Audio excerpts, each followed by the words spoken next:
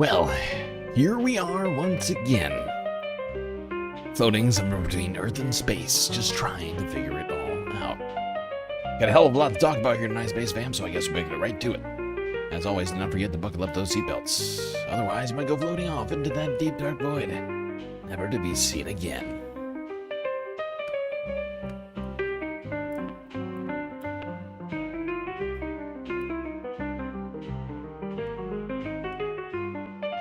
Well, beautiful to see all of you people here this evening. Tuesday, Election Day.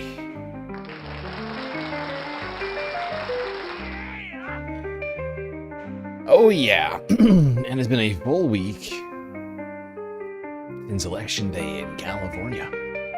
So we actually have 5, not 4 elections to talk about today. A bunch of other things as well on the list to discuss, but first, some shout-outs. Wow, very quiet in the YouTube chat and Twitch chat. We are starting early.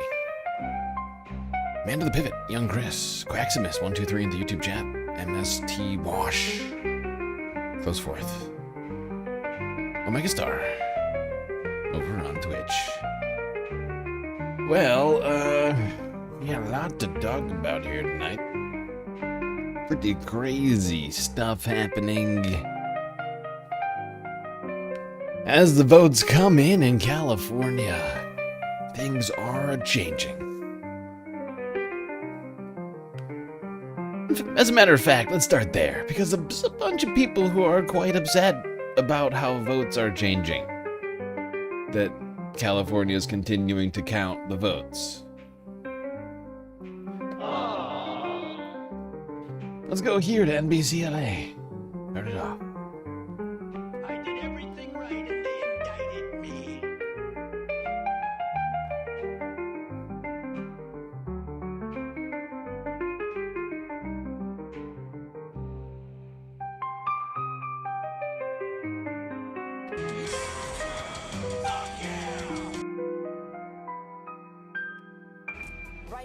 Decision 2026, and we could be just moments away from LA County calling the race for LA Mayor. Good afternoon, everyone. Thank you for joining us. I'm Annabelle Sedano. I'm Jonathan Gonzalez. Michael and Colleen are off today. Here's where things stand right now. Mayor Karen Bass is still on top at this hour, but this weekend, Nithya Raman overtook Spencer Pratt, moving into that second position. But within the next hour, officials are expected to post today's updated ballot count, and that could be enough to call the race. And this is where it all happens. Take a look. Here's a live look inside the vote processing center in the City of Industry. It's a painstaking process that's taken nearly a week and still not even over. And that's what's driving critics, including President Trump, crying foul. Do you think it's appropriate that they have an election and 5 days later they're nowhere close to picking a winner? State and local officials acknowledge they are slow. They're urging. No, they're crooked. That's President Trump this weekend on NBC's Meet the Press. And soon after that, he ended the interview. Today, we talked to LA County Registrar Dean Logan for his response and why it takes so long. Of course, Donald Trump is very upset about it. Republicans are very upset that California counts the votes. But huge state in size and in terms of geography. And since elections are run by states, California has decided to allow for 7 days for mail-in ballots, which have been postmarked the day of the election or before, right? So last week, the 2nd, if it's postmarked on the 2nd, they'll accept that ballot so long as it comes in by tonight. And they'll be counting those and continuing to count. They have been. We've been watching it.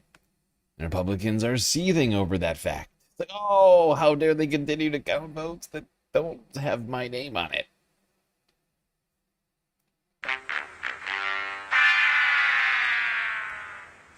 Quite frankly, for us, those are distractions, and we're not going to be distracted by that. We know that the process here is in compliance with our election laws in California. We know that we're doing everything we can to make sure that every valid cast ballot that was timely received is included in the final results. Unfortunately, we're dealing in a political environment where when you don't like the outcome of the election, the game plan is to attack the process.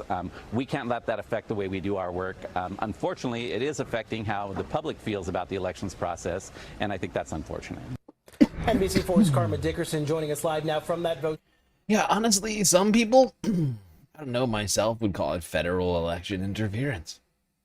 For the president to be chiming in on these races and making these claims. I would say that that's interference. But nobody holds him accountable for anything that he does.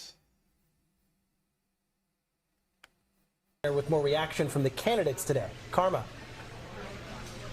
Yes, the counting question is happening over my shoulder as we speak. As you mentioned, we are expecting some new numbers shortly, but we know that this is a race that has been turbulent. It's been a nail biter. And with the pending release of those new numbers currently, there's less than 1 percentage point that separate Nithya Raman from Spencer Pratt. In a race that's been marked by the unexpected, another twist as votes for LA mayor continue to be counted. Candidate Nithya Raman has moved into second place, overtaking Spencer Pratt by about 3,100 votes and trailing incumbent Mayor Karen Bass by about 55,000. Though polling going into the election showed Raman coming in just behind Mayor Bass, the initial election return showed Raman in third place. However, with each vote update, she's narrowed the gap. Raman today releasing a statement saying, yeah, she's actually only 45,000 away as of right now. Spencer Pratt continues to trail more and more. But here's what's crazy about this, is I literally said this. Go back, watch us talking about this. I went back and looked through it. We did the math and said, look, we know Republicans love voting in person for some reason. They don't like mail-in voting. They hate it. They think it's cheating, even though the president himself does it all the time.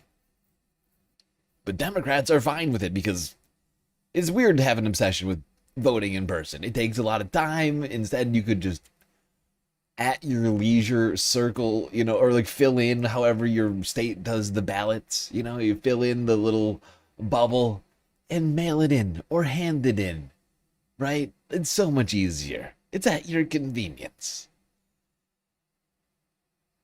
And we knew that this was the dynamic. And as time has gone on, I'm actually shocked just how right I was about some of these things. In fact, I think initially I was too pessimistic. I came back and I changed my analysis on it like the day after the election. I think since California does their election so differently than everybody else, on the night of, I was rather, if you recall, down about the results. But then I remembered, oh, right, California has a fuck ton of votes to count still. And boy, oh boy, there's actually a lot more for us to talk about. Not just the primary, the mayor's race, right? We're gonna have dem on dem, which is very exciting for us. Not forever. I mean, of course, Republicans are upset, but even Karen Bass and her team, I think, are quite disappointed. They're not gonna have an easy target like Spencer Pratt in the general.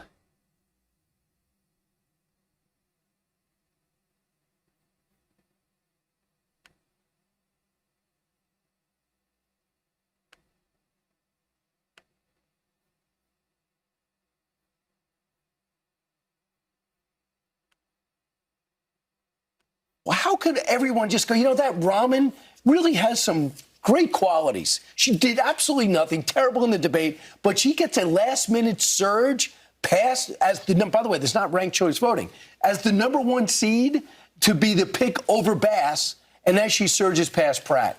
It's insane, along with the qualifications for mail-in voting. Do you know that if you don't have a driver's license, you can use an employer ID card? Really? There are a lot of people who look at this and say there is no. Yeah, some people can't. I know this is crazy to. I always call him Greg Gutfeld, but he's not Greg Gutfeld. What's crazy? What's crazy is that some people don't drive.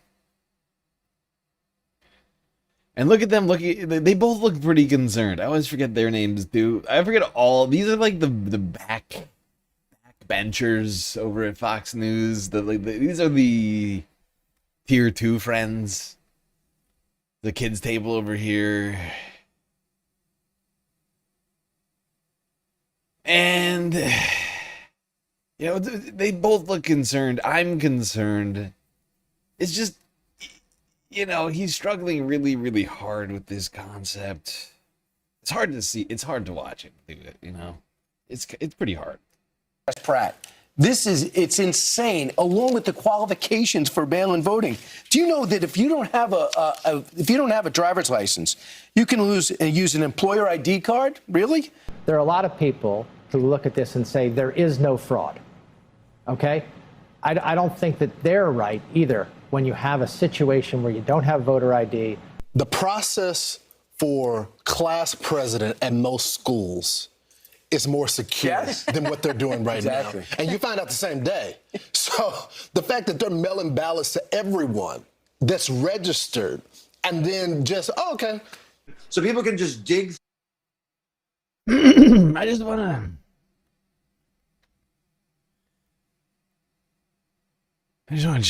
take a look at something really quickly.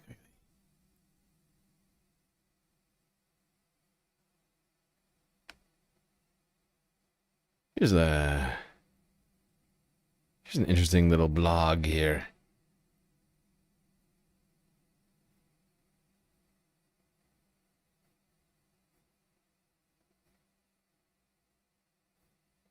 This seems to be some sort of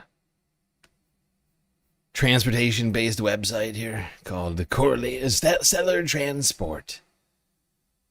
New research finds correlation between senior health and loss of driver's license. Now, here's the thing that I find interesting. 81% of U.S. adults who are over 65 still have their driver's license.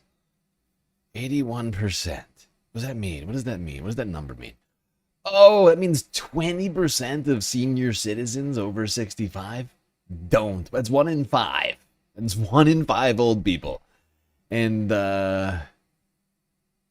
keep on calling him Greg fucking Gutfeld. Nobody's here to help me with it right now. What is that fucking guy's name? Brett Baer? No, that's the other guy.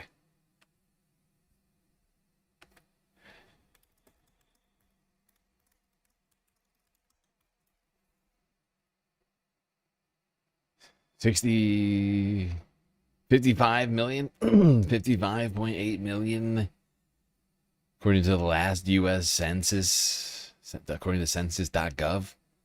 So 1 in 5 of 55 million. What is that? What? 25 million? No, that's not right. 10. It's like 12. That's like 12 million people. It's like 12 million senior citizens. That's just senior citizens alone. Here's another question. I wonder how many, like, divorced dads with DUIs are Republican. I'm just wondering out loud. Anybody? We should get figures on that. How many divorced dads with DUIs and no driver's license are Republican voters? And how many senior citizens are Republican voters? And he's like, oh, I can't believe you, without a driver's license, you can vote. Oh, my God. Oh, it's crazy. You can use your employer ID or something. It's like, dude, your employer probably has your fucking social security number, buddy. It's identifiable information.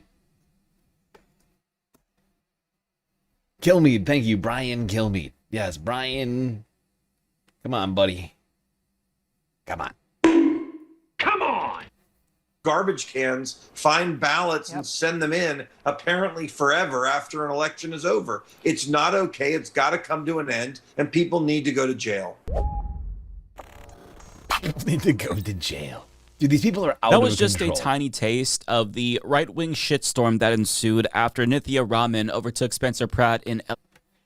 I gotta say, to the right-wingers right now who are feeling emboldened by watching the president go back to doing the election denial shit, do you fuckwits remember what happened last time? I know that he's still in power right now, but you guys really want to play this game again? Do you guys really want to play this game again? The election denial stuff did not go well for Republicans last time they did this. And you had to get Trump back in the presidency to free, like, how many? Like 1,500, 1,600 people from federal prison? Right? I just cannot understand why they want to fucking go down this road again. Seems like a really bad idea. It's not okay. It's got to come to an end, and people need to go to jail. Yeah, some people do seem to need to go to jail. That was just a tiny People like taste Randy of Fine. the right-wing shitstorm that ensued after Nithya Raman overtook Spencer Pratt in LA's mayoral race. You heard exasperated Fox News hosts suggest that it was scandalous to allow alternate forms of ID and have ballots mailed to all registered voters, but that's kind of how it's supposed to work. They're trying to make voting less tedious to encourage people to vote. That's how democracies are supposed to function. But my favorite claim came from Republican Randy Fine, who said that people in California were dumpster diving for ballots because, of course, if you're going to rig an election, it makes the most sense to physically go dumpster diving in search of ballots that have already been filled out, as opposed to, say, just printing off a bunch of fake ballots or changing the number in the system. Like, it's nonsensical on its face. And I've already put more thought into this claim than he did, because these people don't think. Like, these are Republicans who just say things without ever thinking them through, ever wondering whether or not they should vocalize the dumb thoughts that are going through their brains, assuming they have internal monologues in the first place. Like, their disappointment is enough for them to conclude that the election was, in fact, rigged. And it seems like the LA race is turning into the new 2020. Elon Musk amplified multiple false claims of election fraud on Twitter to his millions of followers because, of course, closeted homosexual Benny Johnson claimed that it defies all mathematical probability to see a Republican fall to third place in a city that overwhelmingly leans Democrats. Just hilarious. Clay Travis echoed Johnson's sentiment, arguing no one with a functioning brain believes these results. And washed-up actor Kevin Sorbo tweeted, "They're stealing the election in front of our eyes. What?" You know, here's an idea for all these fucking voter ID freaks. Here's an idea. If you want voter ID so much, put it into law that the government, the federal government, must provide voter ID for every citizen. And if it fails to provide, and it can be proven in court of law that the government owes $10 million in each case that it fails to provide that voter ID to each citizen. You know, and we create an entire agency of people to scour the country for voters, to give them their IDs. You know, millions. We'll employ millions of people. You know, a third of the country, 90 million people. And we'll just get them, we'll go around. It'll be easy because that'll help, right? If we employed a third of the country with this agency, right? Follow me here. Okay, I'm kidding. It's a stupid idea. I'm just saying, like, they're so obsessed with fucking voter ID, but the second that you like suggest like you create an entire government agency and enshrine into law that voter ID must be provided to all people in the country with the right to vote. And if the government fails, you know what I mean? Like, you gotta hire a whole bunch of people. Like, they don't want that. That's not what they want. That's not what they fucking want. It's a poll tax, right? They want you to pay for it. They don't want this. They're trying to create a bar that people have to jump over, right? They're not trying to ensure everybody has the right to vote. They're doing the opposite of that.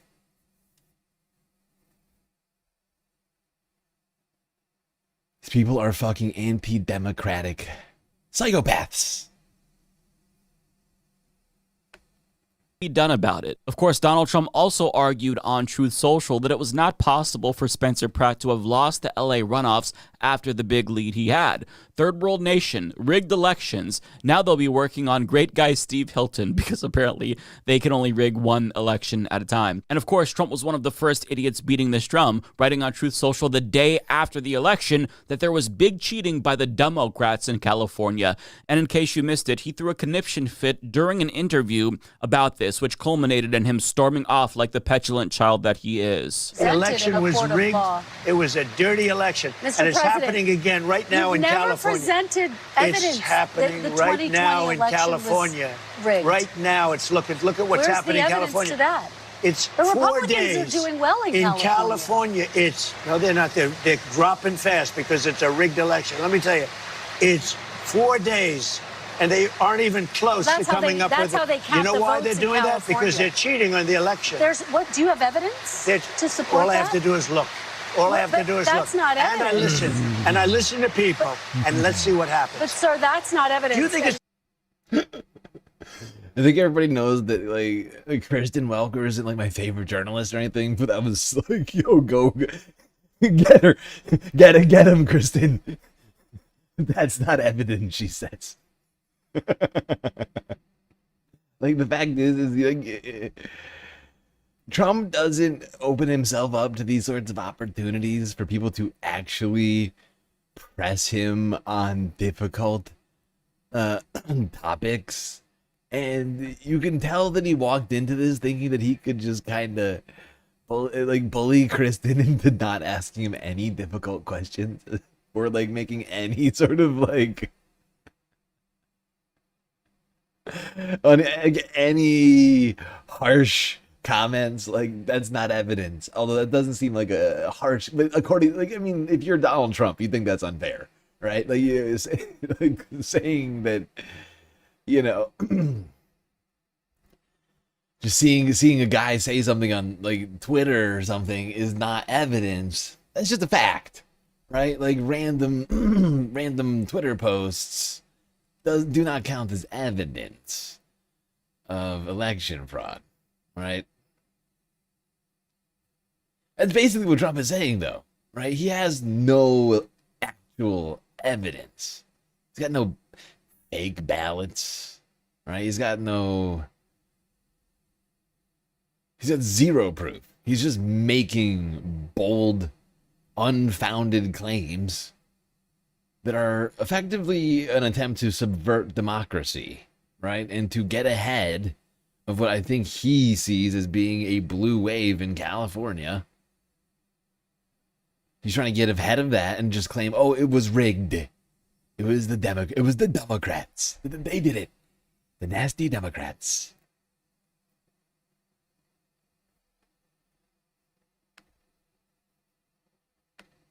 That's how they count the votes in Do you California. think it's appropriate that they have an election and 5 days later they're nowhere close to picking a State winner? and local officials acknowledge they are slow. They're urging. No, they're crooked. They're urging the votes to be counted quickly. That's how they vote They're in crooked, California. just like you're crooked. Your press is crooked, and Meet the Press is crooked. To be fair, I'm not crooked, but let's Really? Let's Well, you continue. play right into their hands. then. Let's continue. You're either crooked or you're stupid.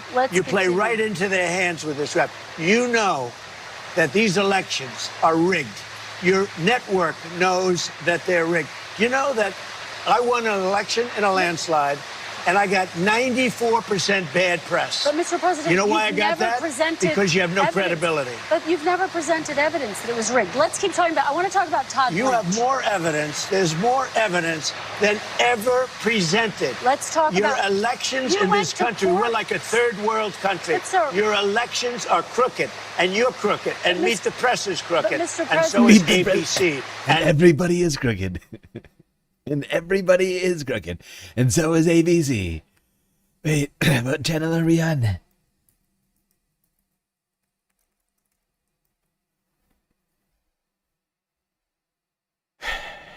Now, I just want to point something out. You'll notice in the bottom right-hand corner, I know it's sort of, I know it's kind of covered up by my, it says NBC News. That's because this is on NBC News, Meet the Press, not ABC. Like, he identifies the show he's on, but he doesn't know what channel it's on. Nasty Meet the Press and ABC. Both. Both of them very, very crooked. Because he's talking to a woman. I mean, does he do well with women? No. But I don't think it's because of that. Like, we saw what he did to ABC's Terry Moran, right? Remember Terry? Terry, you're blowing it. Terry, you're blowing it, Terry. Terry, look, Terry, this is a big shot for you, okay, Terry? And you're screwing it up. Okay? Look, Terry, I'm here doing a big favor. Like, he did a very similar thing. He just lost it like 20% more during this interview. Like, let's be real. Things are going like 20% worse for him than they were back then. So I don't know if I can attribute it to Kristen being a woman. I mean, we have a lot of evidence that he does not, once again, do well with women, but he does not do well with these sit-down interviews, right? And they just seem to be going worse and worse as the Trump administration goes on.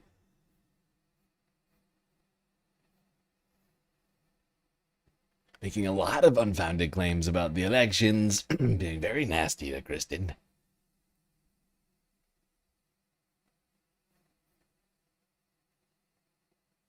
You know, that logo was all over the gear he was staring, and almost definitely. I'm sure that the letters NBC were all over the place, and he's like, and ABC.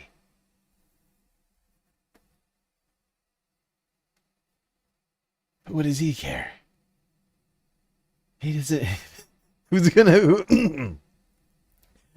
fact check me? I meant to say that. A lot of people are calling NBC ABC News because they're as fake as ABC. Everybody's saying it.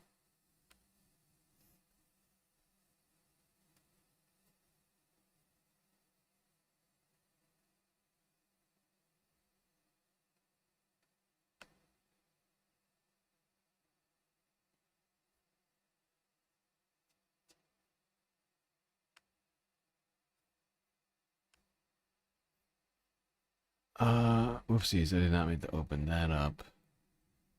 How do I use that? Okay. All right. Let's talk some more about these races. Here's a question. Can Tom Steyer pull a Nithya Raman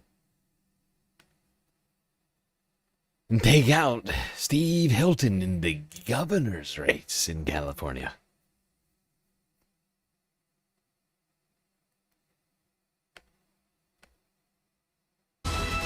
It is official. Incumbent LA Mayor Karen Bass and City Councilwoman Nithya Raman will face off in the general election come November. Good evening once again. I'm Jonathan Gonzalez. And I'm Annabelle Sedano. Michael and Colleen are off today.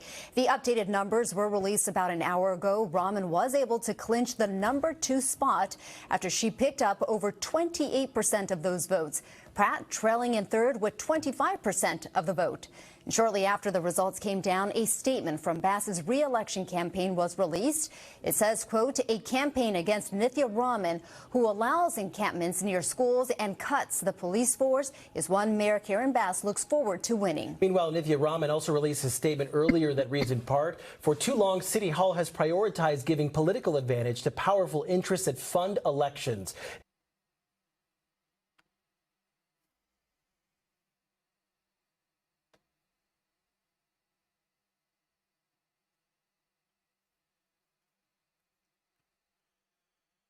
Now, since this came out, and this was like 19 hours ago, not a lot has changed, but some votes have come in, as you can see here. Hold on, I should collapse this more so it's all visible. What if I do this? That's better. Yeah. As you can see, there's been some amount of votes. Like, Steve Hilton's got about 75,000. Tom Steyer's gotten about 100,000.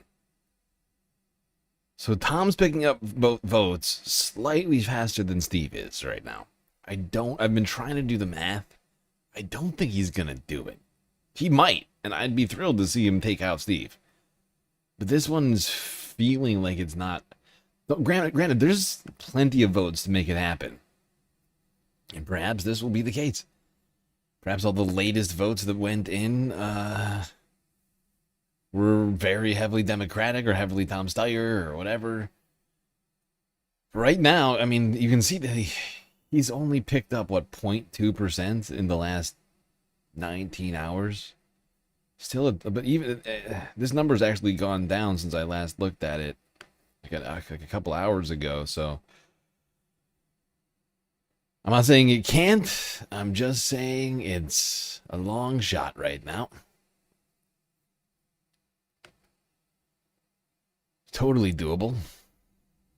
And he has made up some definite ground since the early days of the counting, right? Like, well, of course, like in the first 24 hours, Steve Hilton was in first place. Tom Steyer was way, way back.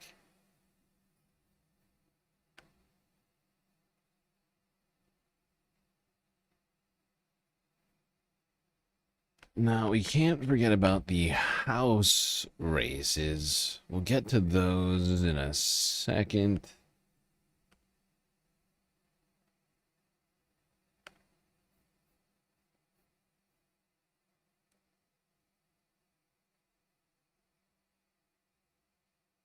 This is on their website, by the way.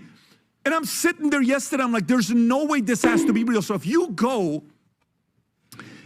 Rob, right now and ask chat or ask ChatGPT, I know. What is the sentence? There's no way this has to be real. What does that mean? There's no way this has to be real. I feel like I know what he's trying to say, but in no way on paper does that make any sense. There's no way this has to be. I feel like what he's saying is there's no way this can be real. There's no way that this can be real, but he's saying there's no way this has to be real. I don't. I'm trying to be as generous as possible to old PBD, but it's not making a ton of sense. Like number. I know you like the number. Ask ChatGPT. Oh my God, my goat. He done did it again. Now let's get back to conspiracy theories. Fox News. Spencer Pratt. Breaking news. Spencer Pratt falls to third after latest ballot count. And of course, right-wingers predictably are saying this is a theft that has taken place. And here's the news. Illegal. Spencer Pratt, who held on to second place all week last week, has now dropped to third. And Nithya Raman, a progressive who used to work and support Karen Bass, has now moved into slot number 2. Pratt trails Raman now by about 3,000 votes as it stands right now on this Monday morning at 6 o'clock in the morning in California. We expect to get more votes later today, but yeah, right-wingers are chirping about this because they're shocked at the concept that a city that despises Donald Trump would not vote in large enough numbers to make its mayor a version of Donald Trump at a time when Donald Trump is even less popular than the last time there was an election in this city where Trump was on the ballot, where Kamala Harris was plus 53 up on Donald Trump. President Trump has criticized California's election process, stating it's not possible for LA mayoral candidate Spencer Pratt to have lost his early lead, while also criticizing the length of time it takes to count the votes. Trump says not possible for Spencer Pratt to have lost the LA runoffs after the big lead he had, third world nation, rigged elections. Now they'll be working on great guy Steve Hilton. Won't have results for possibly 2 weeks, according to officials. President DJT. Yeah. Dude, Steyer's only 200,000 votes with 1.2 million votes. Yeah, don't get me wrong. Were you listening? Just make sure. Were you listening? Because I said I've said it's totally possible. I'm just not convinced that it'll happen. Right? Like follow me. Follow me into the world of the numbers, please, quickly.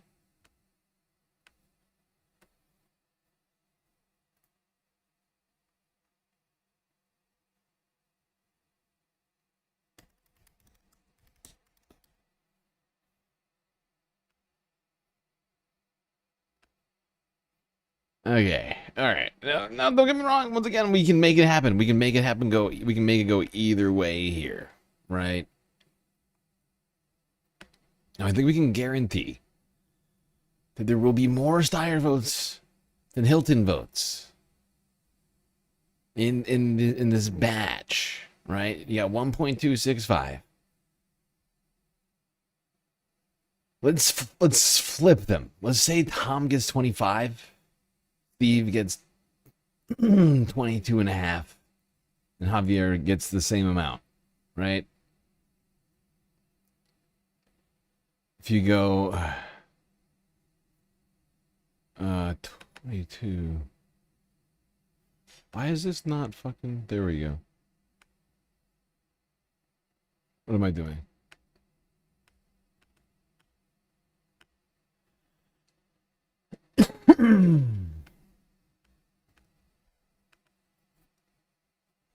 Yeah. Huh? Yeah. That's 284 for Steve plus 2055272.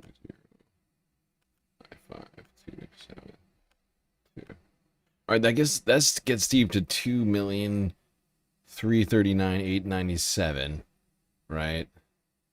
I'm just gonna write that down so I don't forget it.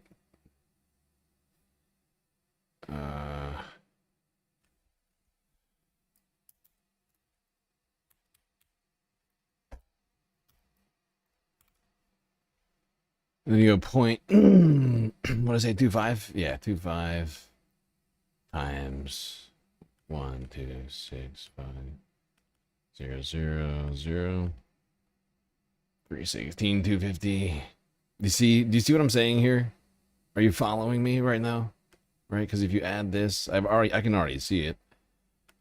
1, 8, 4, 9, 3, 6, 7. See, that's 200,000 short, or 170,000 short.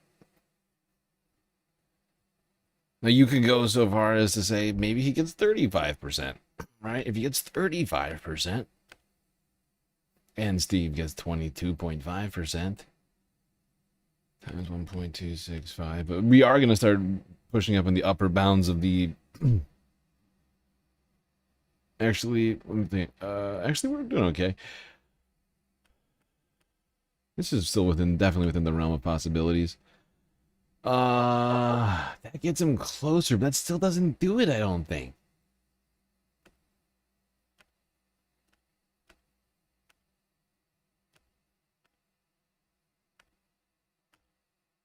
That's still short by 4,000 votes. No, 40,000 votes. 40,000, not 40,000. It's hard to make this happen. You see what I'm saying? It's hard to make this math actually happen. Because at this point, all right, you go 0.4.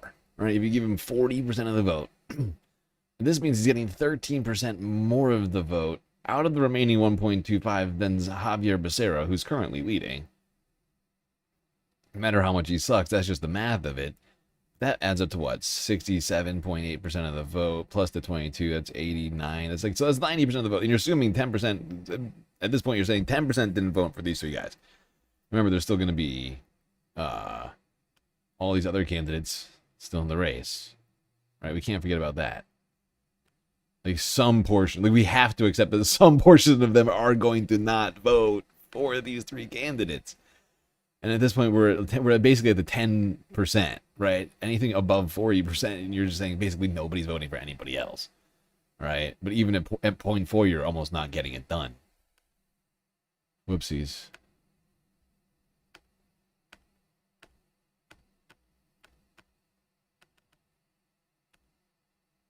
That does it, I think.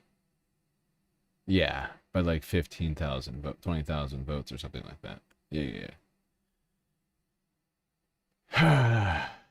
Well, you see what I'm saying? Like, I'm not as hopeful on this particular one.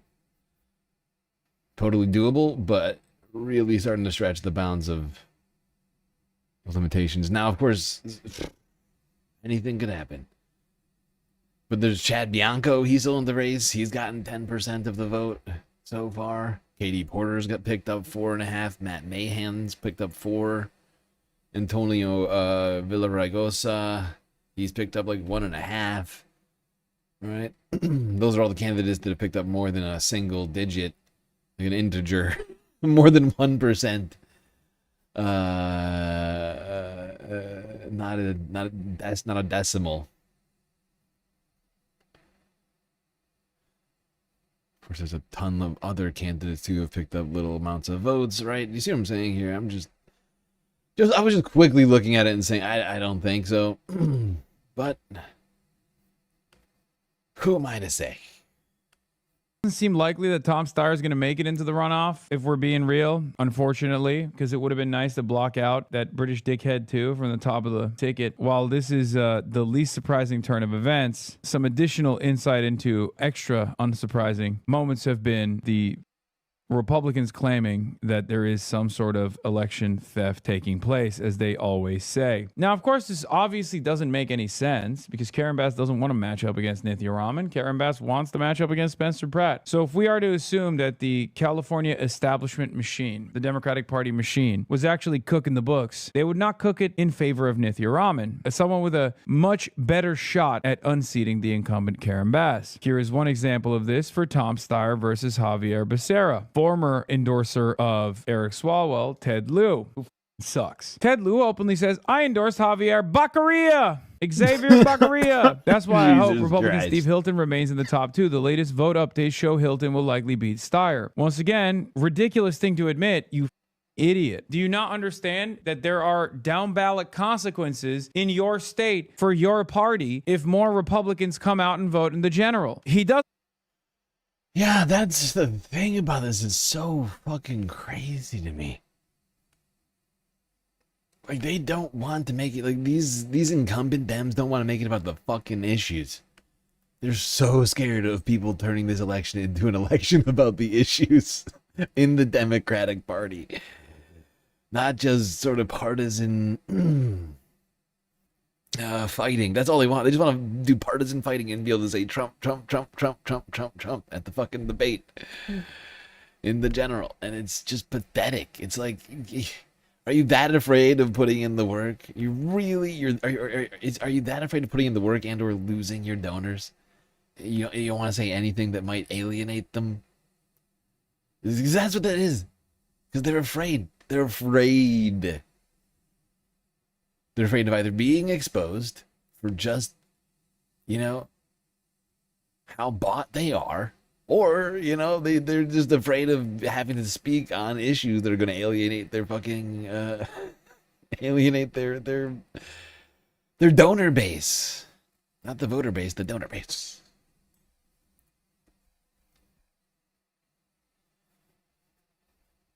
Because a lot of these incumbent Democrats, sadly,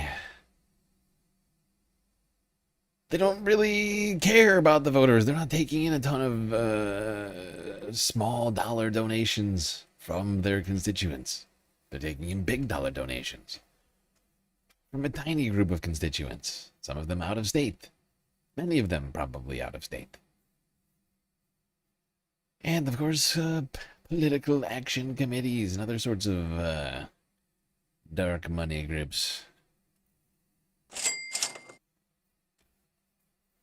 I think polls are going to start closing very soon here. First,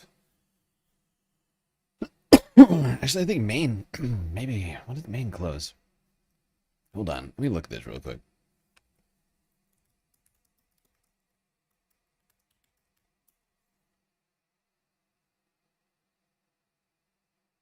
$8 p.m. Oh, that's soon. They're Eastern Standard Time, right, in Maine?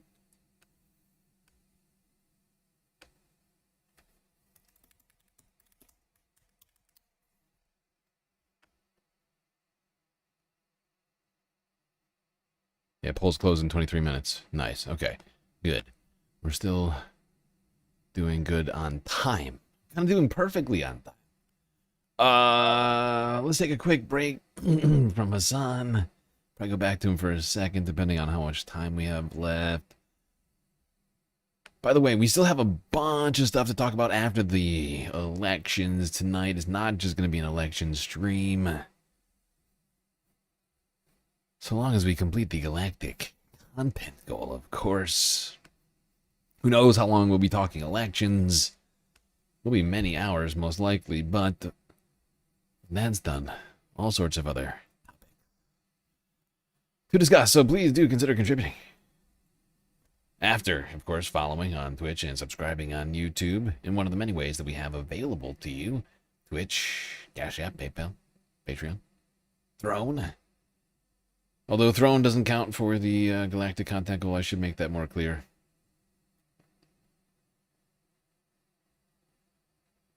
Should be better at that. What next? Yes, right. I want to take a look at these House results.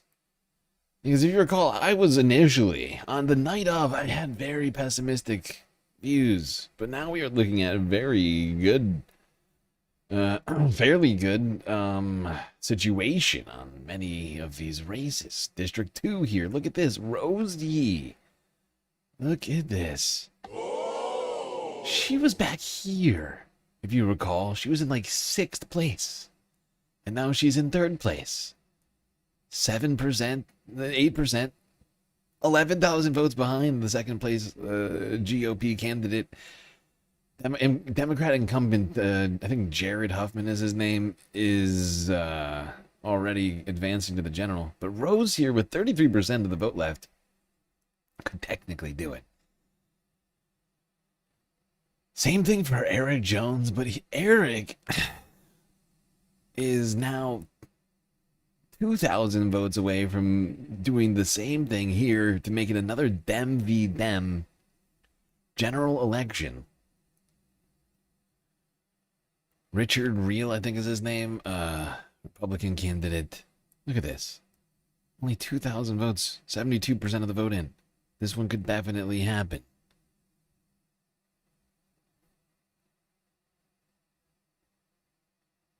I think, honestly, Eric Jones is much more likely to overtake than Rose Yee. Even though there's slightly less of the vote in District 2. Just because of how many... Do you see what I'm saying? Like, the dynamics of these two races. Eric Jones is just much closer to overtaking. Oh, votes just came in. Oh, I think... Did I just see votes come in? Just happened. I feel like I just saw votes move. But those are two good ones. What else am I watching here? My Bang, I mean. My Bang. District 7. Declared the winner. Look at that. Oh, this one is wild, dude. This just happened. Oh my god. Gotta get one of these. Never give up. Never surrender. Oh, shut up. Yeah! My Bang, look at it. She took out, she didn't take out, but she got, the election's been called. My Bang, Debbie Matsui, is that her first name? I can't remember her first name. But incumbent Dem Matsui here just lost by 3,000, more than 3,000 votes. 95% in. Last time we talked about this, My Bang, at least at one point, My Bang was actually behind, I think, both GOP candidates. I think she was in like 4th place. That's wild. That's the opposite of what the incumbent... Here's the thing. These things are the opposite of what Democrats want, right? Like the incumbent, do nothing dino Dems. You know, the Chuck Schumers, your Hakeem Jeffrieses. They don't want Rosie to advance. They don't want Eric Jones to advance. They don't want Dem v. Dem violence in the general. They don't want this matchup, Vang versus Matsui, which is now definitely happening, right? There's another green tick on my box here. Now, I don't think Mitch Maisler down here is going to... I won't call it. I mean, I could call it. It's clearly he's probably not going to win. But Randy Villegas in District 22 has overtaken Jasmeet Bain's 2nd place. Almost guaranteed. You'd have to take some serious changes here to make it for Jasmeet to overtake Randy at this point. He was actually behind Jasmeet. Still 21% of the vote to come in, so things could still change here, but if anything, considering what's been happening, I feel like Randy is going to overtake David Valadeo more than anything else. But who knows what happens there. I do think the one thing I do think happens there is that Randy goes ahead to the general. It certainly seems like it. That's another win. But I'm not going to green it out until they declare a winner there. Now here's another individual who shocked me. Well, not completely, because I remember I was saying it. She could do it. And look at this, 97.3% of the vote in. I'm staying in the race. Angelica Dueñas. The one with remember the Knight Rider video that we watched, and some of those, she had some pretty fucking great clips. She's been running to try and get in this seat for a while. She overtook Rudy Melendez, GOP candidate. She's now 1,100 votes with 3,400 votes left to count. 97, like it's almost over. They haven't called it yet, but it could be another Dem v Dem with a galactically endorsed candidate. That's 1, 2, 3, 4 more we could add to this, with a fifth Mei Vang already added in there. I already greened her up. We're talking about like maybe like 11. 1, 2, 3, 4, 5, 6, 7, 8, 9, 10, 11, like 12, like double, maybe even 13. I think that's like possibly more than double the candidates on the first night I thought could get across the finish line. How things have changed. And I think there's a lot of unhappy Dino Dems right now. I'm gonna get the thing I wanted. Potentially a bunch of debates on the actual fucking issues, on how Democrats are supposed to deliver on those issues. 16 minutes. Understand it, but that's how desperate. By the way, 16 minutes until the main results start coming in. Of course, Maine will be the first reporting in the Union today. Who's up after that? It's going to be Maine. Oh, Maine and South Carolina simultaneously. Right. South Carolina's up too.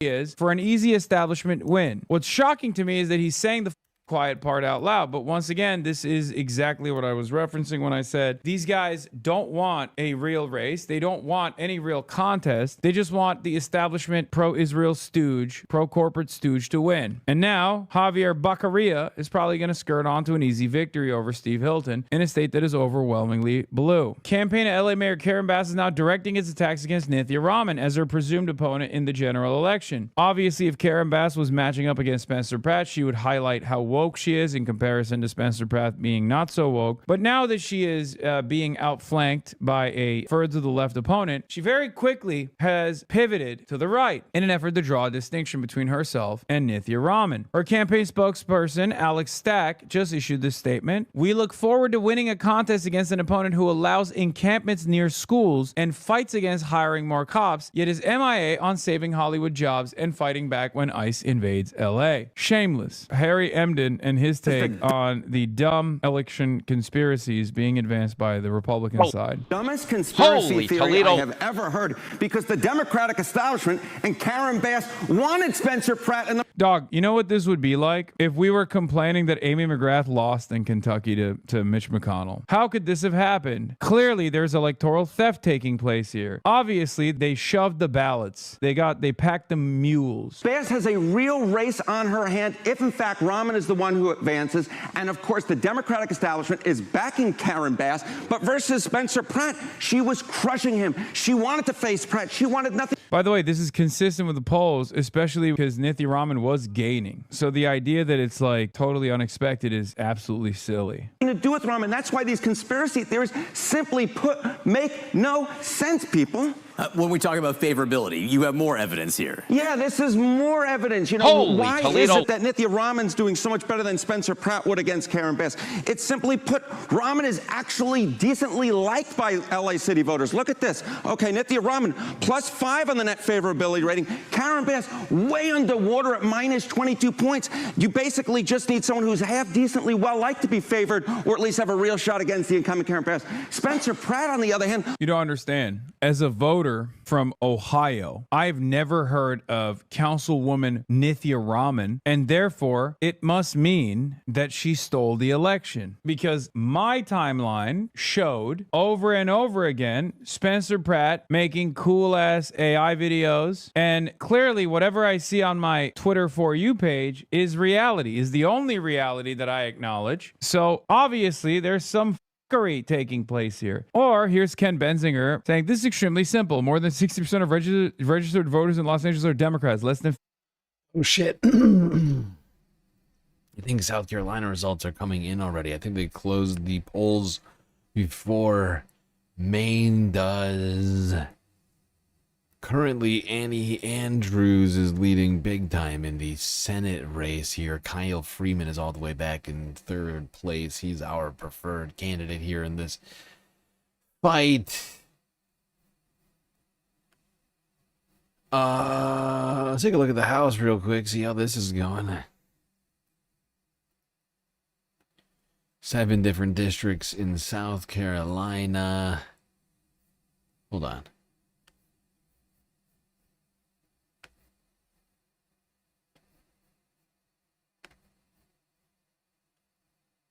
Seven different districts here in South Carolina. District 1, we had Matt Fulmer. It's our preferred candidate. Oh, Matt is not doing good right now. He's way back there. Oh, he's in 6th place. No votes in District 2 counted yet. No votes counted in District 4. District 3. Ernest Mackins. Oh, really close with Lamacher. Mackins is really close. Oh, boy. I like Mackins. 300 votes back. Less than 300. Jesus. That's a small district. That's 20% of the vote. Oh, wow. That's gonna be... Of course, Jim Clyburn already won. He's a do-nothing Democrat who I knew would win. Clow and Dittmer are complete trash. Dittmer... I think I compared Dittmer to Chris Coons and Clow in the... to Kristen Cinema. It's like pick your poison right here. Vincent, no challenger here, going ahead. Zion Khalifa is our preferred candidate in District 2. Votes coming in 1.1%. He's at 25% right now, 3rd place. Wait, Courtney McLean is going ahead unopposed? Oh, shit. That's a win right there. Courtney's a challenger, dropped out already. Let's go.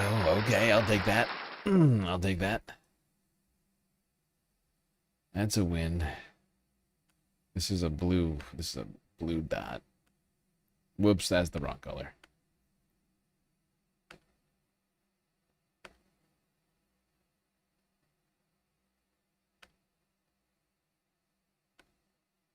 Nope. That's also the wrong color. All right, there's been 3 races called already.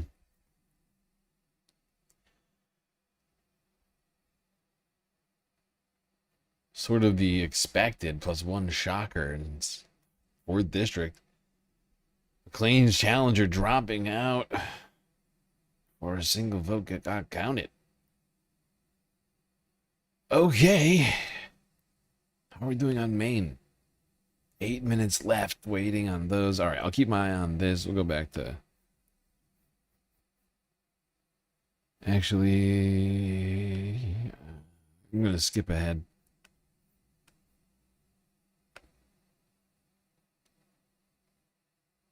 How come YouTube no monetization? We got demonetized in Down April. to decision 2020. We got demonetized in April. YouTube claims that I'm low effort and inauthentic. Whatever the fuck that means.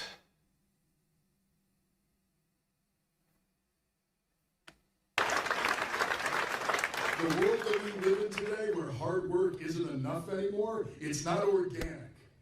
Ow. It isn't natural. It didn't have to be this way. We live in the outcome of policy. And I've been told my entire life that it was ridiculous to dream big. I've been told by establishment politicians for as long as I can remember that dreaming big, looking for structural and systemic change, it was a fantasy. It was ridiculous. It was never going to happen. So why even bother? Just elect the same people over and over and over again. But that's a lie. And we know it is because we've dreamed big before. This is where Francis Perkins comes in.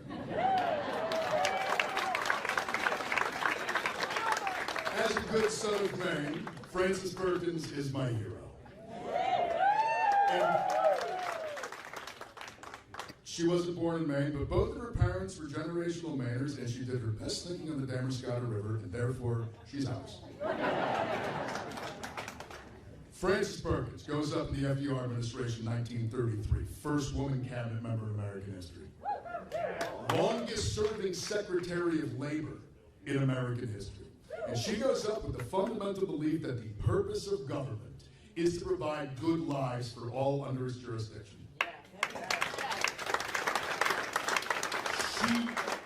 She welded that idea to the power and will built by FDR, and they brought us Social Security. And it wasn't a block grant. It wasn't a tax credit. It wasn't a marginal amendment to existing legislation. They invented it out of whole cloth because they believed a society that could not take care of its elderly was no society at all.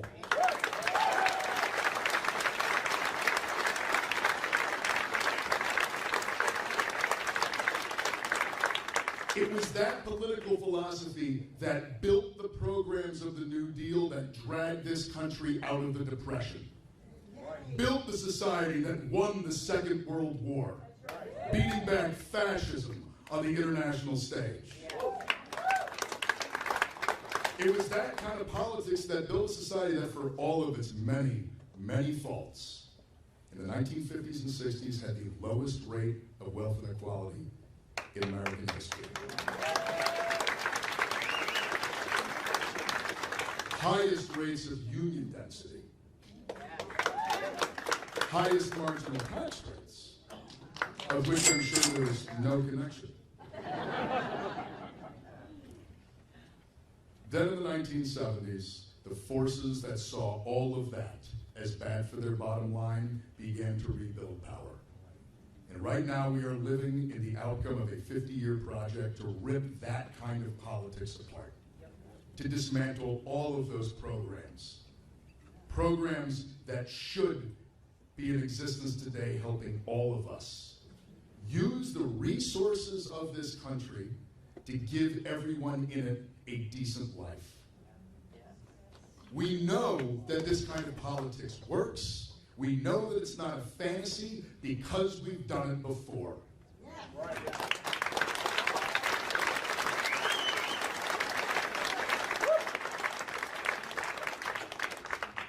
And today, the challenges ahead of us, whether it's healthcare or housing, wealth inequality, corruption in our political system, foreign policy that just distributes death and destruction so Raytheon executives can make extra money.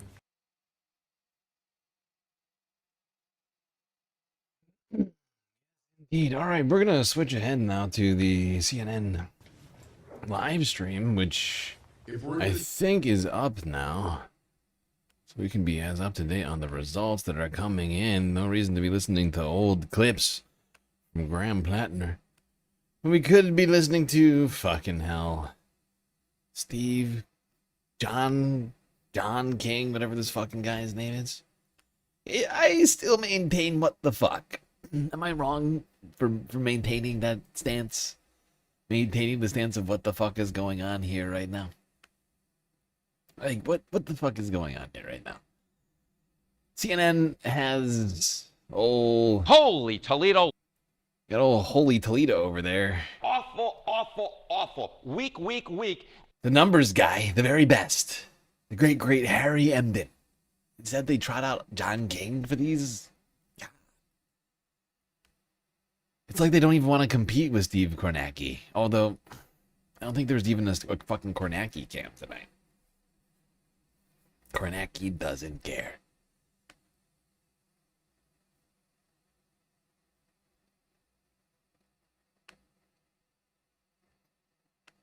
Just went blank on me there. So this happens from time to time. We have electricity just like you have in your house, and this happens. So I'll stand here and talk while the team tries to reload that behind me. But Hilton Becerra will be the race in California this November. While I'm waiting for this, I'm going to walk over and look at one of the questions. So you can follow me over here for just a second. I'm going to ask one of the questions here. John, when did you first realize you wanted to be a political analyst? After teaching government and politics for many years, you're the best. Oh, Elliot, that's very kind of you. That's Elliot in Carmel, New York. Again, just a quick comment. I'll walk over here so you can see the graph. Just a better background for me. Jesus Christ, John, this is terrible. Why do we have a blank screen? What is happening? What are we looking at right now? What is happening? Plattner has a more direct involvement in war crimes, allegedly, and Kamala was in proximity to that for sure, but Plattner's messaging is leagues better than Harris's ever was. Yeah, true. I would also point out that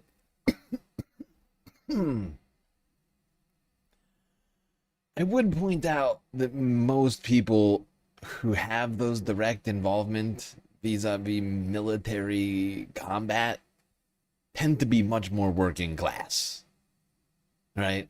You don't have a bunch of elites rushing off to Iraq, right? Or to Afghanistan after, 9/11 as much. It was poor kids in high school who were getting recruited, being given benefits, healthcare, and free college, and things that they would never be able to afford. And I honestly have a lot more sympathy with those people than I do with the politicians spending the billions to put them there and voting and or not voting, right? To approve these things.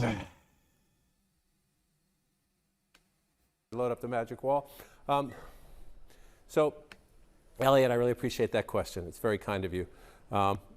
I try to do my best. I don't consider myself the best. I consider myself someone who tries to work hard and do the my very best. But we can't get a TV turned on. I'm a political reporter, although I guess I do. I consider myself the very best, but I can't seem to get this fucking TV turned on. I'm an old guy. There's a lot of... Everything's computer. Everything is computer, and it's very difficult. Good God, John. Some analysis as I look through results and try to use my experience, especially on demographic questions. When did I first decide that? It's an interesting question. My dad was involved in a union. My dad was involved in political negotiations. Is he just responding to comments on YouTube right now? Wait a second. Should I get in the comments? I remember him watching Walter Cronkite and muttering words I won't repeat here about Watergate and Richard Nixon. Got me interested in politics. Then I was in school, and I had a Shakespeare professor who said you should take a journalism class. What? I think because he thought it paid more. What is he talking about? Shakespeare. Oh, here we go. Because he thought it paid more than a Shakespeare You're professor. talking about California wait, right now? No.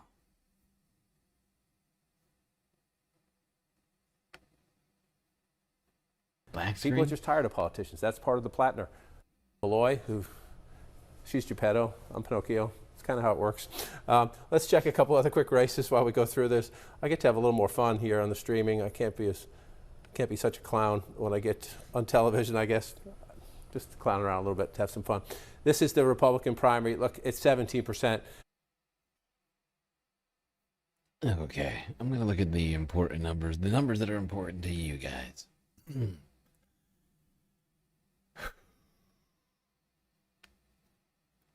Well, polls have closed in Maine. No votes in yet that I'm seeing.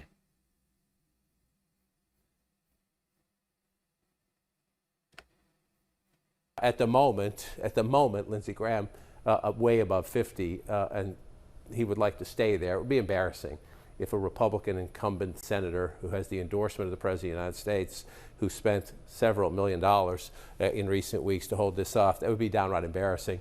Still make Lindsey Graham probably the favorite in the runoff, probably the favorite in November, because it's South Carolina, a very red state.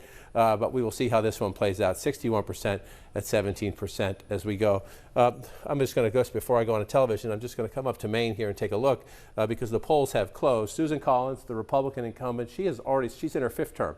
She's asking for a 6th term. She's been in this is her 30th year in the United States Senate, unopposed in the Republican primary. Let's just look and see what we got so far.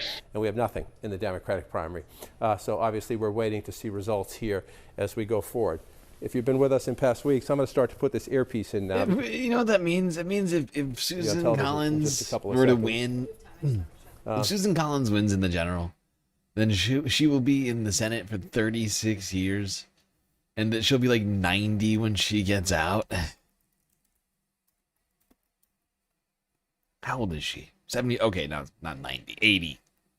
She'll be like 80 years old when she fucking gets out. Is wild. I mean, she's 73 right now. So get me in there one more term. Let me get a 6th one. 5 wasn't good enough. 3 decades. Not enough. Says Susan. I'm watching the TV. If I seem distracted, watching the TV camera over here. I'm going to keep this about halfway here as we go through this. Just as we wait, just want to come back out to the map here. These are not all tonight. This is just to give you a sense. All these states that are filled in, right? All these states that are filled in have already had their primaries, right? And so we're getting there. Primaries run actually until September.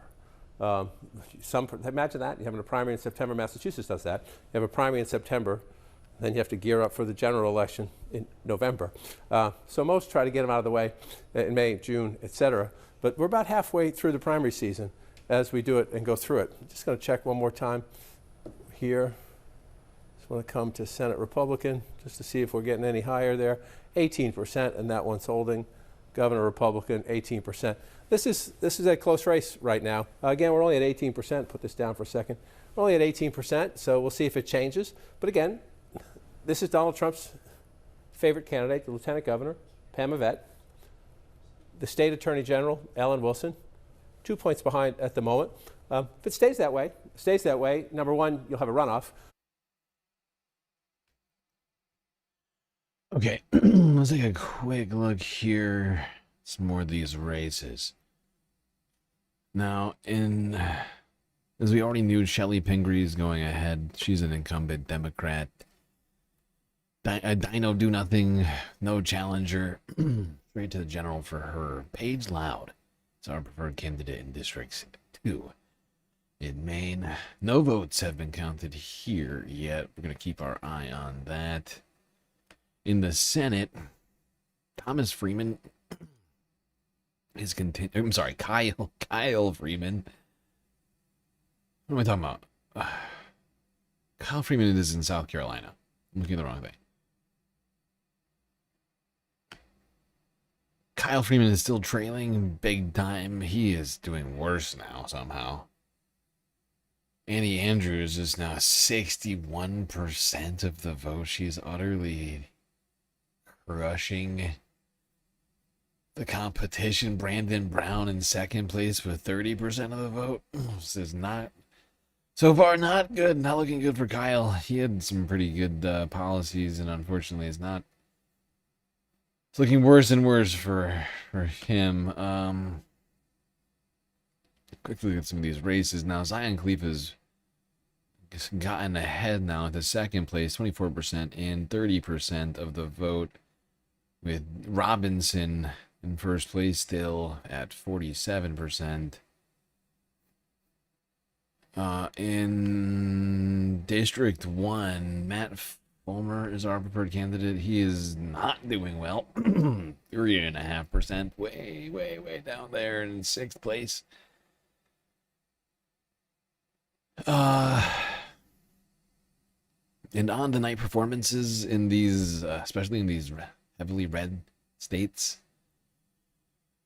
are gonna be important.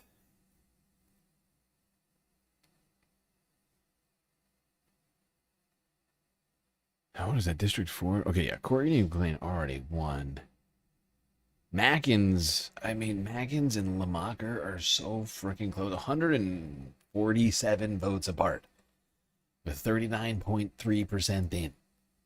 No way of knowing what's going to happen there. What else was I looking at? Governor? Was I looking at this? Oh, no. Jermaine Johnson is currently distraught. I did not have time to go through the governor's race. I've been going through so many different elections. It's a lot. Try my best. Number two, there'll be some questions in South Carolina about the power of the Trump endorsement. That has been a question 2 weeks ago. That was. Watch how the day plays out. Let's go. We did see some on the Republican side, but Susan Collins is unopposed, so that's not a surprise at all. You see there a runaway there. So let's take a look at the Senate, the Democratic primary. We still have nothing coming in, Anderson. I'm just going to pull up the map a little bit. This is where we're going to look most. This southeast part of the state, right along the coast, half of the population in the state of Maine lives in that circle I just drew. And guess what? That's also the blue, very, very blue 1st Congressional District. So if Democrats want to cast a protest vote either for Governor Mills or David Costello, an active candidate, Governor Mills suspended her campaign, but she has several times in the past couple of weeks, amid all the Plattner controversy, said, I'm still on the ballot. So let's just watch how this plays out. And again, I wouldn't overstate that either. I talked to a couple of the voters we spoke to when I was up in Maine doing a piece on this race, a couple who said they were going to vote for Mills or had voted for Mills, voted early in the primary. A couple of them said they would still vote for Plattner, at least as of today, come November, but they did want to lodge a protest vote there. And I did talk to one of our voters who said that she is now a never Plattner and is likely to support Collins, but she's going to weigh whether to support Collins or sit out. So let's see when the numbers come in, how much of a protest vote is registered, and try to figure out what to make of it. All right. All right. Great. Okay. Great job, so John. I'm going to take this out now. Great job, John. You're killing it. Holy Toledo.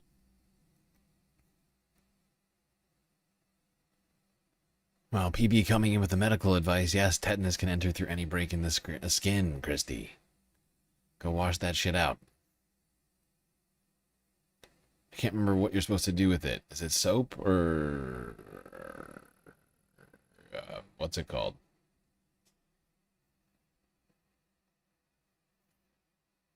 Peroxide? I can't remember. Google it and don't use AI overview.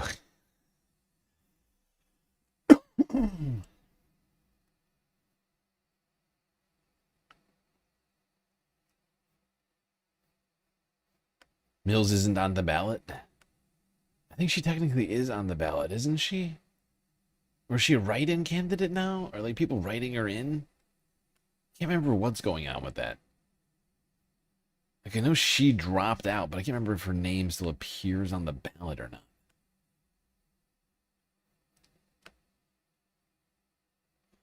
Right? Because like some of these ballots get printed ahead of time, and if you don't drop out at a certain point in the race, it's too late.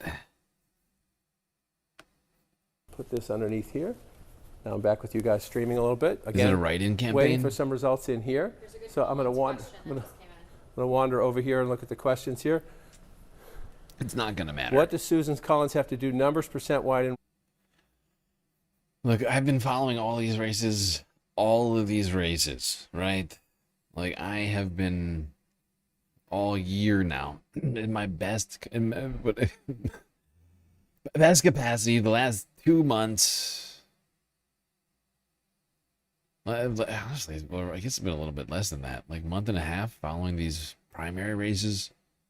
And there's no way that a write-in campaign for Janet Mills is going to cause Graham Plattner to lose this race. Write that down. He's about to crush it. The second that the votes come in, they're going to call the race. Immediately, if not sooner. All right, not that fast, but you get what I'm saying. Like, I'm pretty sure it's going to be a blowout. Like, a just straight blowout. I mean, if you look at his social media presence, if you look at the polls, he's continued to go higher and higher in the polls. It's one of the few ones that actually has, like polls. There has been like very consistent polls going on that I've been seeing, but he just keeps going higher and higher and higher in the polls. You look at his fucking social media. He's got 70,000 subscribers on YouTube right now. Right? Like, he has a grassroots momentum that is, I don't think that you beat it. Like some of these candidates that we're looking at, you know, they have like 50 subscribers. Not 50,000, 50 subscribers. Right? I mean, like, a lot of candidates have like no movement on social media. Graham has the opposite of that. He's got more subs than me. I mean, I genuinely usually have more subscribers than most political candidates on YouTube. And that's just the way it goes in a lot of these small house races. Although this is not a small house race, but even on like some of these Senate races, like, there's like no movement on any of these people. None of it's organic. Maine and in the urban coastal parts to pull off a win in November? It's a great question. So let's show you. If I was mumbling and I wasn't looking at the camera when I said that, it's a great question. What does Susan Collins have to do in rural Maine? And then how does she make inroads in the more blue areas along the coast? To the second congressional district, by the way, up here is the most rural congressional district in the United States of America. You might not think that. You might think, wait, I live in North Dakota. I live in South Dakota. You know, I'm way out here in the prairie. It's a lot more rural. That second congressional district is considered the most rural congressional district in the United States. So what would Susan Collins have to do? Well, let's go back. Let's go back in time. Maybe I can get some of them back to the question. Can I get some of them? And it wouldn't take a lot. It wouldn't take a lot in a competitive state like that. Again, she won with 51% in a presidential year.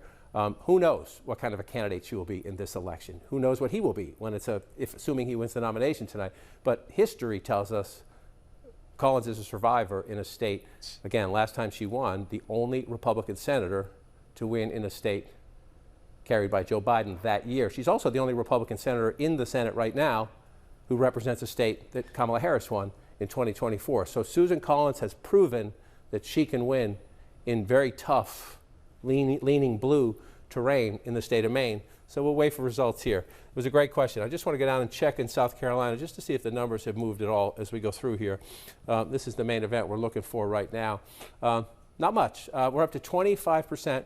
But interestingly, again, counting is kind of slow in American elections, so you're assuming 2 to 3 days. No, in these cases, I mean, it depends on which states we're talking about, right?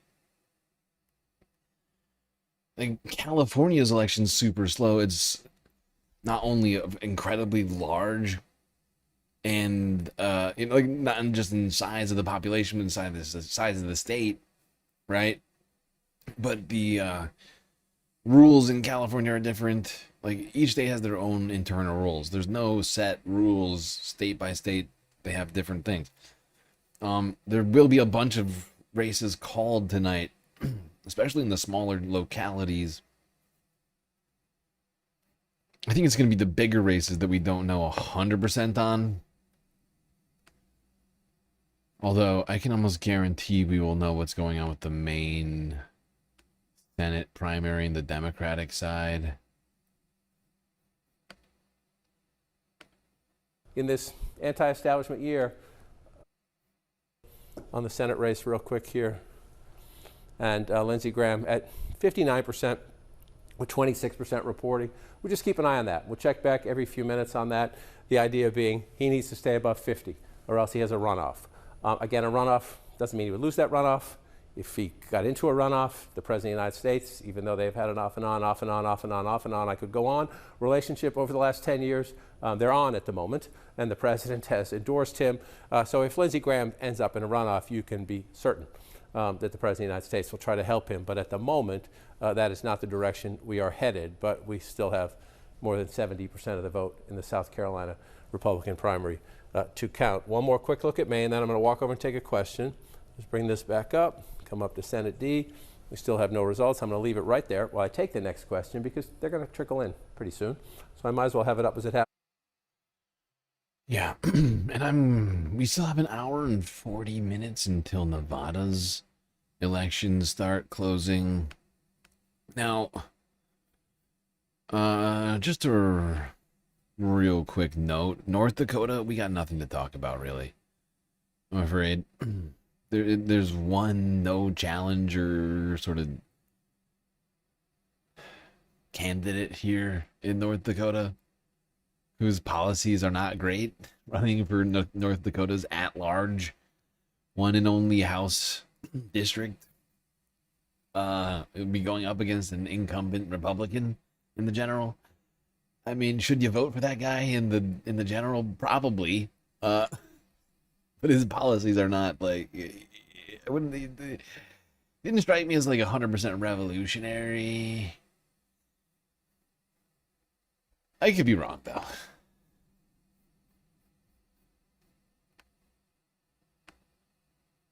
I'll walk over. And by like 100%, I mean like he didn't really at all strike me as a revolutionary. A little bit here. Look at the questions. What single county on your wall is the canary in the coal mine tonight? And what's the one number inside it that tells you who wins before the rest of us see it coming? This is a primary night. It's a great question. There are some places in November. That I look to. They don't necessarily tell you everything. They don't necessarily make you certain. The first night we streamed, for example, I was talking about the power of the magic wall as an information tool and showed some of those counties in Kentucky that early on 2016. What is he talking about right now? That Trump was a phenomenon in rural America. The magic wall and I told remember you? walking across the studio and telling other people, whoa, there's something different. John is a fucking idiot. Does John know that people are putting together the magic wall stuff? How stupid is John, would you say? Like, I don't know a hell of a lot about John. But when he talks like this, I'm like, John, how stupid are you? Like, people are compiling this shit over at CNN and putting together all of this information and, like, like the magic wall told me, people. It's like you think it's the mirror on the wall. Mirror, mirror on the wall. Tell me who will win the 2026 midterms. You fucking idiot. It's not the wall, pal. It's the statisticians. 105 miles. This is Bucks County. Why are we talking about fucking Pennsylvania? Oh my God. Oh, wait, I have another live stream. I forgot. Oh, thank God. Get me away from this guy. C-SPAN. Voters are thinking about more and more after Joe Biden's presidency. Oh, no, we're talking about Joe Biden? That's even worse.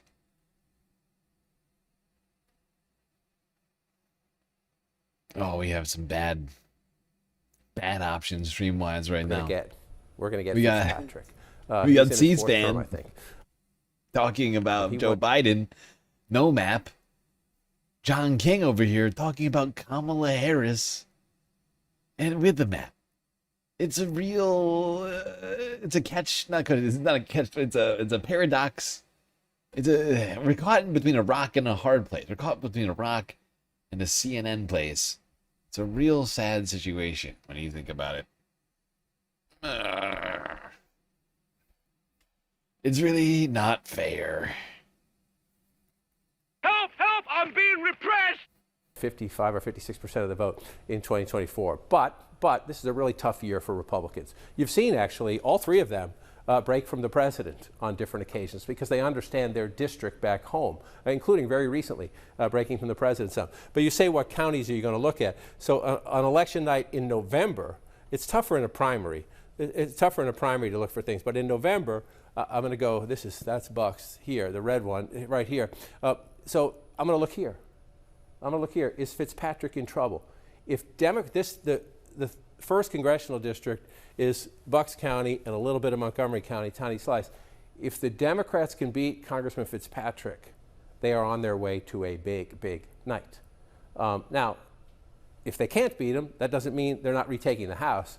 But if they're beating a guy who has been able to fight them off 3 cycles in a row now when they think they're going to get him, including in presidential years, when the last What in time the hell is Trump John won talking about? Pennsylvania, but in 2020, Fitzpatrick won re-election when Biden was carrying Pennsylvania. So I'm going to look there, Bucks County, on election night to see what happens, to see if he can hold on. And I'm also going to look up here, Wayne County.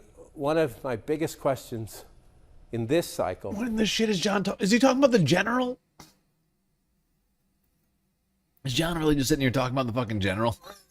What the hell, dude? Why? Is there really nothing else to talk about? I'm going to be watching Pennsylvania in 6 months. Can Democrats begin what will be a very long journey, but can Democrats at least begin to have a modest comeback in rural America? This House district right here, I'm looking at Wayne County right here, but Wayne County is in the 8th congressional district, right? It's 43rd in population out of the 67 counties in Pennsylvania, so it's a tiny population. It's mostly farms. The Delaware River runs right down the side of the state here, but the Delaware River runs right here. I was on a little organic farm right on the river here. You're looking across into New York State. Can the Democrats make modest inroads in rural America? If they do, then they have a chance in that district there. They have a chance, longer shot chance, at a district in Tennessee that has a piece with that from many, many directions. One of the things we have seen on primary election nights, plural, is that right now, doesn't mean it lasts until November, but if you go through the entire map of what we've seen so far this year, we know from turnout, we know from public opinion polling, I know anecdotally from my travels, there's a lot more enthusiasm among Democrats right now. A lot more enthusiasm. Democrats are raring to vote, so they're showing up in primaries. Sometimes competitive primaries where you have Democrats running against each other, sometimes in not so competitive primaries because they just want to vote. They want to voice their thing. There's some disenchantment, little disillusionment in the Republican base. The Iran war has only exacerbated that. My recent travels in Ohio and Pennsylvania, not that long ago in North Carolina, Trump country. Rural America is Trump country. I talked to a lot of Trump voters who aren't happy with the price of gas because they got to drive 25, 30 miles to work. Waitress where we remain not that long ago. Newport, Maine, just trying to remember the town, sorry. Small rural town, $200 a week. She's a waitress in a small diner in rural Maine, $200 a week for gas. Not happy. Still a Trump supporter. Still a Trump supporter. Just not happy. So does that affect your enthusiasm when it comes to November? Do you sit out? Do you maybe not drive to the polls because you got to drive 25, 30 miles to the polls if the price of gas is still that high? So there are different reasons that people are down, disaffected, disillusioned, whatever. And there's a big difference right now. Enthusiasm matters in November. An enthusiasm gap means you will find a way to vote. If you're not enthusiastic and something comes up in your life, car breaks down, kids have a problem, they offer you overtime at work, maybe you don't vote. And so that's one thing you watch on primary nights. The other thing I would say that you watch on primary nights, like tonight here, we're watching to see if there's a protest vote. Again, this normally would have been a really fascinating race had government. Now, of course, we could be, I don't know, like a sane democracy and make our election days federal holidays. Or in the case of state elections, state holidays. But we don't do that.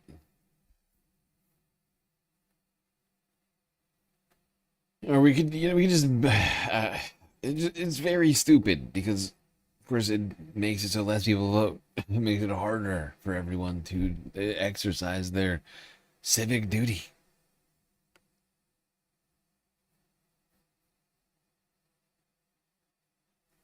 People should get freaking paid time off to go vote in our elections.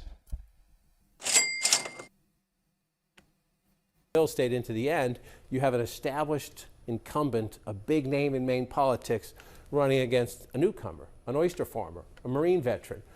So that would have tested the generational thing that we're seeing all over the country, right? I want new, I want different. Thank you for your service, right? A lot of, even, you see this in both parties. I respect your service. I'm glad you served. I just want new. Just want new. It's not working for me. I want new. I want someone who understands you. We've got a lot of blue-collar people in Maine who, even after the Plattner controversy, say, he gets me. He understands what it's like to work the water or work with your hands, to be in a union. So let's see. Let's see what happens. But this could have been, if Mills had stayed in the race, one of those. So another thing you watch on primary nights, and when we'll get this here, this is not tonight. This one is down the road, I believe August. The other things you watch on primary nights is primaries are great sometimes because a liberal runs with a moderate, maybe a more conservative Democrat. I'm talking about Democrats now. Okay, this is the first time this has ever come up. But I gotta say, this is the first time that, like, I think, like, on TV mainstream media reporter recognized the fact that there's more primaries to come after today, between now and the general election. And for that, I gotta give John some props. I called this. I did say I thought this would happen. Now, I feel like they're calling it a little early right now.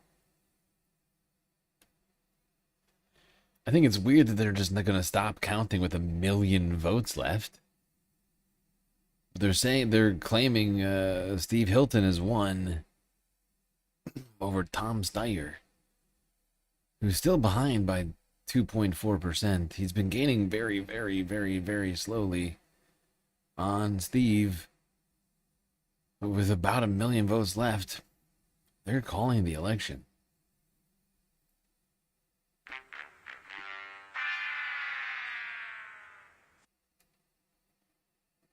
I think they should just call, like, with 1 million votes, I feel like they should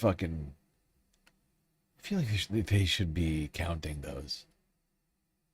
That seems weird to me. I don't love that.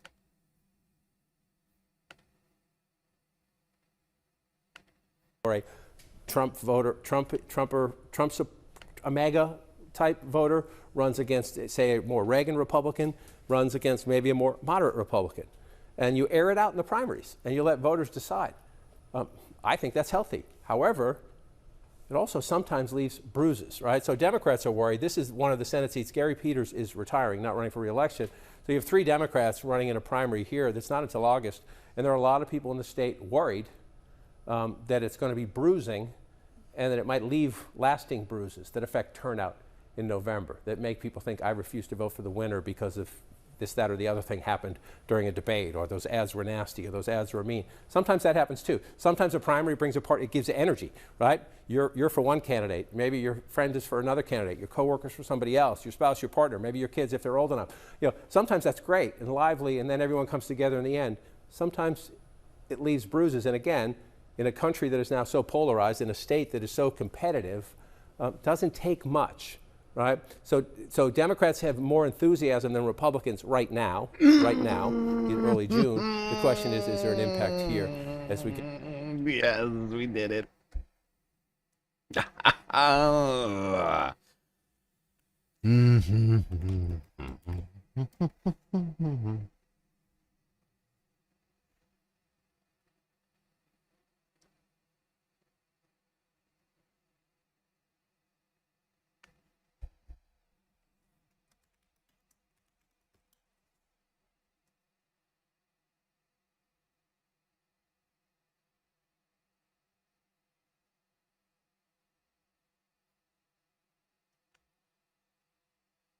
Hold on.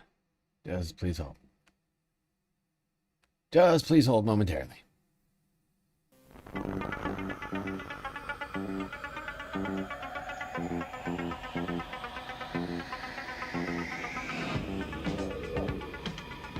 East Valley, a shady cruise into the hustling world of a working woman whose political experience does not exist. Kitten, open the trunk. Just kidding, my car can't do that. Angelica Dueñas, a young mother on a crusade to champion the cause of the innocent, the helpless, the powerless, in a world of political vendidos who operate above the law. Illegal.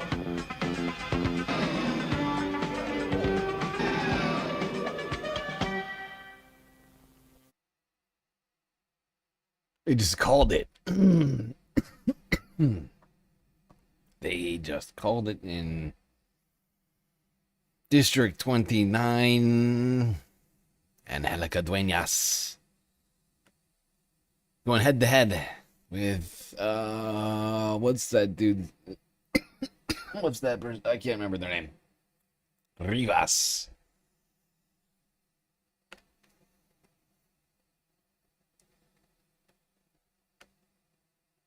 That's big. That's very big. That's been called. She was down at one point. She was down in like 4th place. Coming all the way back. Shutting out the Republicans. Them v them again. That's another green.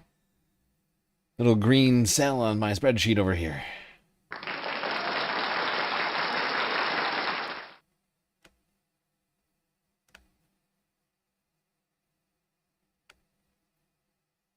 How that experience works out. Then you have down here Hannah Pingree. She is the daughter of the congresswoman from the 1st district there. And you have Angus King III. He is the son of Angus King, who is now the independent senator from Maine, used to be the governor of Maine before that. So I've been talking earlier about in so many places we say anti-establishment, we want new faces. I guess they're younger in that, and I don't mean they're good people. Please don't take this the wrong way. It's just Maine is interesting. You have Plattner running for Senate, and he's the outsider who says it's time to get rid of them all. If you have a name, you have a title. We need new people. We need fresh blood. You know, he uses the word like Sanders. He uses the word revolution. Here you have a number of people with political pedigrees competing in a very crowded Democratic primary to be Maine's next governor. We'll see how that plays out. And then do we have? Let me see if we have any votes. Let me come down here. Let's see, House Republican. After primary, that's just the House Republican. Here's Paul LePage. He's the former governor. So it's interesting. This is interesting to me, and it impacts the Collins, we assume, Plattner race in the sense that in a lot of places people say, hey, PB, I don't want to ruin your fun, but I'm afraid Nixon 4, not gonna happen. San Antonio took down the game last night, so it's 2-1 right now. It's gonna be at the fewest Nixon 5. So you need a whole new rhyme scheme. Can just switch it up somehow. I thought it was a great rhyme, but unfortunately it's no longer accurate. I just don't want you to, like it's a safe space, but I don't want you to, somewhere else. People are like, oh yeah, no, there's only 4. Or whatever. You get what I'm saying. Whoopsies, that's not what I meant to do. Don't do this to me. Why do you hate me? we got, again, a tiny amount of votes in. Dunlap, Baldacci. Oh, we got some votes Gordon in Wood, Maine. We'll watch this one play out as well. But this is one of the questions earlier was about primaries and what are you looking for. He's not getting not a lot of votes in Maine. This is and they're completely shutting out Paige. She's not even on the list. That's kind of sexist, isn't it? Why can't she be on the list? It's kind of sexist. There's 4 candidates, if you look here, and they're just... Look. Oh. No. Aww. Paige Loud, she's got the votes. She's got 6 votes. I mean, there's only like 60 votes here to begin with. 0.1% of the vote in. It's very rude. How rude. This is one of those races where you do have a moderate candidate and several more progressive candidates. And in the coffee shops, in an office talk in Maine, there's a conversation about, you know, remember, Jared Golden was out of step with the National Democratic Party on a number of issues. He's more moderate, he's more conservative, take gun rights, things like that. But he was able to win the district. And so this is a huge debate, right? Do you want someone who's a purist, someone who agrees with me on everything, somebody who's, you know, with Bernie and with AOC? That person might not be able to win this district. Or do you accept we want a Democrat who votes with us 60% of the time, 70% of the time, 80% of the time? It's a big debate. It's a big debate in both parties. Think about what the Republicans are going to go through in 2028. So we'll watch this one as it plays out. Just go back to the Senate race just to see if we have anything newer or fresher. A few more votes, but not a ton right now. Plattner at 59. The governor, again, her campaign was suspended at 26%, David Costello at 15%. So again, at the end of the night, I'm going to show you the numbers now at the very, very, very beginning of the night. At the end of the night, the conversation is going to be, what does this add up to, right? What is this? What is Plattner's number? And what does this add up to? And then blam, open the doors to the debate. What does that mean? What did I say? Does it mean he's hurt? Does it mean he's damaged? I'm not saying there's a lot. Does it mean he's not viable in the fall again? Okay, shut up, John. All right, so look. Okay, it's like very few votes. It's like 200 votes there, but he's already more than he's basically got 86 votes. So he's got 100. He's got 50% more than Janet Mills and David Costello combined.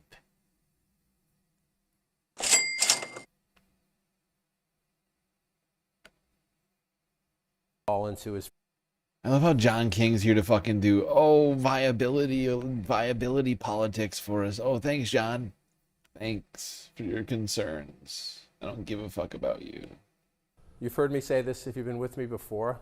We have an amazing decision desk that runs the math and does all this stuff. There's no reason to get ahead here. 38%, Lindsey Graham at 60%. What does that mean? You're no a reason to Republican get incumbent. You don't like that anybody's getting any votes against you. And you don't like that somebody's getting, at the moment, 27%, more than a quarter of the votes in a Republican primary when you're the incumbent senator. But the most important thing for Lindsey Graham is to stay above 50 so that he doesn't have a runoff. And that he is at the moment. One more time to the governor's race. I'll walk over and look at the questions. Again, we went through this last week in California. A ways ago. Are you going to have a runoff? Right? Other states. I mean, are you going to have, we're through this before you, are you going to have, California's a jungle primary, sorry, don't let me confuse things. We've been through this in other states throughout the primary process where you need to get 50% plus one as you go through this here. And your eyes tell you, with about 40% of the vote counted, that's going to be really hard for anybody here to get above 50. Let's let it play out. But your eyes don't lie here. And again, you got the Lieutenant Governor, Pam Yvette, who has President Trump's endorsement, Alan Wilson, the State Attorney General, 30% to 26%. Ralph Norman, the Congressman, is in third place at 16%. Every time I do this, I hit the wall, so I'm going to come way over here. Business from Rom Reddy, and Nancy Mace at the bottom of the pack. That will make President Trump happy if it stays that way, because she pushed for the release of the Epstein. Yeah, Nancy Mace already dropped out, but she's still getting 11% of the vote. It's pretty funny. It looks like two people are already advancing to the runoff in District 1. Still 5 candidates not advancing yet. However, Fulmer is not doing very well. Second to last place right now. However, Zion Khalifa doing okay. Probably will advance to a runoff unless Robinson gets 50%. However, Mackins and Mackins and Lamacher are still super close. However, Lamacher has taken something of a lead. It was neck and neck for a second, but Lamacher with a 7% About a 7%, right? Yeah, a little less. Call it 7% lead right now. Anything could happen, but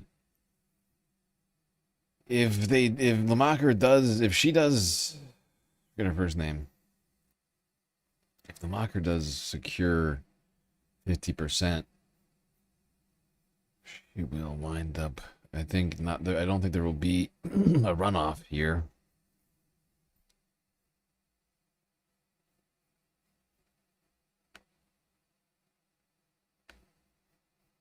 Counties in Kentucky along the border here. When we started seeing giant numbers like this, when they first started to come in, it was not only, yes, Trump was going to win Kentucky, but it was like, whoa, turnout is up in rural America. He's getting higher numbers than Romney. Paige Loud is starting to get more and more votes. She's at 12% now, still in last place, but starting to pick up a little bit.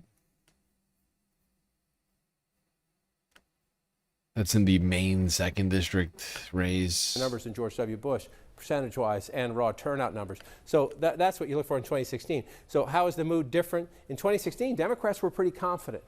I would say that the Trump era, now that he's won office, he was president from 2017, to 2021. He is president again now. So I look at it differently because Trump is a rallying cry for Democrats. And President Trump Graham is a rallying cry for is running away with it.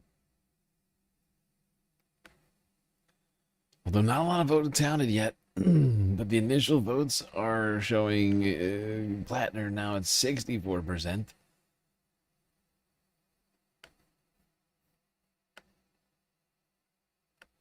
Democrats, much more so than candidate Trump was in 2015 and 2016, if that makes any sense. I'm going to get ready to put this back in. How much time? 20 seconds. Okay, where are we going? Maine first. We're going to Maine first. Now let's go to Maine. Here we go. All right, they must be in a break because I don't hear anything. So they are. Yeah, they're in a break. No. All right. Oh damn! They already called it. Very. Well, they've already called the Senate race. The Democratic primary race. Kyle Freeman sadly has lost to Annie Andrews.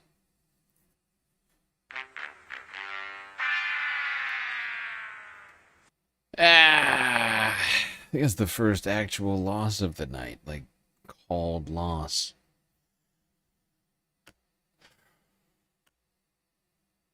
Well, can't win them all.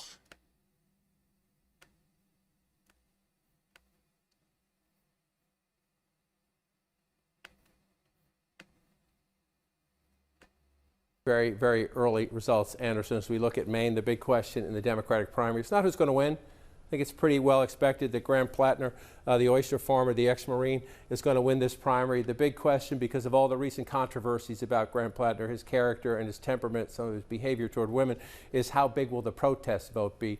We have no idea at the moment. We have just a tiny percentage. If you look at the map here, just a few small townships in. Again, about half of Maine's population lives inside that line, south of that line, right along the coast, from the Massachusetts border up to about an hour north of Portland. That's the 1st congressional district. That's where most of the population lives. That's where most of the Democrats live in the state of Maine. So we really... Papadopoulos, thank you for the follow on Twitch. Looney Tunes 9000 just cheered 100 bits. Orange circle emoji. Do we have to go through this, capital S, shit again? All caps, rigged elections. Rigged interview on Sunday. Now a message to the woke NBA, your boring as hell game last night made me go to sleep as it was boring as shit. I deserved to be booed. Thank you for your attention to this matter. President King Donald Trump. That was a completely deranged message. Thank you, Looney. At the moment, again, 163, 52, 46, a tiny, tiny, tiny number of votes.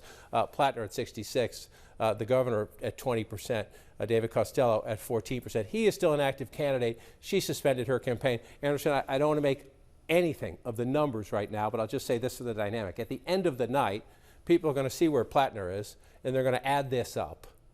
right? How big is the non-Plattner vote? And then there will be a debate. Does that mean he's weakened? Does that mean there are people out there who can't vote for him? Some of these people are people loyal to their governor who voted for her in the primary, who will vote for Plattner in the fall. Some. I love, and by love, I mean I fucking hate how these fucking hacks are so obsessed with trying to continue to make the case. I mean, voting's done. Voting's done. This fucking guy is supposed to be talking about the election. All he can talk about is how Graham might not be able to win in the general right now. The guy who's utterly demolishing the competition, who's winning in all the polls against Susan Collins. He might not be able to win. What if the Janet Millerites don't fucking vote for him? Oh God, could be the end of it. Are you sure? Are you sure, John? Or are you just saying that because you're a centrist stooge? Over here real quick. Like the more that people like John are like, ooh, Graham Plattner, I don't know about that guy. The more I'm like, yeah, actually Graham seems good. And it seems like everybody else agrees. Look at that now. He's at 68%. The numbers just keep going up and up and up the more votes that come in. It's fascinating. Say goodnight. There's our main numbers. I want to say goodnight to those of you watching on YouTube. I want to thank you for your time. I also want to say this. You don't have to leave us. You can go over to CNN.com. We're going to stay there for a bit longer, maybe another 30 minutes or so as we continue to count these votes. So if you're watching on YouTube, thank you for your time and good night. You're welcome. We'll see you again. Come over to CNN.com. We'll continue the stream. And as you come over, stop in that little box. CNN.com?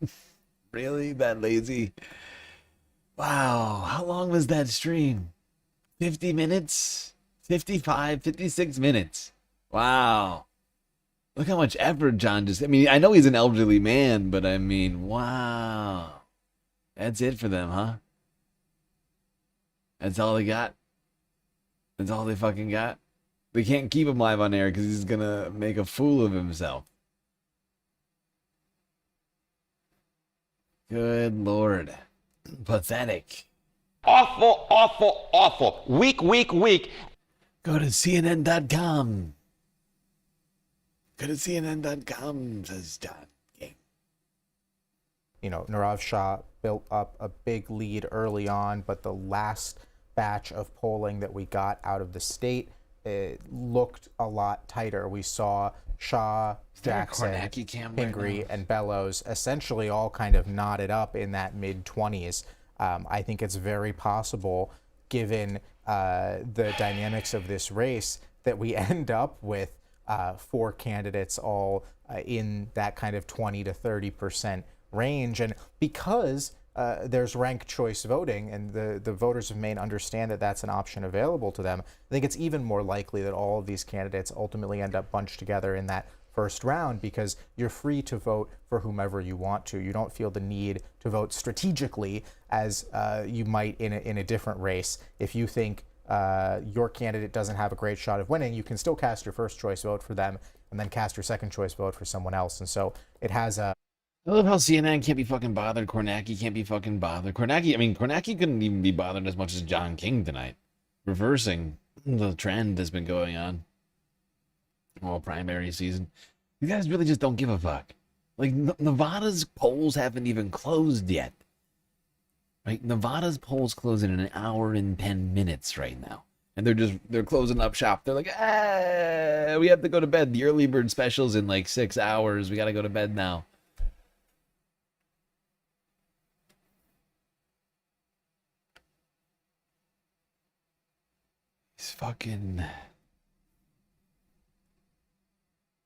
These fucking geriatrics.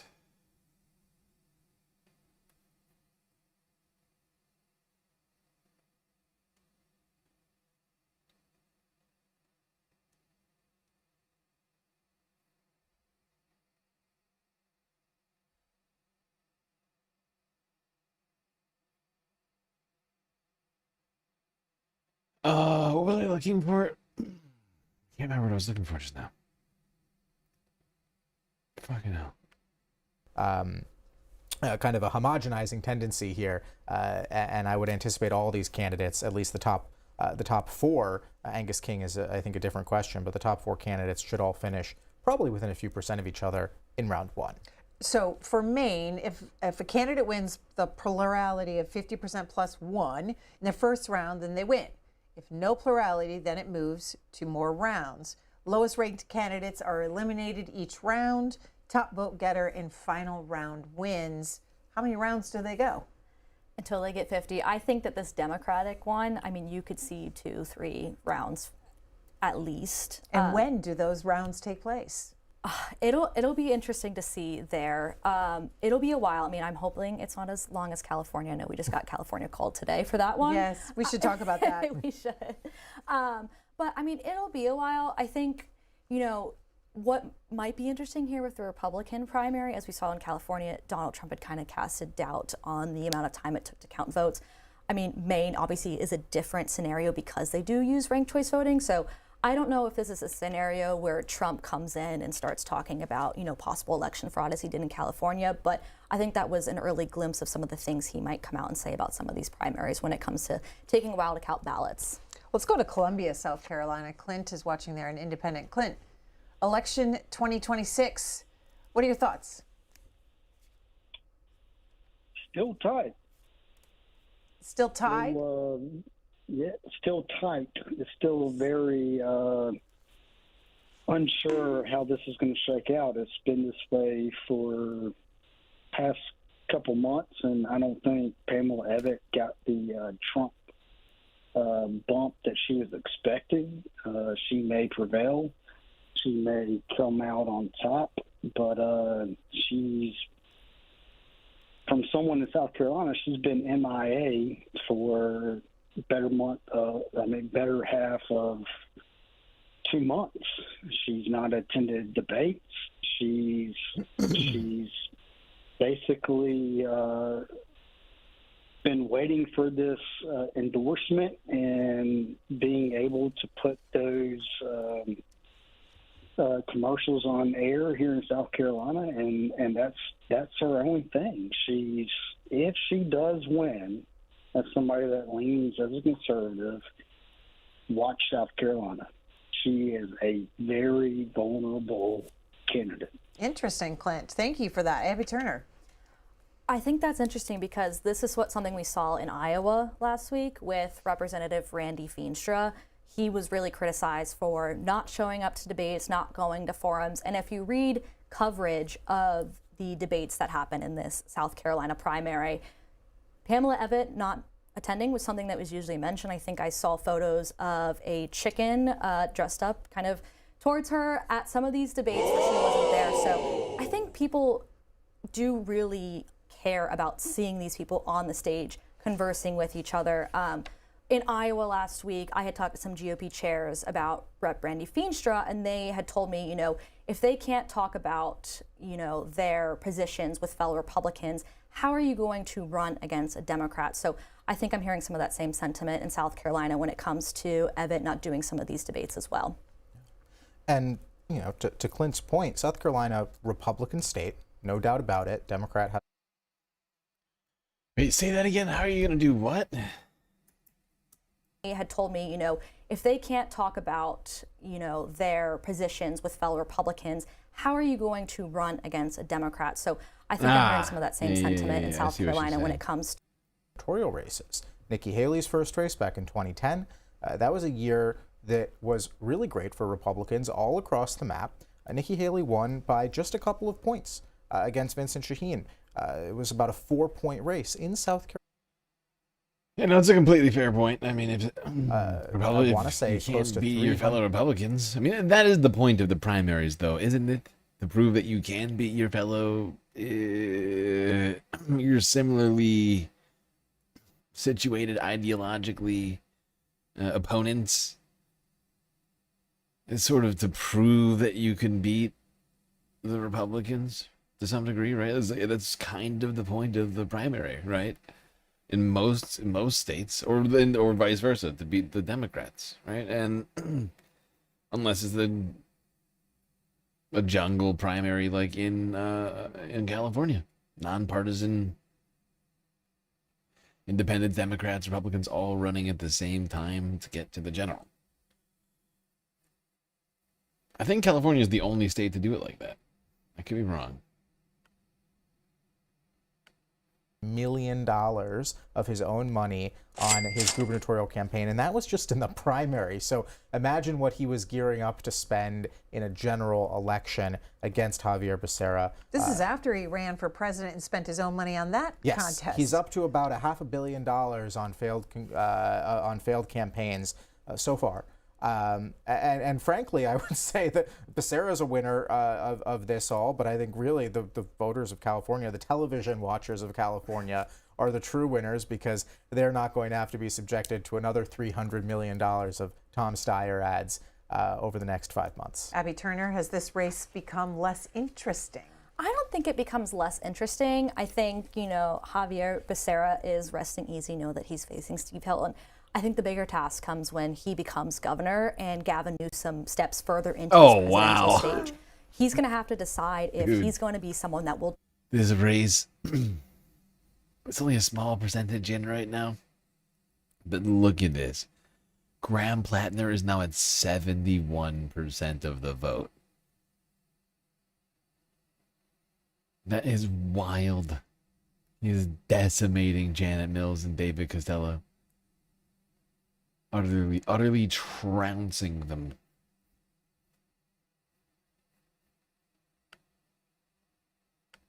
Spend Newsom's 2 terms as California governor. Anytime, one administration leaves and one enters, there are things that need fixed. Javier Becerra here has to decide if he's going to be an ally of Newsom, defend the way that California is, or if he's going to call out Newsom on some of the problems that he may inherit when he becomes governor. All right, just to wrap up here about before we close for the evening, the Maine Senate Democratic primary votes are slowly coming in. For those political junkies that are going to keep watching results here on C-SPAN's website, cspan.org/campaign 2026, 1% of the vote is in right now. So Jacob Rubashkin, what county should they be looking at? What should they do tonight? What should they do? They should go to sleep, and they should wake up tomorrow morning, and they should look at the results. I mean, it's going to be that slow. So Maine reports votes by towns. Don't listen to this guy, okay? You shouldn't go to sleep. Don't listen. He doesn't know what he's talking about. Come on! Never give up. There are... One, I could see a scenario where lawyer Bobby Charles kind of pulls out, squeaks by barely with 50%. He faces some of his fiercest competition from Jonathan Bush there. I think we're going to see in the Democratic race, as we have talked about. Just got followed by Graham Plattner on Twitch. Wow. Wow. Thank you for the follow, Graham. You're crushing it right now, pal. Crushing it. 71% of the vote. 4 candidates kind of hovering around 20%. Angus King III is probably the first to be eliminated in that primary. So I would say Dems are definitely going to go through some ranked choice voting tabulations. Republicans may squeak by, but it's too early to tell. All right, and our viewers should also watch Maine's 2nd congressional district. Incumbent Jared Golden, the Democrat, not seeking re-election, and the Cook Political Report has rated this now likely Republican as the former governor, Paula Page, is running for that seat. So you'll want to dig into those results. And then in South Carolina, we've been talking about Senator Lindsey Graham seeking his 5th term, first elected in 2003. You're going to want to watch the results in that race, as well as the governor's race there. It's a tight Republican primary. So those are some key races for you to dig into this evening. Oh, Lindsey Graham just won. There we go. Check mark by his name before we close out this evening with 50% in. There you go. Called by the Associated Press. Jacob Rubashkin, Abby Turner, thank you very much for the conversation this evening. They called another race in California. And Randy Villegas. Yeah! Randy Villegas, another winner. More and more green over here on my galactic spreadsheet.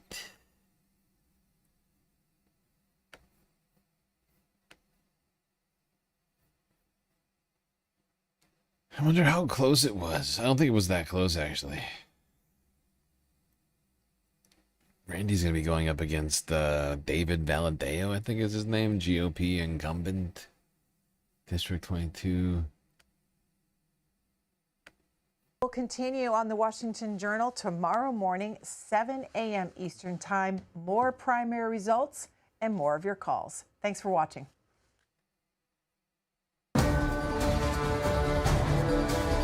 You're watching C-SPAN, Democracy Unfiltered. C-SPAN brings you Democracy Unfiltered in real time. Democracy doesn't take sides, neither does C-SPAN. In a world full of opinions, C-SPAN gives you direct access to the people and institutions that shape our nation. Unfiltered coverage of Congress as laws are debated and decided. Live proceedings from the United States Supreme Court, presidential speeches, briefings, and historic moments as they happen. It's actually true. C-SPAN is our only hope right now. NBC and CNN gave up. No commentary, no spin, no agenda. Just the democratic process, presented in full, without interruption, so you can watch the debates, hear every word, and make up your own mind. C-SPAN's respected On Wednesday, the CEO of Act Blue Eastern on C-SPAN 3. C-SPAN Now, our free mobile app. It's hometown spirit and bipartisan camaraderie, all while raising money for charity. Don't miss play-by-play coverage of the annual congressional baseball game. Okay, hold on.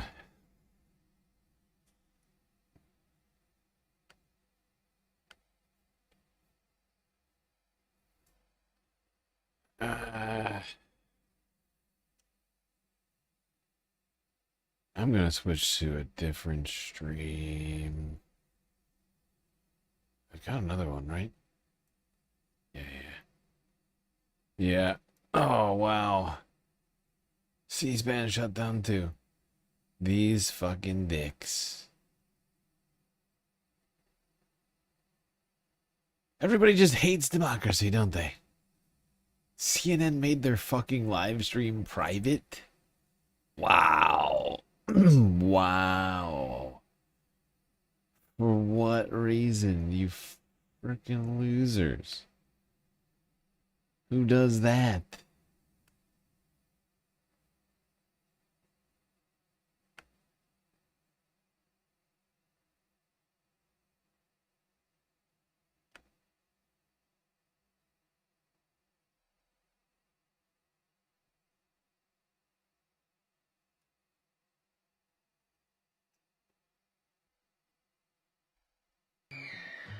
Quick as a cloud, there's terrible news from the Holy Land.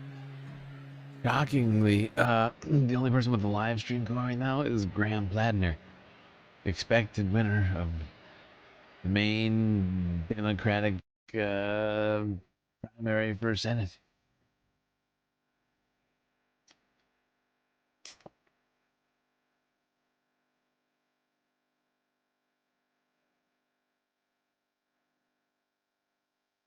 Fascinating.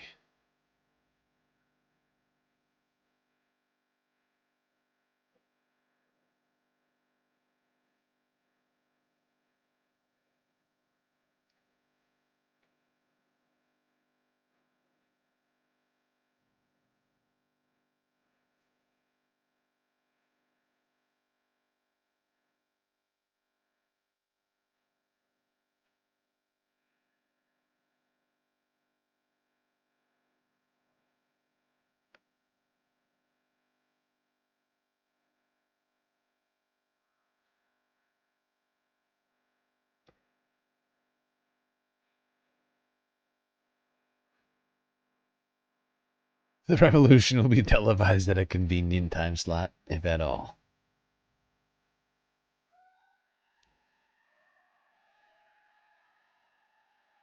Who is this woman? Everybody's cheering for some random lady. Yes. Tell us things, ma'am. Hello. Obviously, this is surreal, but I also know it's real. My name is Leslie Harlow, and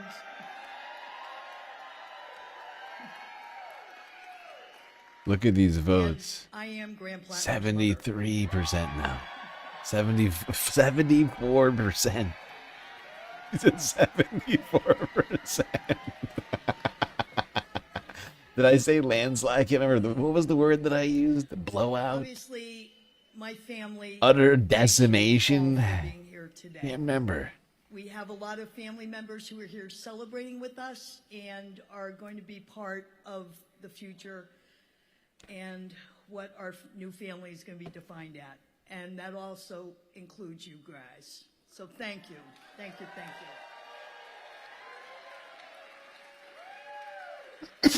you. Now, from what I've been told from Command Central, I did literally call this just now. What was the phrase? Somebody go back. It's on the YouTube. Just skim back to before the votes started coming in. I was like, this is going to be a blowout, or this is going to be a landslide, or something like that. I just want to be able to quote myself after this happens. You know?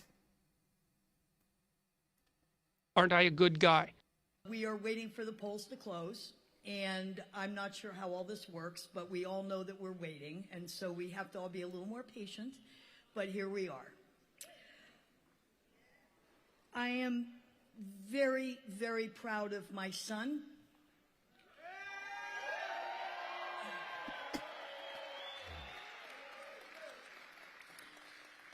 I am proud of who he is. I am proud of what he has fought for and for building this movement that all Mainers here are part of.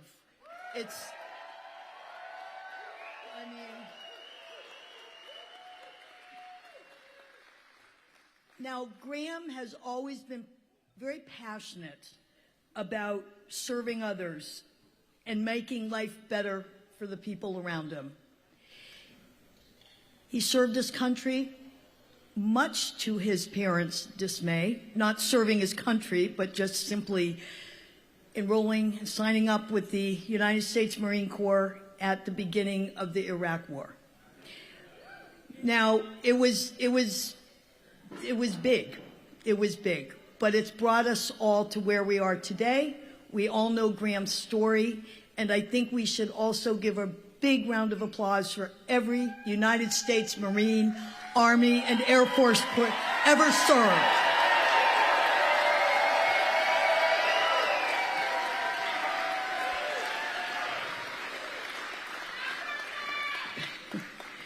Graham was born here in Blue Hill. I think you can kind of tell she doesn't love that decision. Like, I think most moms, like most sane moms probably are like, I don't love that decision for you to put yourself in harm's way. Maybe make any other decision. And and it's when the Blue Hill Hospital did OB-GYN. And I know that there are a couple people in this audience who were there when Graham was born, because they have told me that, and that's pretty cool. So a good round of applause to good health care.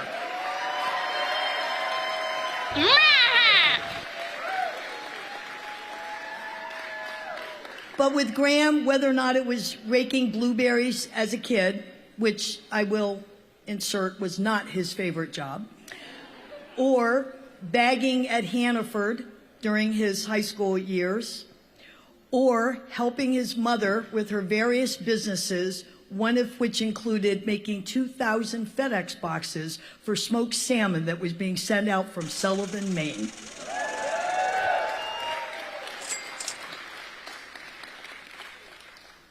But he's always loved Maine.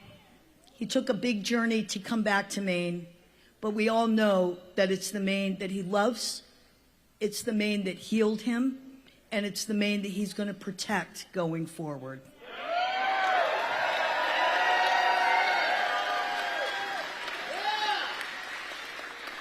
That's Mr. Orland right down there, just Met him just a little while ago. So look, I'm a business owner here in Maine, and I know how hard all this is. I know how hard it is to keep people employed. I know how hard it is to just keep your customers happy. I know how hard it is to keep equipment maintained, buildings in good shape, and all that costs money. And for small business people in Maine, it gets harder and harder.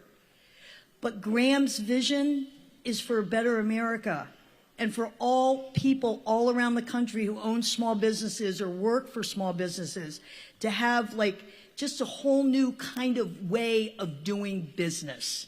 And that's what we need, and Graham's going to do it, and he's doing it from his homeland, the great state of Maine.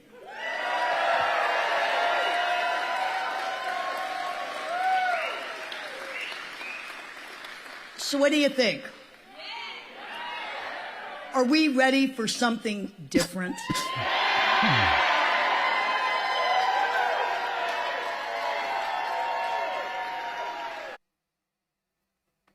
The thing I notice most about all this is the fucking crowd.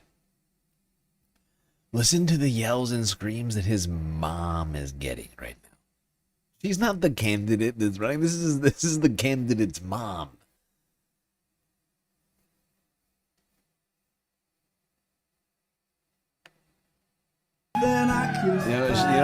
She was just warming up the crowd over here for what is to be effectively inevitable. By the way, the races in California keep getting called. In fact, all of them have been called aside from the 2nd, 4th, and 10th districts, I think. Has the 5th been called? Yeah, it's the 2nd, the 4th, which is Yee, Jones, and Mitchell Maisler. Mitchell's not gonna make it. It's no way. But basically between Yee and Jones are the two last here with a shot to get to the general on our list. But we've been doing way better, I would point out. Been doing very well here as the night closes out here. Got 1, 2, 3, 4, 5, 6, 7, 8, 9, 10.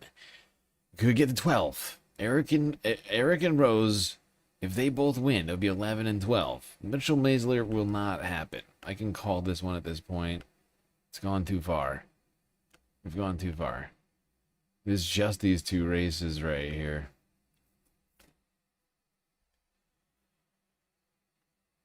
Yeah.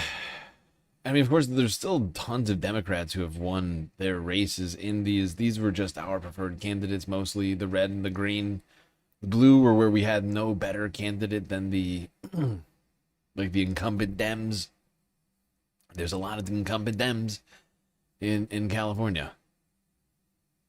But that is just the makeup of this race. I think, honestly, not that bad. Much better than I thought it was going to go originally that night. Let's not forget that, I mean, the Democratic Party machine is working at full capacity here in California. And considering that, I think pretty good. Pretty good. And I still have to unpack the rest of the races. Once this is completed, I'm going to go back through, look at the candidates that did win in these red, at least in the red ones. The blue ones I'm somewhat familiar with some of these guys as fucking, which is why they're in blue. But I'm going to go through the reds, see who did win. In some cases, I'm fairly certain there were in fact progressives that won. And, I mean, if you look, I just want to count these up really quickly right now. We could still have 2 more of them. But you have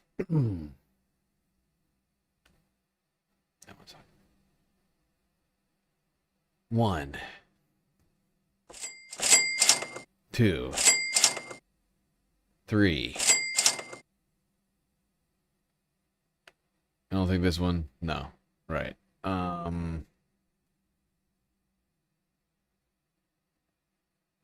4. That's the one with Angelica Duenas in District 29. 5. With Angela Gonzalez Torres in District 34. Those are 2 galactic candidates in them v them lineups, dude. Oh, can't wait for that. How many? What are we at now? 5? What was that number? 5? 6 in District 37. Fortunately, we got 2 GOB candidates in District 40. It's the only one with that. But you got like more than half a dozen them v them general races here. I'm pretty sure the Democratic Party establishment is not happy about that. You have to fight on the issues. Fight on what you're going to do for the people.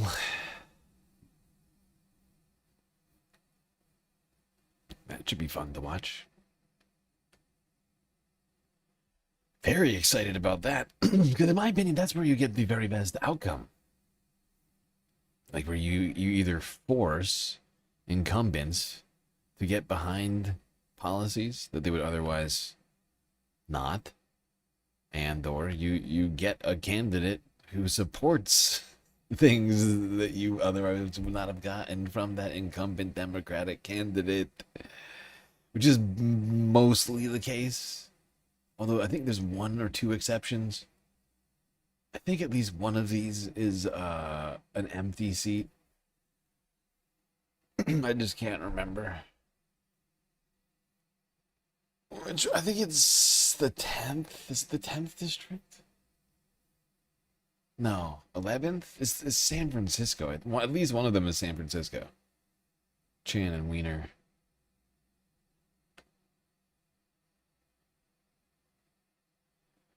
Wow, Shoykot lost by 30,000 votes. He did not do well. Oh boy, they are piling people up over here on the bleachers behind this podium here.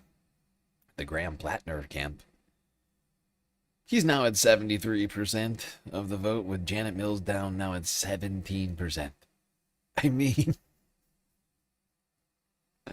David Costello's in single digits and Janet Mills is at 17%. Graham Plattner, 73%. All other candidates, Andrea LaFlamme, 0.3%.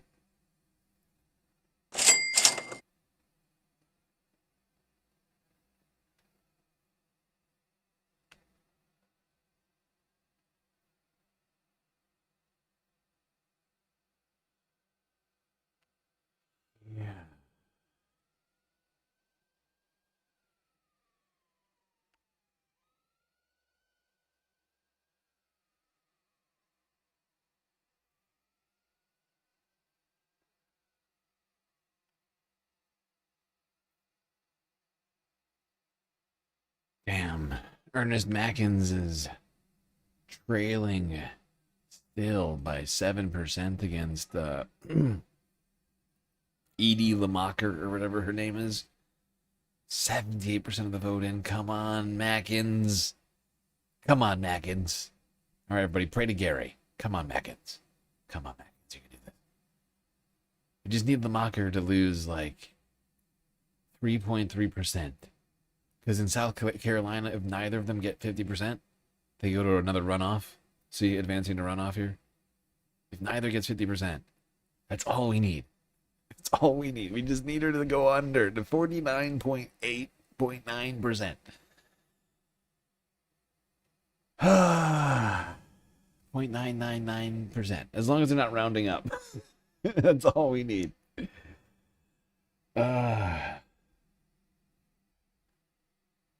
Come on, Atkins.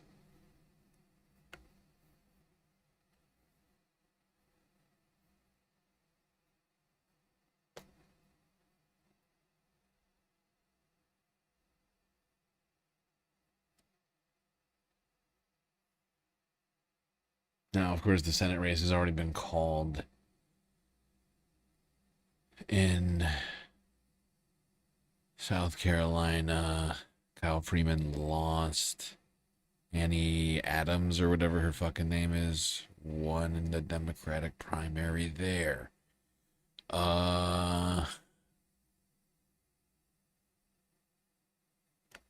Tom Steyer lost. That's a red tick. Nope, wrong color.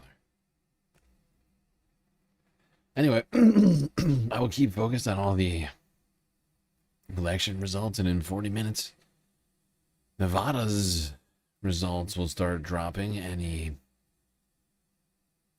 minute after that. That's right. We do have 4 different primary elections today.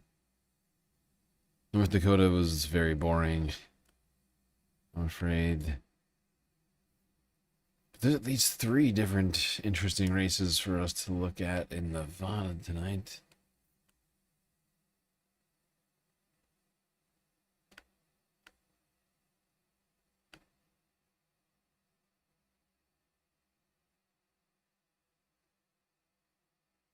Connecticut? No, Connecticut's not today, I don't think. Is it? No, Connecticut is in August. Connecticut's on the 11th of August. That's 2 months from now. New York's in 2 weeks from now, the 23rd. Make sure I'm drinking water. Ah, yes. Very thoughtful. Speaking of thoughtfulness, just a reminder, everybody. Gotta keep the Galactic News Network alive. Costs money to pay for this. All of this brought to you, of course, by space fans like you. And your donations are incredibly important to keeping the Galactic News Network alive. You can contribute in lots of great ways. Twitch, bits, power-up subs, gifted subs, Prime subs, Cash App, PayPal, Throne, and Patreon. All very helpful.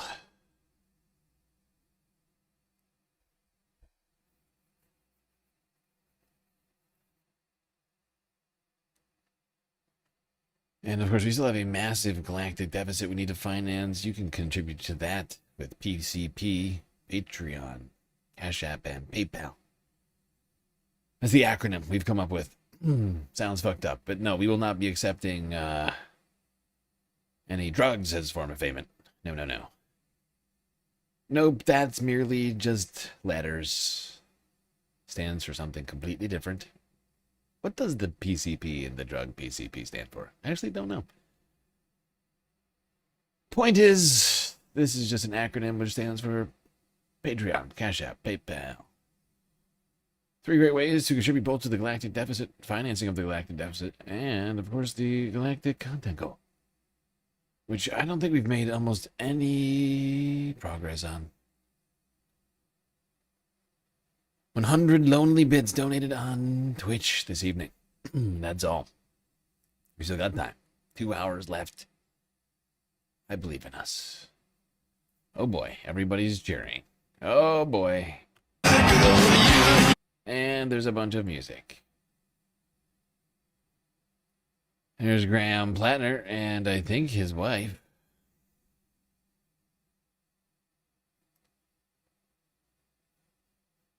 Please stop with the music.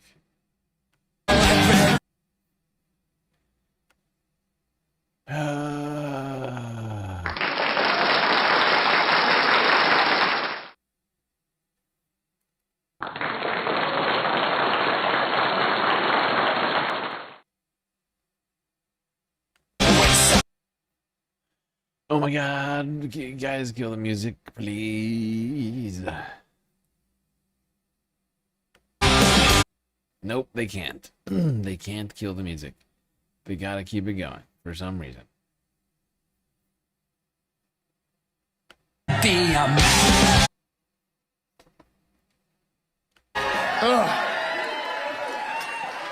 Oh boy. Oh. Well, thank you, Meng.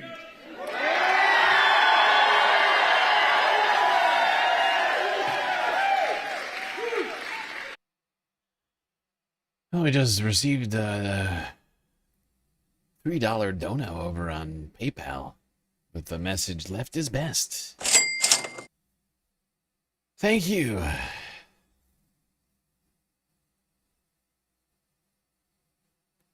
Thank you to the person with the initials AY. I don't want to dox anybody unintentionally. Thank you all very much. I want to thank my mom and my dad, who have loved me unconditionally for 41 years. I like how it's 2 pixels. We've got 2, maybe, hard to say exact, maybe 4, I'll give it 4 pixels. Like 1 pixel per quadrant. It's like a splash of, it's like just a splash of color. No definition to anything. Hard to say who or what we're looking at. Auto 360p. Oh, that's not better. Who have loved me unconditionally for and billionaires. There we go. I love every single one of you. Everyone who has shown up at a town hall, who has knocked on a door, who cast their vote, not for me, but for a vision of a life in Maine that you can afford. A life of dignity and a government that actually serves its people. I want to thank our incredible campaign team and all 15,000 volunteers.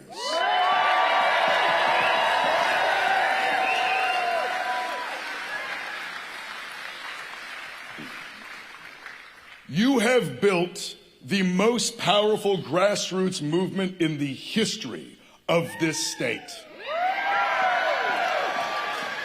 This is because of you. And when we finally defeat Susan Collins,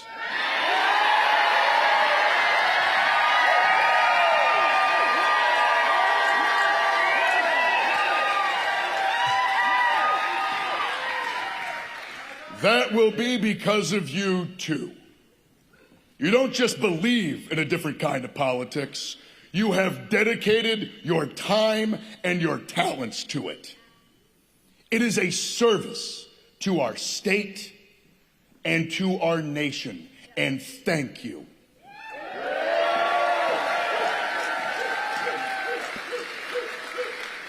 I also want to thank Governor Janet Mills for a lifetime of service to a state that we both love. We are eternally grateful.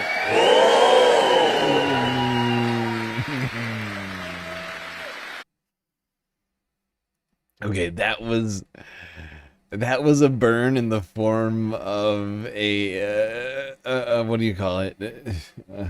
It was honestly very well played.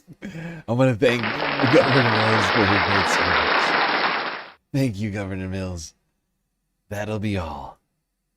By the way, you'll notice he's now at 75%. That number just keeps going up. If we had like a graph, you'd see it's just kind of, it's doing one of these right here. To the right and up. Up and to the right. Line go up. 75.7%. Do you see what I'm saying? Line continue to go up.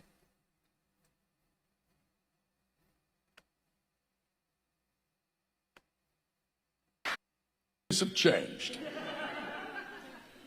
But it's funny, this morning was a normal one. I woke up in my home, just a few doors down from the house I grew up in. Amy and I shared a pot of coffee. We walked our dogs on the same road that I've spent most of my life on. We spent the afternoon knocking on doors and getting ready for this evening. And then we drove down here to Blue Hill, where I was born. Born in a maternity ward that has since closed. I am a son of rural Maine. I was a kid who picked blueberries under the July sun, and then one day, I was a kid who signed up and left to fight for his country. And when I returned, I carried with me the weight of forever wars and the struggle and the alienation that came with it. But I'm also a lucky one who found his way back, who found a living on the sea, in a home, in a community that offered love and redemption. Redemption is not just some simple or easy destination. It's a journey. I've made mistakes in my life, mistakes that I regret, that I live with, and that I continue to learn from. And I'm still far from perfect. But every day, I wake up and I try to be a little bit better and a little bit kinder than I was the day before. And if you give me the chance, I will be a senator for the people who cannot afford to buy a senator.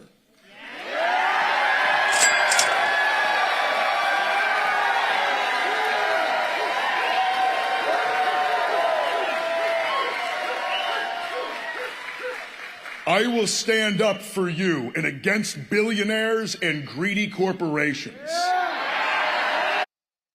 It is a compelling message. It's a very compelling message. I'll be a senator for people who can't buy a senator.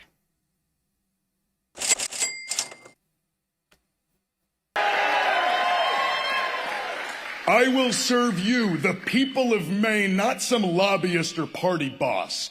I will be the champion for your dreams as if it were my own, no matter the challenge or the expense. I will fight for you.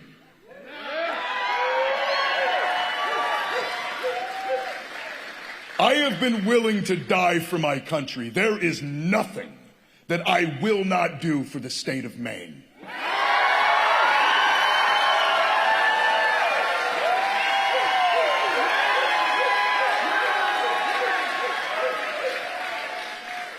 You have lifted me up.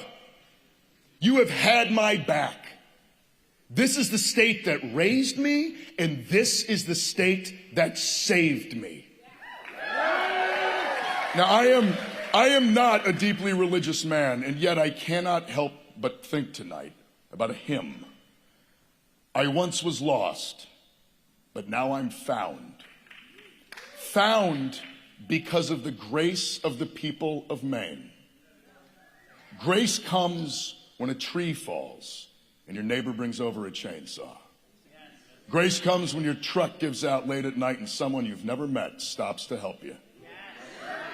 Grace comes when you need it most and expect it least, when your parents need a hand and an old friend doesn't hesitate to go shovel the driveway.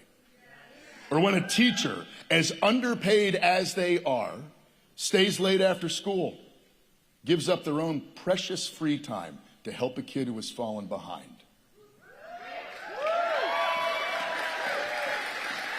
Grace is not inevitable, but here in Maine, sometimes it feels like it is. And that is something I will never take for granted. It is a mighty gift, and one that I am committed to extending outwards. Maine, I love you. I love this state.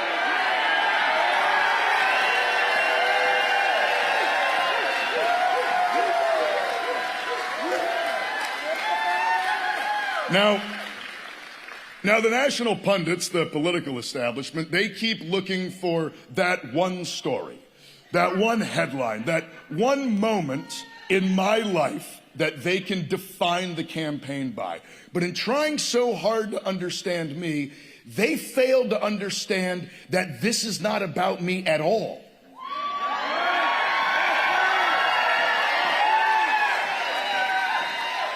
This is a movement about us. About the far too many working far too hard and struggling far too much at the hands of the ruling class. It is not a story of my hardship, it's of our hardship. A story of the hardship of every working Mainer. People that used to be able to stern in the summertime, plow in the winter, dig clams, and be able to send your kid off to college, but you can't anymore. Because that hard work, it isn't enough now. This story, the story of this campaign, it's not about how the political establishment counted me out. It's about for how far too long the political establishment has counted out the voices of every single person without the money to buy influence. But they don't know Maine.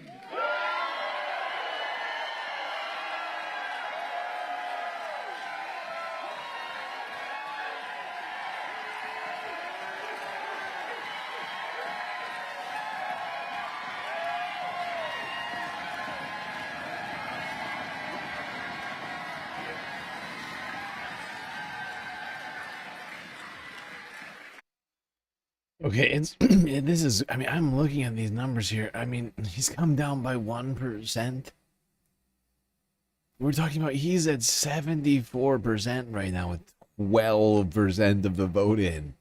That's 1 in 8 votes, and he's at 74%. That's not a small number of votes. Estimated remaining 180,000. This guy. This is out of 25,000 votes or something like that. 22, whatever that is. 22, 23, 24, it's like 24,000 votes or something like that. Oh my god. 7, that's a blowout. It's a fucking blowout. That's with 1 in 8 votes counted. Janet Mills is getting trounced. He's up by 56 points on her right now. That poll that said that Graham was up by 60-something points on Janet, I don't think it's wrong. Doesn't look wrong to me. Those who think we can be fooled by a handful of billionaires, who think they can just buy elections like they buy yachts or other houses. But they don't know Maine. We will continue to show up for one another. We will be the people that fight for each other in the places that we love. We are ready for change.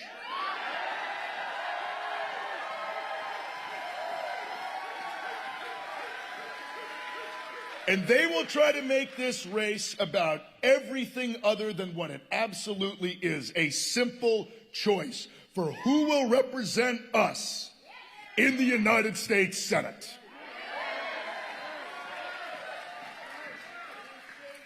Susan Collins may have started her career decades ago in Washington with good intentions, but she has become just as spineless and corrupt as the establishment she now serves. She got elected promising to protect Roe versus Wade, only to turn around and put a justice of the Supreme Court who overturned it. She lied to us.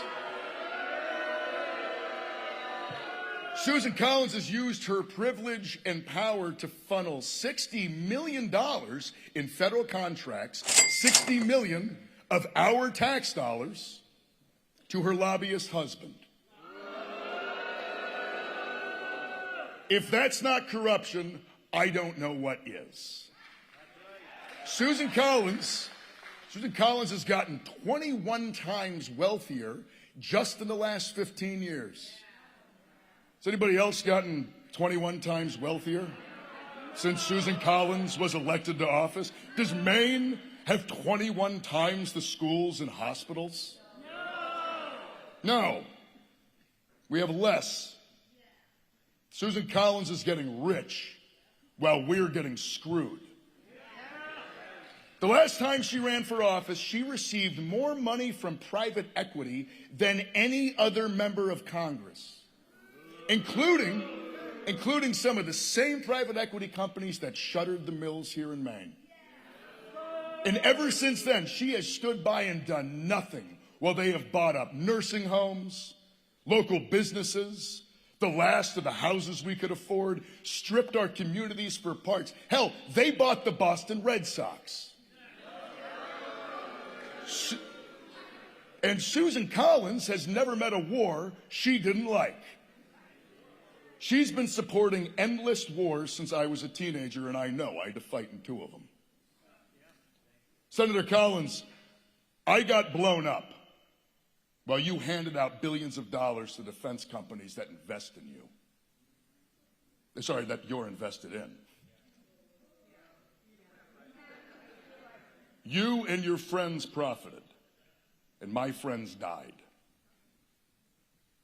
Susan Collins has voted to send billions of our taxpayer dollars to fund other people's wars. Susan Collins, how do you justify closing hospitals in Maine while using our tax dollars to destroy them halfway around the world?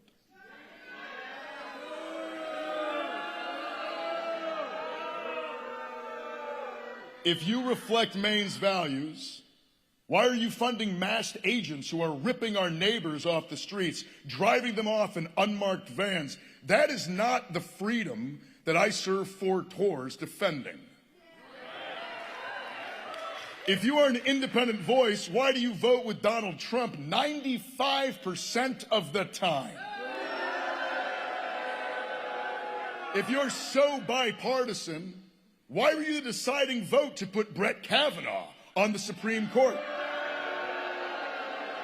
The deciding vote to defund our health care and our hospitals. Why did you rubber stamp the greatest redistribution of wealth from the working class to the ruling class in the history of our nation? Susan Collins is only bipartisan when it doesn't matter. Susan Collins calls herself the gold standard of common sense. Common sense would be Mainers not having to choose between seeing a doctor or paying your mortgage. Common sense would be banning billionaires from buying elections. And it would also be giving workers the same seat at the table as CEOs. Common sense would be a minimum wage that's a living wage. It would be keeping our hospitals open and our schools funded and our kids from having to fight in another generation of forever wars.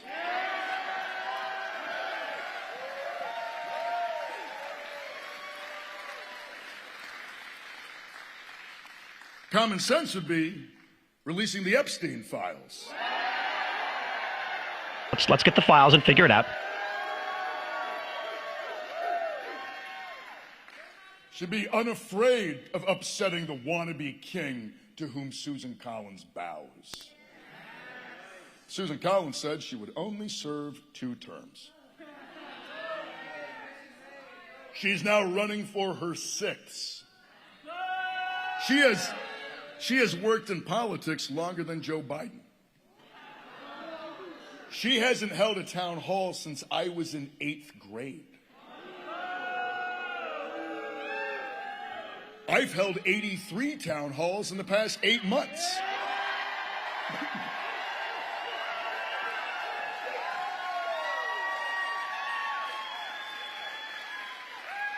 What are you trying to hide, Senator Collins? Now, the truth is, Susan Collins doesn't serve us. She serves Donald Trump. She serves the Epstein class. She serves her corporate donors and the corrupt political system that has rigged the economy against us. She does not serve us, and so we will defeat Susan Collins.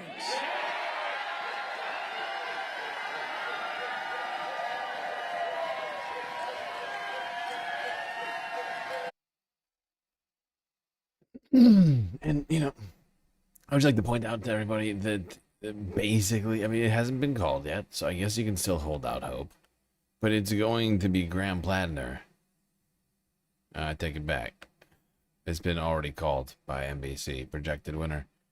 So it's going to be Graham Plattner versus Susan Collins. Susan Collins, the woman who co-sponsored. She didn't just vote for it, she co-sponsored the Israel Anti-Boycott Act, which made it a federal crime punishable by a maximum sentence of 20 years imprisonment for Americans to encourage or participate in boycotts against the state of Israel. and Israeli settlements in the occupied Palestinian territory. And that is only one of many horrible things she's done in her 36-year tenure. I can't imagine how, you know, how Graham could be worse than Susan. Considering all the things, he would have to go against literally everything he's ever said.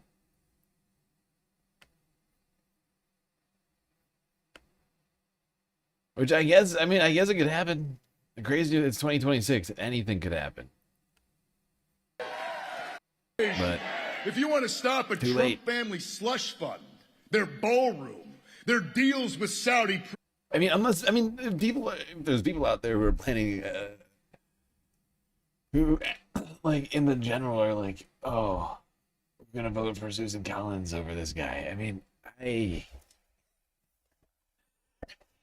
I am sort of blown away by that thought, because she's about to be 80. She has like a 40-year record that everybody can look at. You know?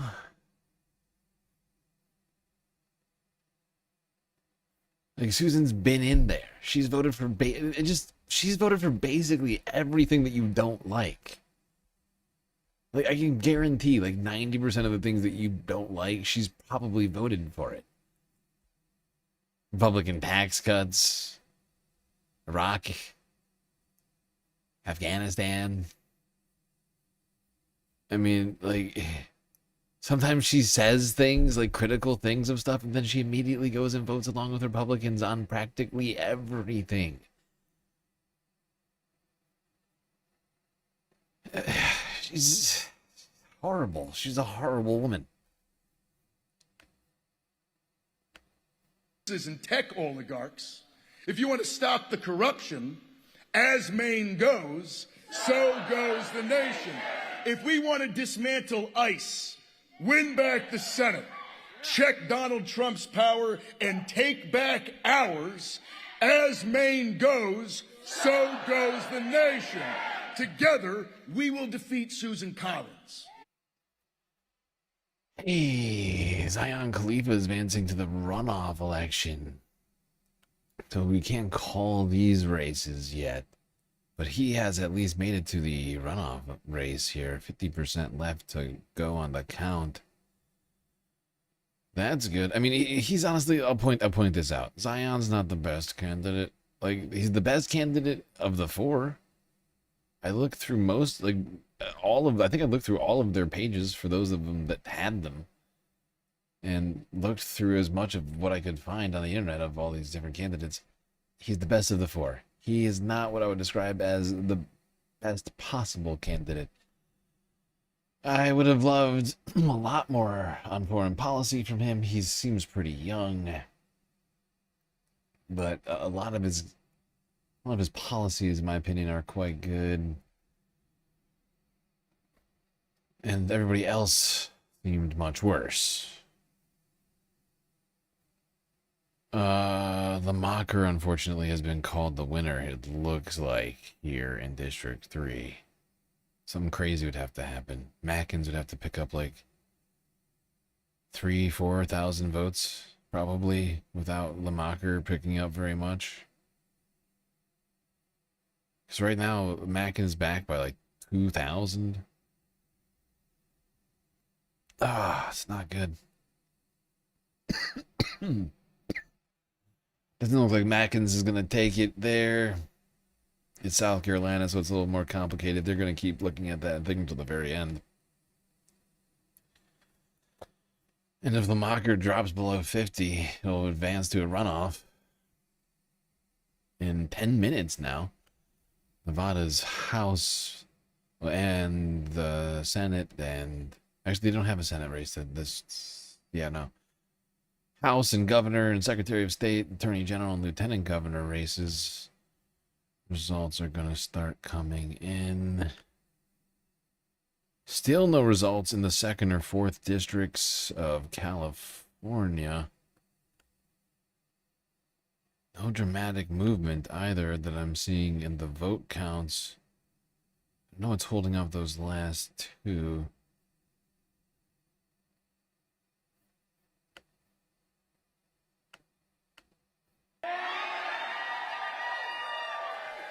Together, we will win back this Senate seat.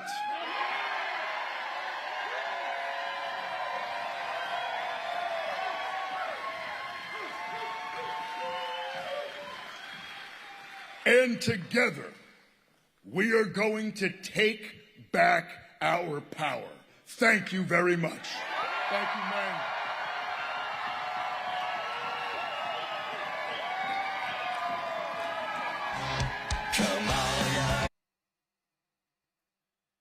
How's the governor's race? Troy Jackson. I actually didn't look enough into this one. I don't know even who I favor here. Out of the, I think, was it 4 or 5 candidates? Yeah, out of the 5 candidates here, I don't know who I support. I just never had time to get into the governor's race here in Maine. You know, I'm trying my best always, but it's only so much I can do on my own.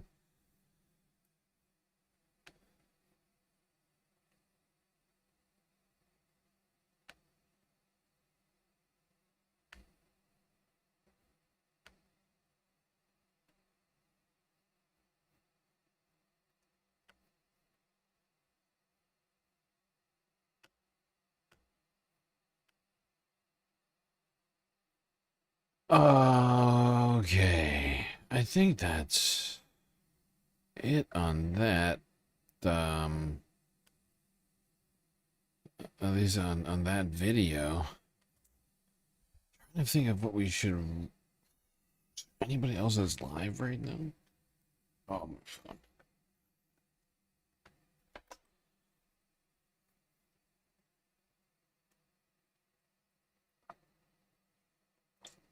Bernie endorsed. Oh, really? He endorsed Troy Jackson? Really? No way. He's winning right now. That's good. I'll put him on the galactic list. If he's a Bernie endorsed candidate, great. I didn't have a chance to check that. That there.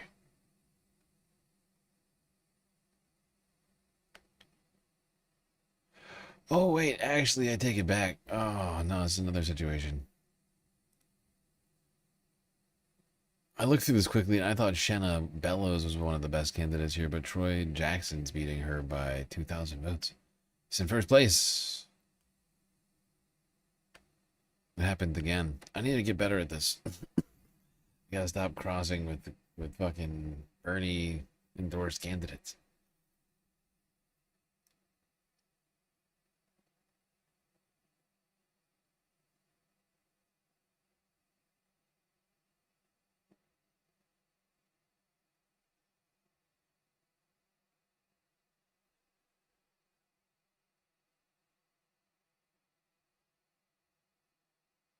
Oh man, games, fuck games. What does that mean?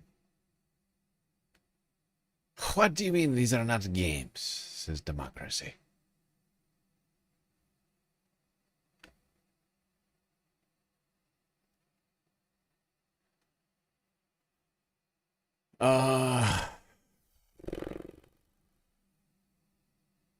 Just to update you all. Show you what I'm talking about. As you can see, the vote count has not changed on District 2 or 4. Still 83% in on 4, 67% in on District 2. Eric Jones and Rose Yee still in third place, both of them, but Eric Jones much closer to overtaking second than Rose is at this time. But anything could happen in either of those races. I'm still watching it with a close eye.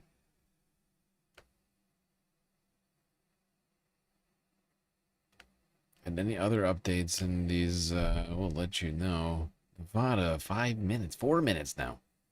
3 minutes and 55 seconds. Polls closing. Holy Toledo. In Nevada. Wow, it's a very close race. In the governor's ship, for Democrats, 4 different candidates. All within like 2,000 votes of each other? Jesus Christ. That's wild. Still a lot of counting going on there. I should look at Maine's There's one district that's up that has an actual race. Page Loud. Not doing great. Not doing great, I'm afraid. She's our preferred candidate here in the 2nd District of Maine. She's only got 9.8% of the vote. But still a lot to count. 87% left to go. Seems like Maine might take a while to count.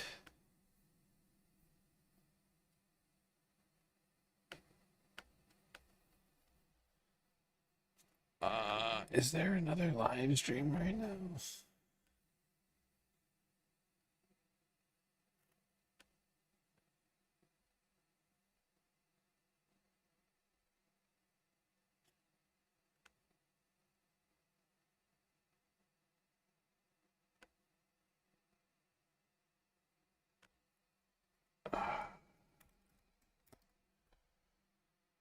Sorry, everyone. I'm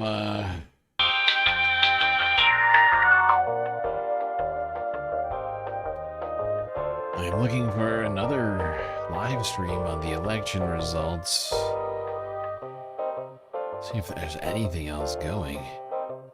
Kornacki Cam? John King? I mean, are these guys, what, they think the election's over or something? Come on. Come on! This is ridiculous!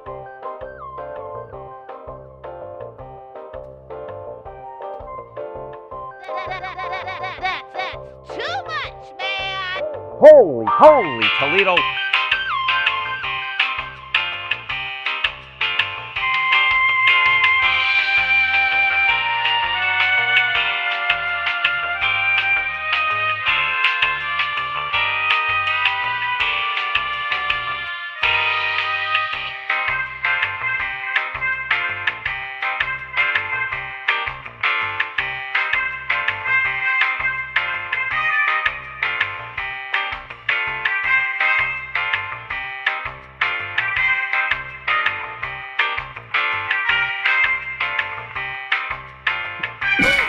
That's not how you spell Nevada.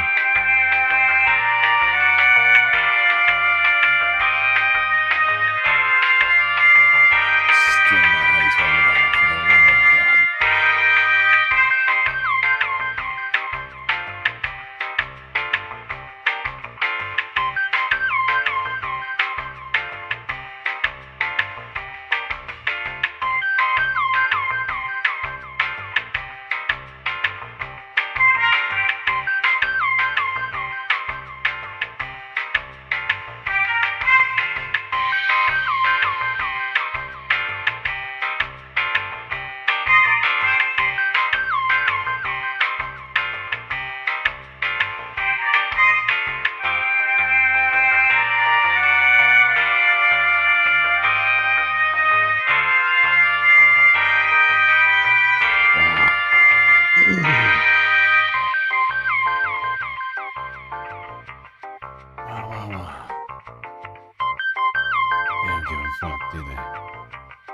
I'm just like going through Nevada live, like not live, but Nevada local channels, and none of them are live right now. They don't give a shit.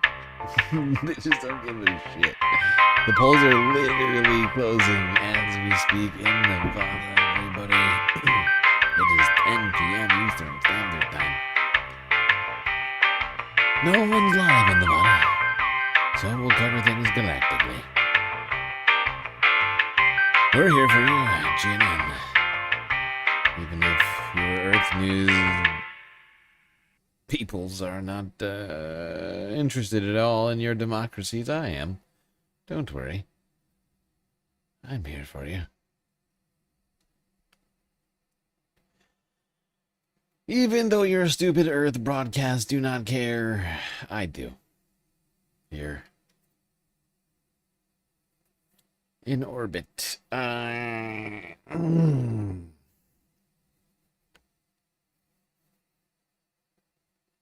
did I do with my, yeah. Okay, oh, votes are coming in already. They're coming in hot.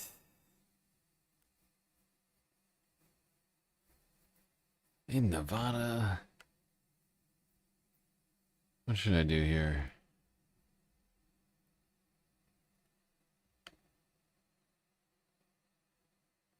I think I'll...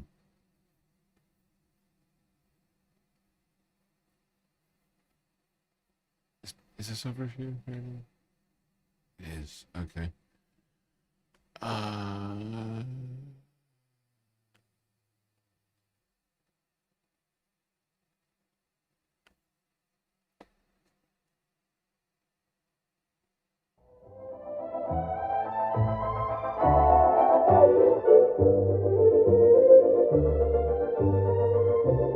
Okay, people. Here we go.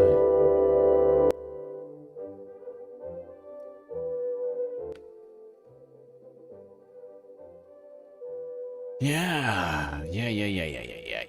All right, we got results coming in very quickly here in Nevada. 50% of the vote already in District 2. Currently, Benitez Thompson, the leader. There's a crowded field in District 2. Was that 12, 5, 10, 11 candidates, I think, there I counted. Our preferred candidate in District 2, Matthew Funkin, whatever it is. Unfortunately, he's down in 5th place right now. Gonna need some serious juice with Matthew.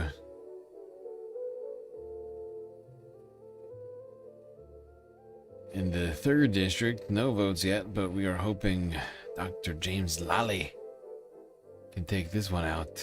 And District 1, looking for Joy Hoover, but no votes in District 1 or 3. District 2 is just crazy fast. I'll bet Nevada has already counted most of the mail-in ballots. I'll bet you that's what it is. That would be my guess. It would be the early mail-in ballots.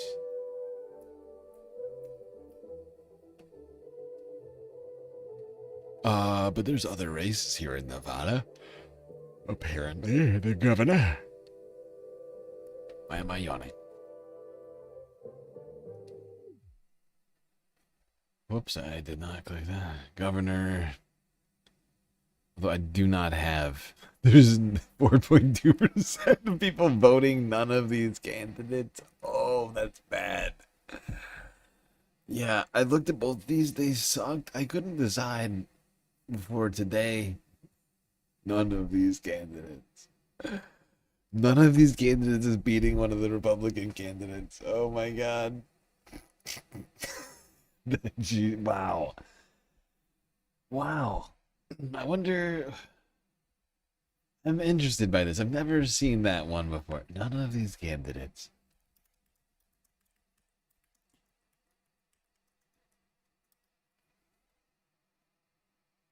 None of these candidates is a voting option in Nevada for a statewide and presidential election ballot. This option is listed along with the names of individuals running for the position and is often described as none of the above. The option first appeared on the Nevada ballot in 1975. Fascinating.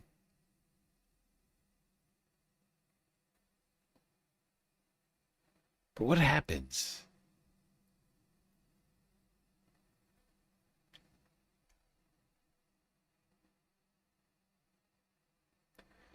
Is there a particular threshold it has to meet for it to actually have an effect?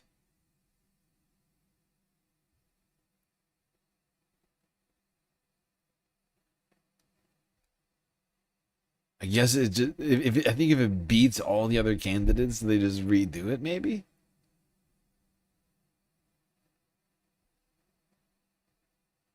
It's not clear what actually happens. I'd have to get into it. But that is a very fascinating thing. None of these candidates, Nevada, can't decide, try again.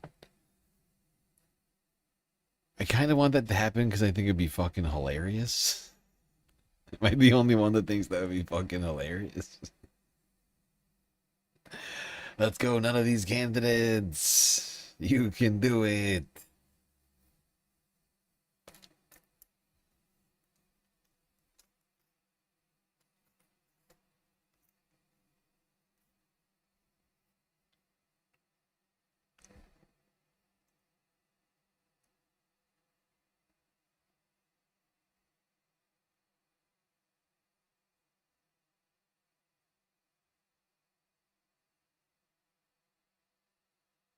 All right.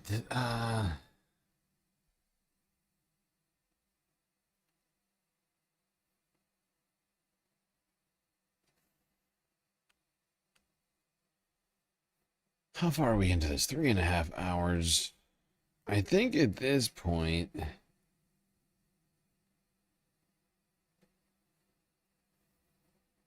since we don't have anything to talk about in North Dakota, one House race and no challenge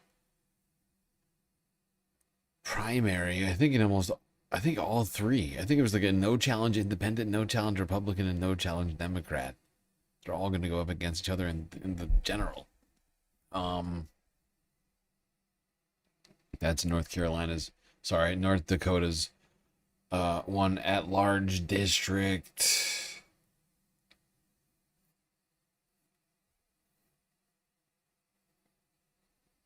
I mean, could we sit here all night and parse over these results? Yeah, probably we could. I think we have a pretty good sense of things, though, and how they went.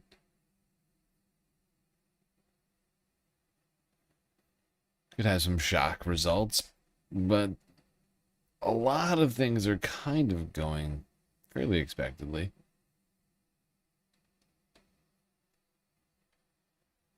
We haven't seen any result. I guess we'll wait until we see at least some of the results from District 1 and 3 in Nevada's House race. Should check in on California again. Still nothing in District 2 or 4.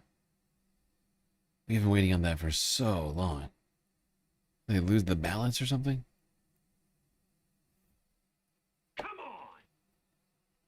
It's been stuck at the same amount in for so long.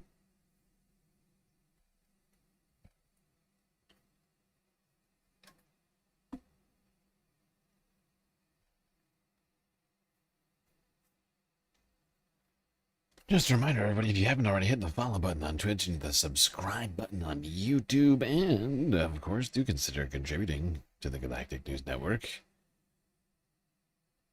in one of the many ways we have available to you. Twitch, bits, power-ups, subs, gifted subs, prime subs, Cash App, PayPal, Throne, and Patreon. Alright, I'm also not seeing any live streams. I've been looking around for one. Nobody gives a shit. Apparently it's just us.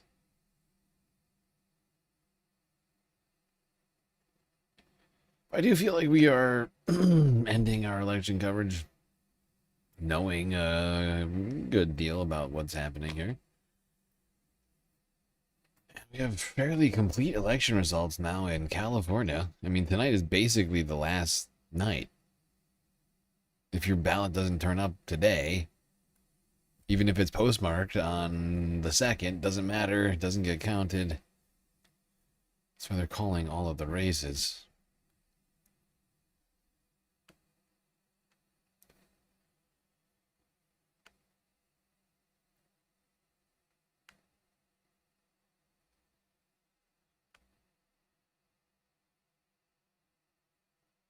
Paige Loud is still in 4th place right now in the 2nd district in Maine. Graham Plattner still has almost 74% of the vote with 50,000 votes in already. There's still a lot more, 160,000 votes to count supposedly. But it's going to take a lot. It would take a hell of a lot for Janet to suddenly overtake him. That's what I've been declared the projected winner by NBC. 5, 7, basically almost all. And if you look at her here, in South Carolina, right? You have basically all these races have been called now, right? Wait, hold on. Let me pull out my thing here. So it doesn't look like Matt Fulmer in the first district is going to be making it to the, although I should double check this. Yeah, no, he's down here at 4%. Doesn't look like Matt Fulmer is going to be making it, so I'm going to red him out. But Zion Khalifa is going to make it to the runoff. Whoops. Color.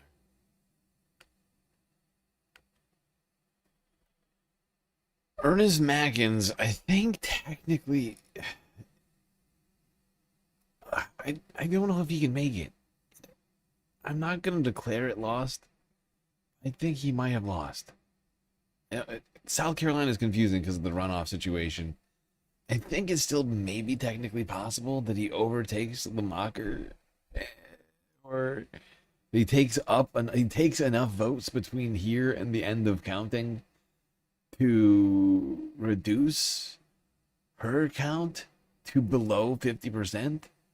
I don't know if they're going to keep counting or not right now. Dittmer has been declared the winner. We had no, literally, like I said, Dittmer and Clow are like the same. Dittmer is Coons, I think, and Clow was Cinema. They're both trash. Or maybe it's the other way around. I can't remember. Who cares? They're both garbage. But they're going to be better probably than the Republican in District 5. Clymer. Oh, yeah. Oh, God. Anybody is better than Clymer.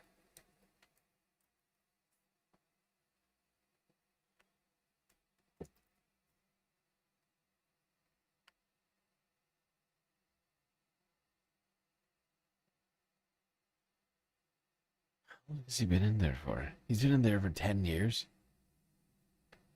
This guy is so useless. He's got a Wikipedia page. Wes Clymer is so useless. He's been in the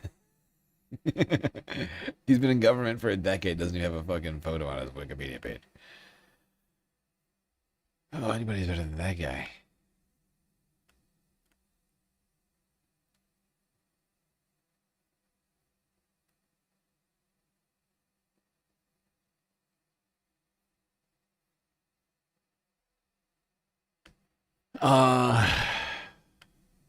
What else did we need to go over before we end this? Oh, right. Kyle Freeman losing the Senate to Annie Andrews, who will be going ahead against Lindsey Graham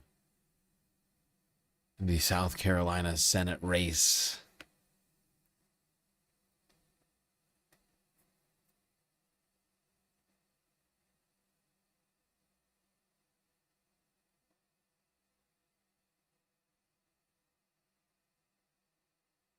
In Nevada. Oh, we just talked about that. So right, we still don't have first and third. So I guess we can wait on that for a second longer. But we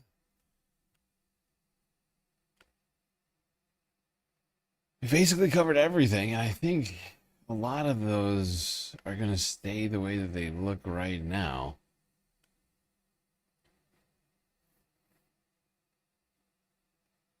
The only one that might change is Maggins.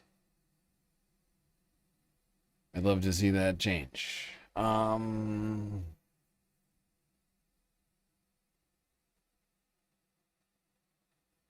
right, Horsford goes ahead.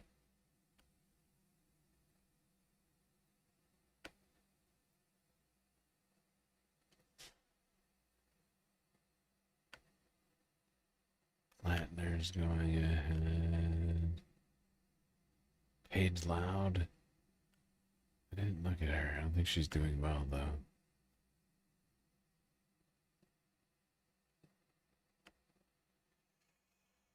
though. Ugh.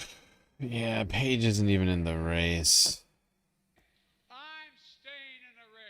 Paige isn't even in the race right now. She's at 10%, while everybody else is at 30. There's 4 people in the race right here. You see, look at this. This is an unfortunate one, but I don't think that she's going to win this. Something crazy would have to happen. 4 candidates, she's in 4th, 10%, whereas 3 other candidates have 30% with 20,000 votes already in. 18,000, however many that is. Sure, there's 80% left. Could happen. It's just not likely.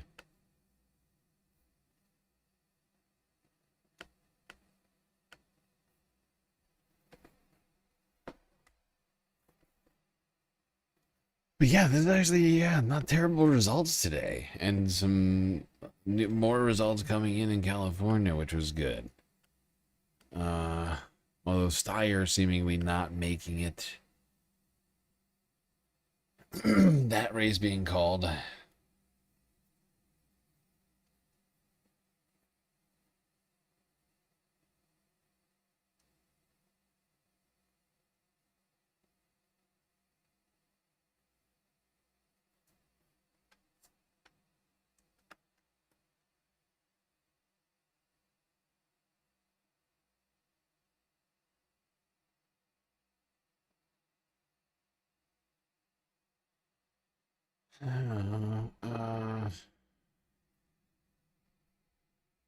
I guess we'll just wait. Where did I? Hold on. Oh, there it is. Okay.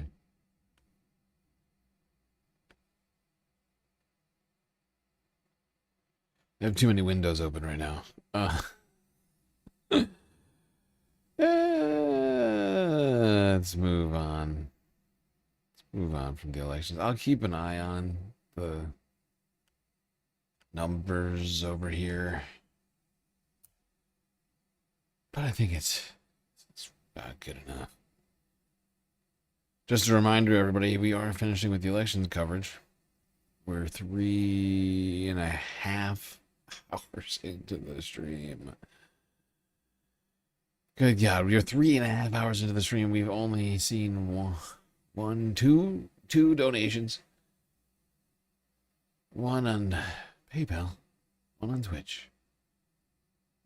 But doesn't even get us up to $5. That's not good. That doth not bode well, I must say. Oof. Yep, I just double checked everything. Okay, let's move on to talking about what happened last night. Knicks, Spurs, Madison Square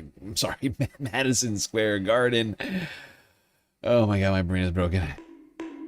Hello, Madison Square Garden, MSG, multi-thousand-dollar tickets. And of course, the president decided to attend. The first in history. Donald Trump decided to make it about himself. A few days before his birthday, I don't think we should be shocked that he's feeling a little bit narcissistic right now.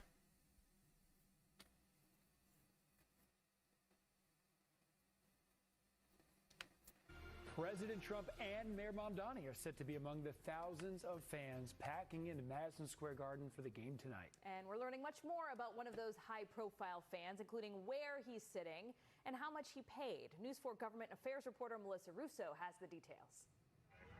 Goalkeeping in a suit and tie this morning at a World Cup event in Central Park. Mayor Zohran Mamdani ended up on his knees, but at the Knicks game tonight... And I'll be standing for the duration of the game. We first reported last week that the mayor had purchased a Game 3 ticket, but until today he had not said how much he spent, nor where he'd sit. I bought my tickets for nearly $1,000 from Madison Square Garden. Asked whether he received a discount, Mayor Mamdani said what he paid was the Garden's price for a standing room only ticket.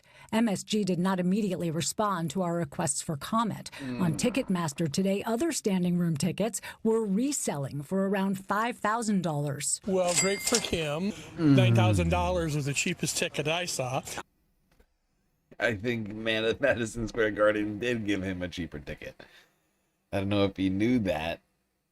but it sounds like $1,000. I mean, unless he bought it way ahead of time somehow. I don't know when they actually went on sale. It's just impressive that he got into the stadium for that cheap. Under city ethics rules, mayors may attend a sporting event for free if it's in their official capacity. Eric Adams reported accepting free Knicks tickets worth thousands of dollars when he was mayor. We're going to Game 3, I guess. I think the Knicks have an amazing team.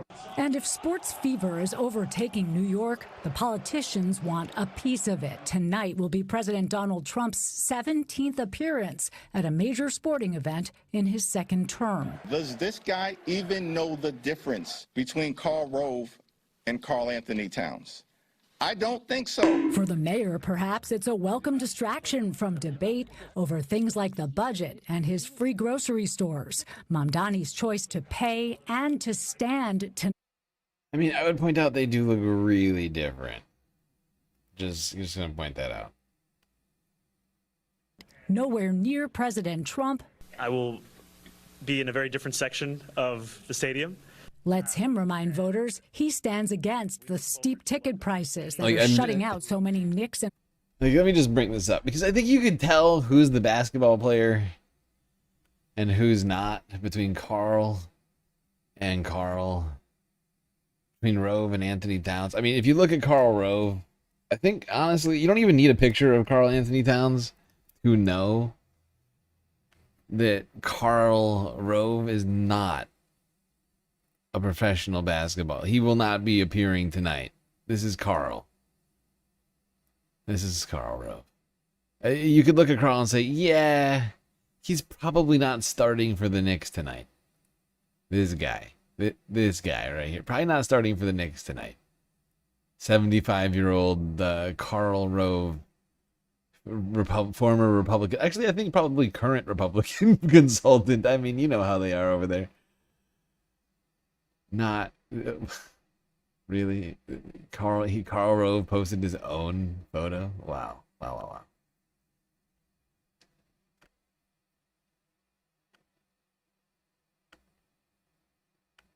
Cup fans. And on that note, Mayor Mamdani announced he'll be opening the Great Lawn here in Central Park to... You'd pay to watch Karl Rove play basketball? Actually, that'd be probably pretty entertaining. Just to watch Karl Rove get dunked on over and over again. Like, he can't... Like, we gotta make a rule so that he's gotta take at least, like, 3 fouls per half. Like, he's gotta try and block a shot, like, every... I'm trying to think. Yeah, I'm trying to be fair. Like, every, like, 8 minutes...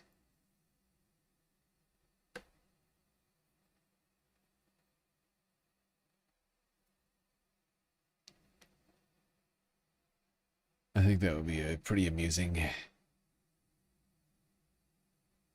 Now, let's take a look at the numbers. See how Donald Trump is doing.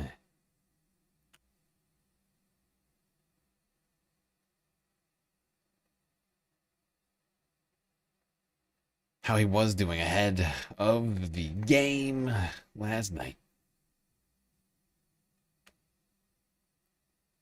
The President of the United States, Donald John Trump, may be more hated in his home state of New York than the San Antonio Spurs. Because what are we talking about here? Let's take a look here. Trump's net approval rating in New York State. You know, you go back to January 2025, it was, not so great, but not so terrible. 5 points underwater. But look at where he's fallen to now. He is now 30 points underwater on the net approval rating in his home state of New York. A massive drop-off we have seen in his popularity in the Empire State. And it's interesting, when you dig into some of these numbers, there were some groups, even in this very liberal state, that the president was doing well with. Yeah, okay. A lot of the people who might be getting screwed tonight, especially with that watch party getting canceled, are working class New Yorkers. And those are the voters who have turned most against the President of the United States. Okay, Trump's approval rating in New York State with incomes under 50,000. You know, back in January 2025, he was actually slightly above water, 1 point above water. But hey, 1 point above water is better than 1 point below water. But look at where he is now.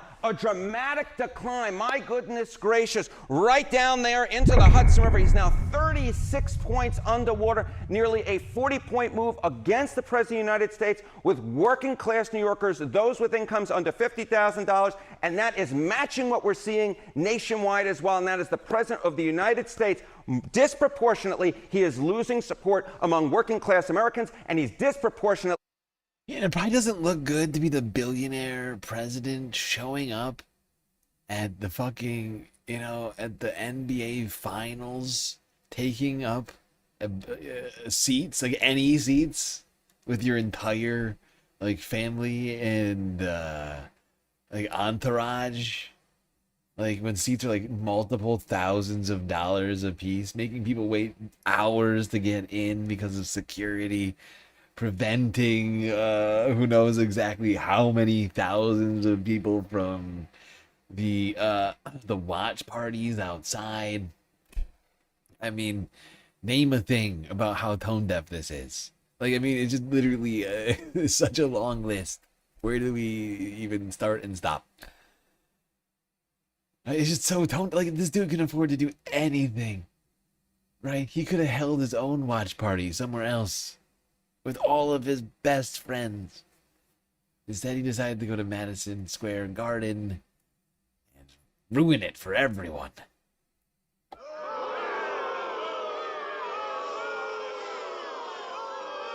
Awful, awful, awful. Weak. Losing support among working class New Yorkers. This is a pretty good number for January 25. Yeah. This isn't. No. It's dropped a lot.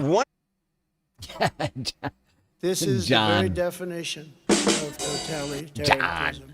John Berman, he's got jokes. This is good, this is bad. That's true, John. If you have an astute eye, nothing gets past John Berman. Very smart. You might not know that. He knows numbers.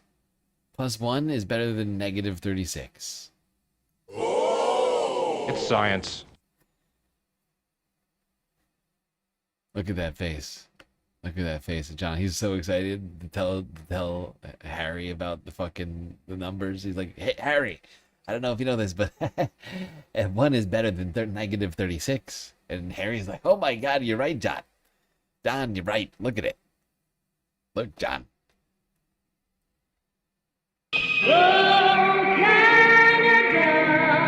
That was the wrong one. Holy Toledo. That's what I meant to do.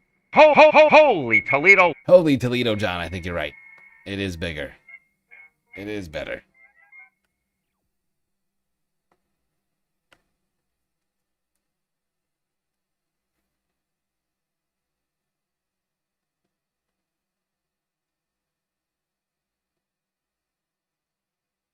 It's like, holy Toledo, John, you're right.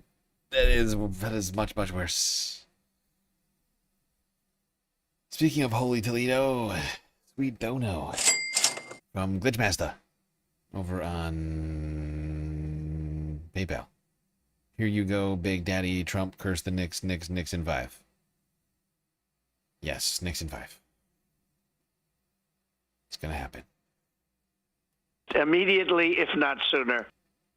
Immediately, if not sooner.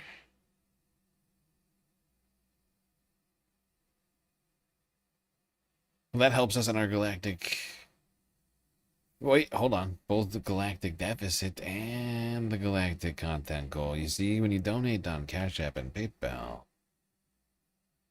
it goes to 2 goals. 2 in 1.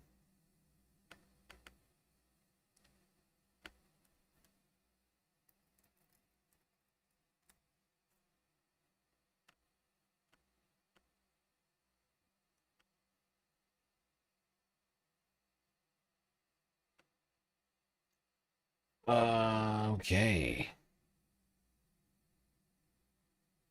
Let's stay on this Knicks game.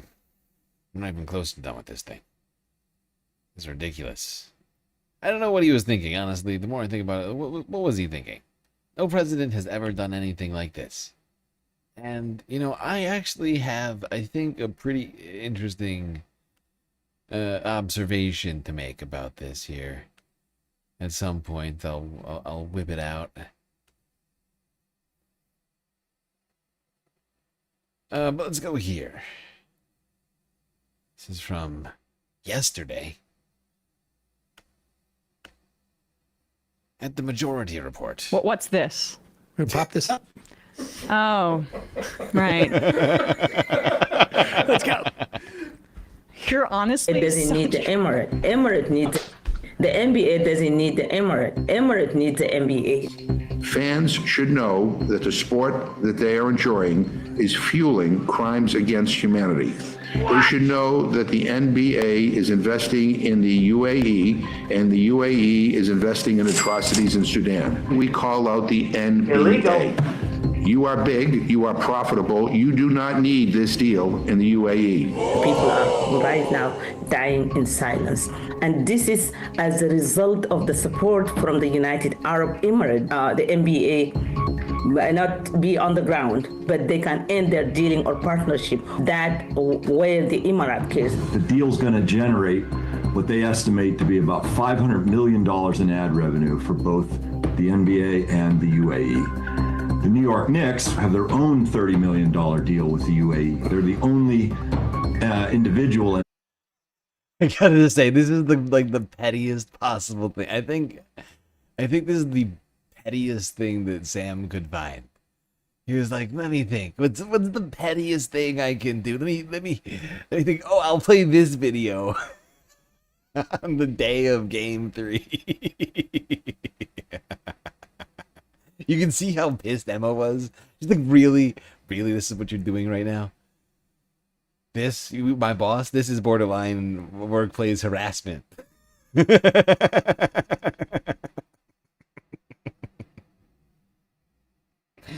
Oh, God.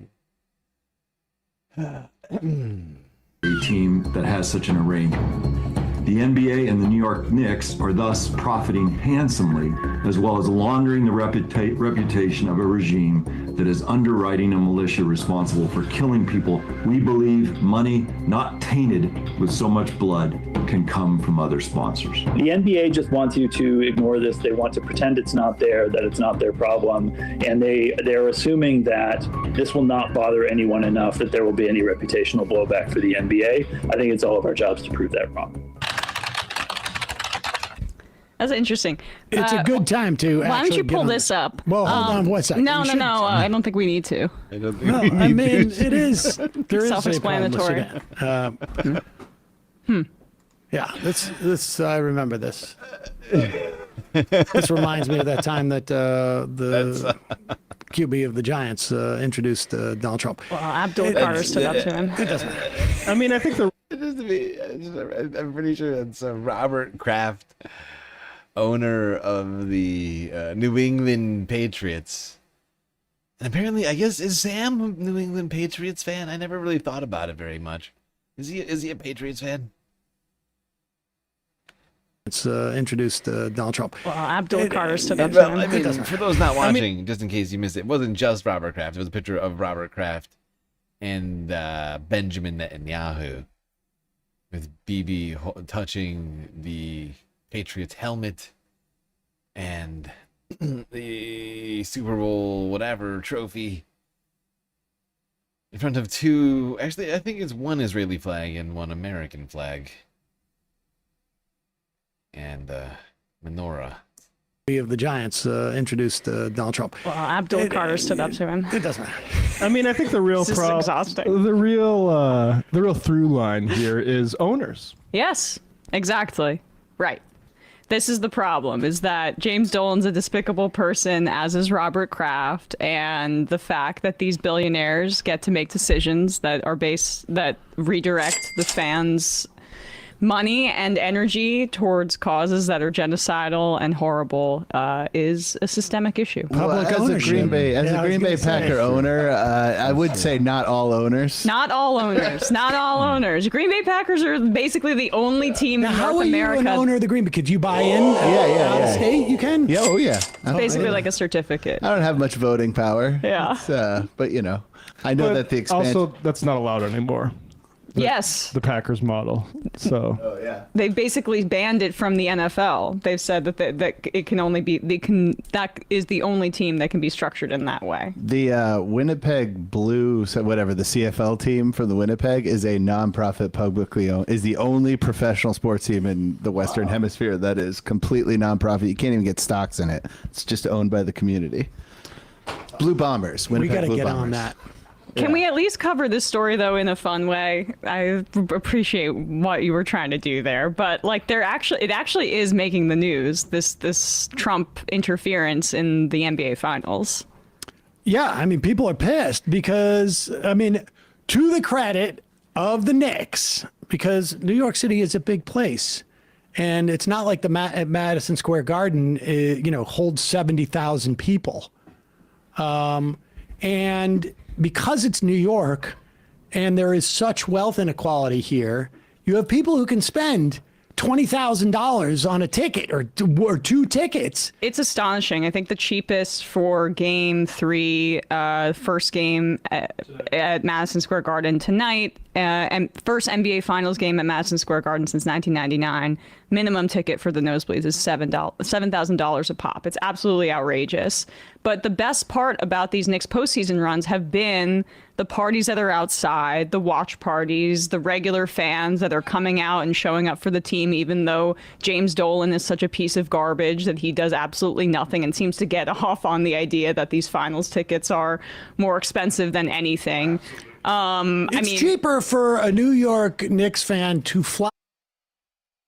Okay, Donald's picking up in the late half of the Galactic Stream here. The Wire. $10 dono. Go Knicks on Cash App. Let's go Knicks. I'm sorry, not just go Knicks. Let's go Knicks.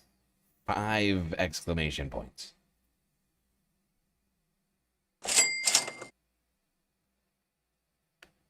To San Antonio, I saw this breakdown.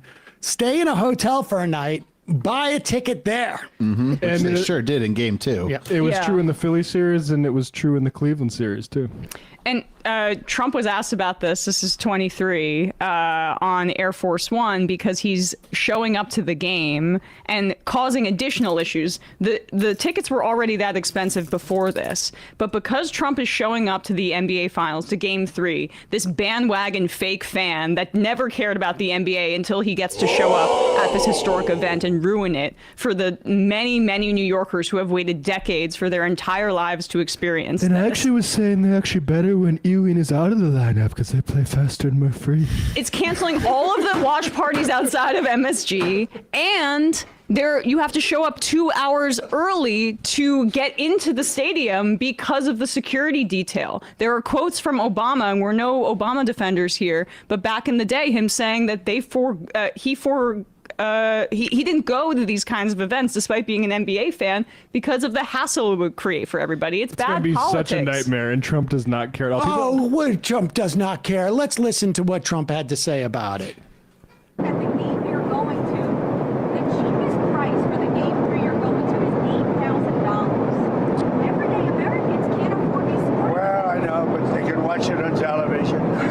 Yeah, but It's screw sort of that. semi-free to watch it on television, but Yeah, but screw that. It's semi-free to watch on television.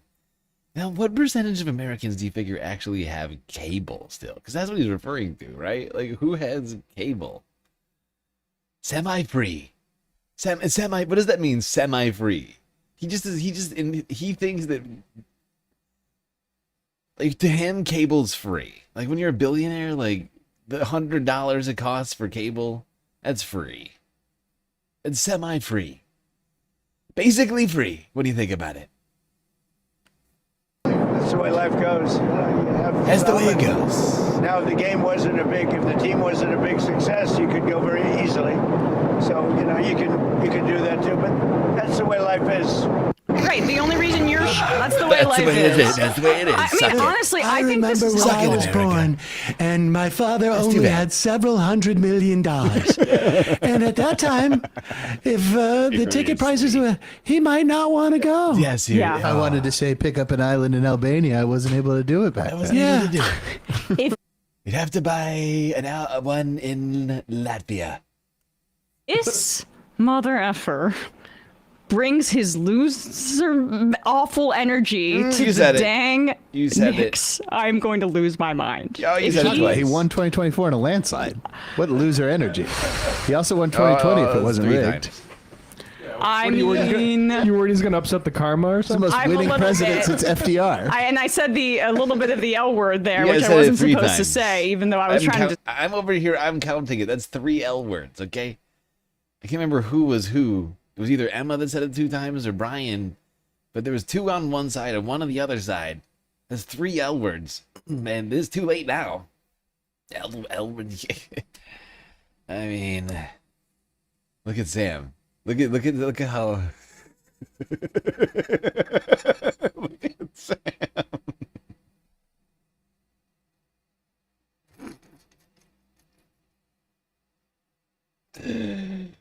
He's like, oh no, that's very sad for you, isn't it?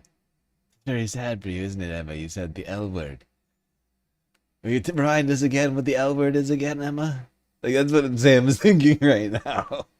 I'm Donald Trump, Are there, these so maybe rules- that's these are my internal rules. Are they but- written down somewhere? No, or they're kind of just in what you feel. They're in my psychosis. It is going to be a real contrast with Zoran high up in the stands and the watch parties that they're throwing in Bryant Park and I think at Brooklyn Bowl and across the city.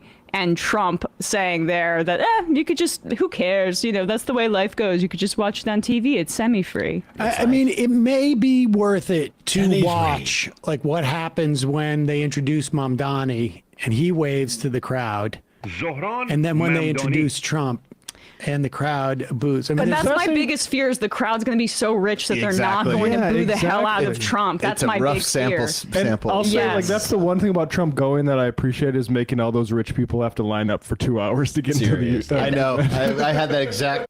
And I looked around at the audience in some of these pictures. It's like literally, it's just like filled with celebrities.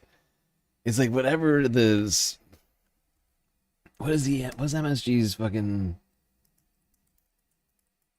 it's like 5,000? No, okay, 20,000. 20,000. I don't know if there's 20,000 there. Maybe, probably. I mean, it's sold out. It's like 20,000 like celebrities and rich people. It's like super rich people.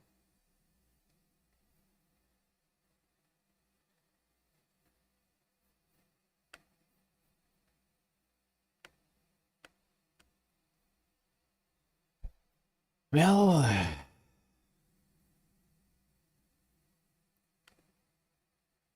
let's get to it. CBS New York 17 hours ago. Knicks fans deal with heavy security prior to Game 3. Thanks to Donald Trump. I did everything right and they indicted me.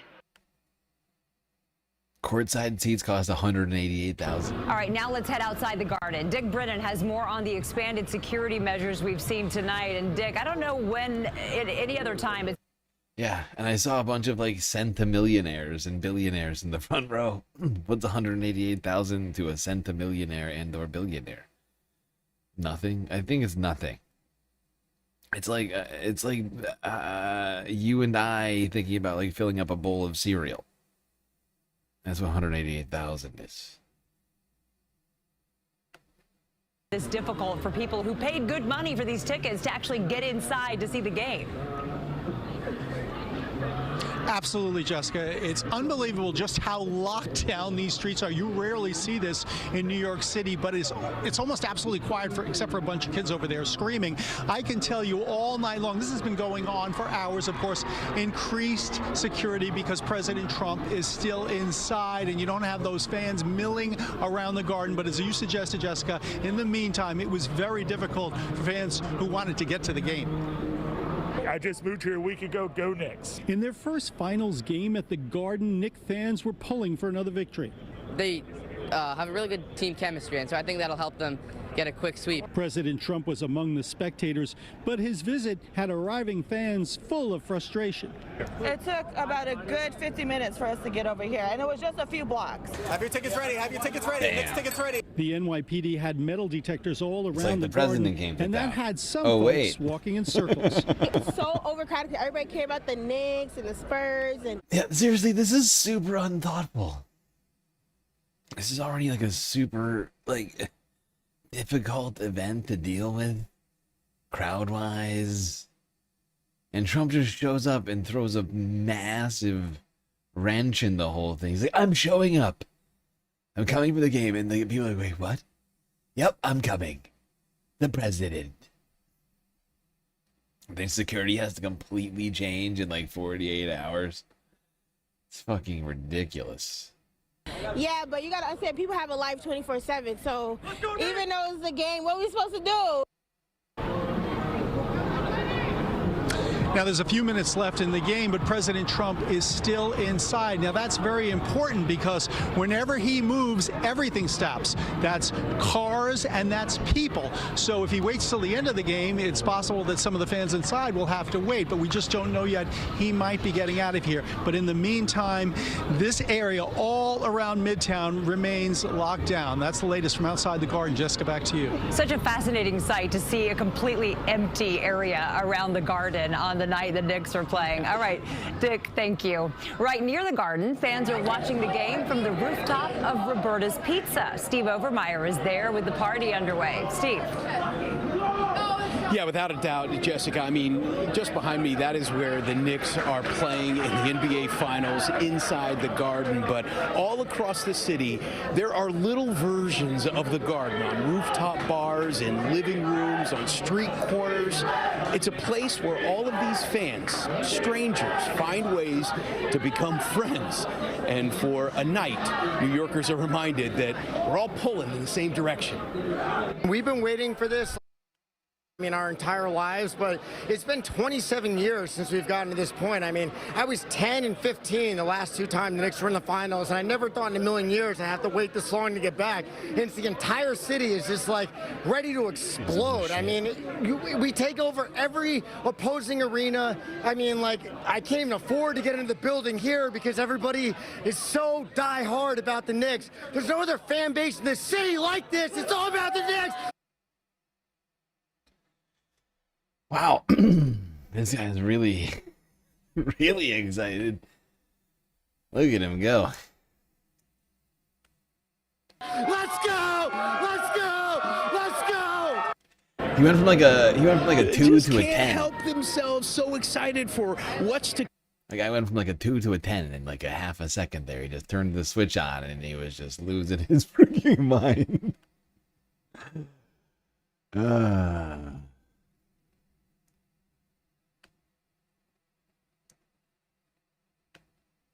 It's more in surrounding streets.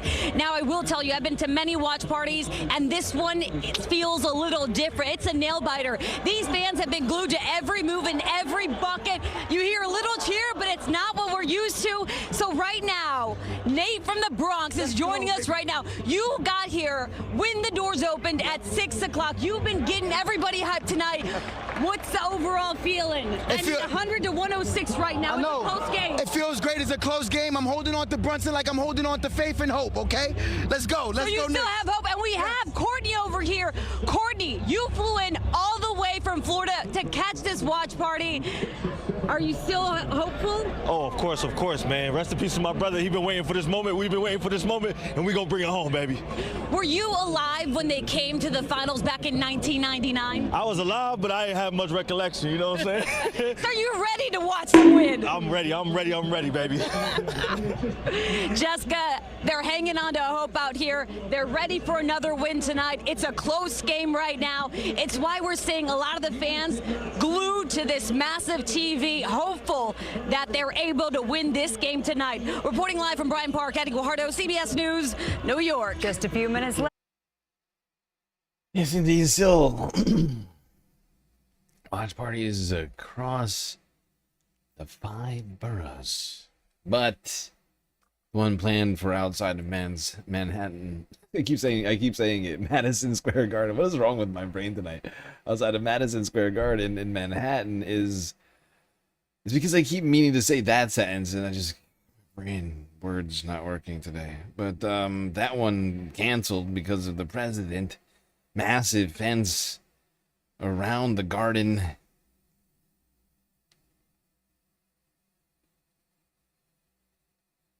A lot of people, I think, disappointed by that.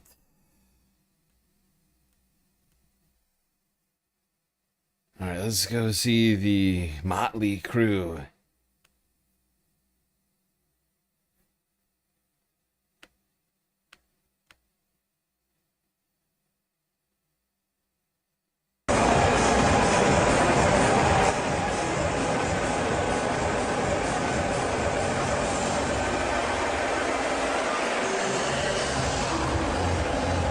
Look, Lee Zeldin's there. And Sean Duffy. And who else is there? I see Zeldin, I see Duffy. Is that Wickoff? I think it's Wickoff. Yep, I see Wickoff, I see Trump. Who's this dipshit? He's probably the owner of the Knicks.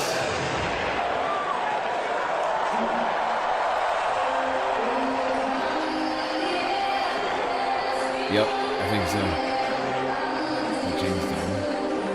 Oh, it's Madison Square Garden.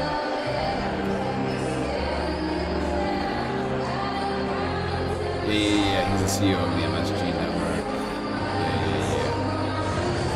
The guy in the annoying orange suit right now, James Dolan, the CEO of the MSG network.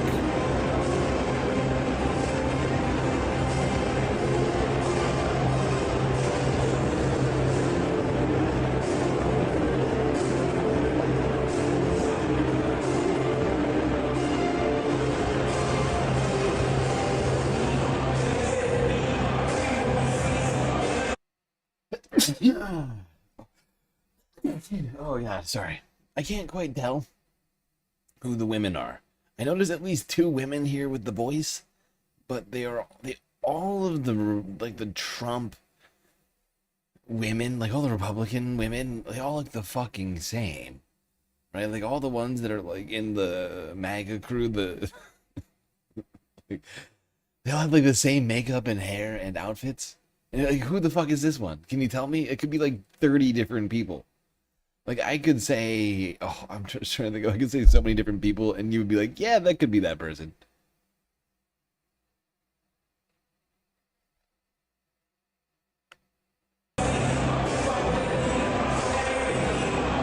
Like, that could be Caroline Leavitt.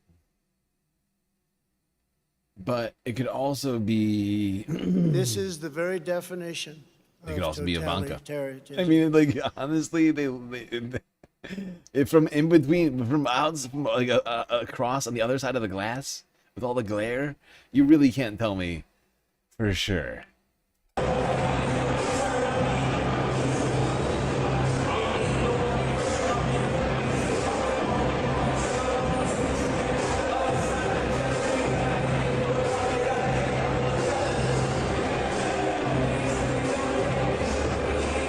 I do think it's actually Kai. I'm pretty sure that's Kai Trump. Do you see what I mean? Like they're all the same. All the same person.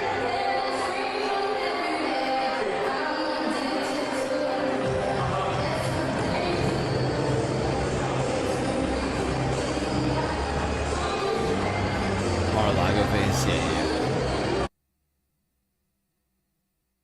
Anyway, I think we've identified most of the people here. Is that Doug Burgum? Oh, wait. Is that Doug Burgum? I think that's Doug. Yeah. Yeah, that's Doug.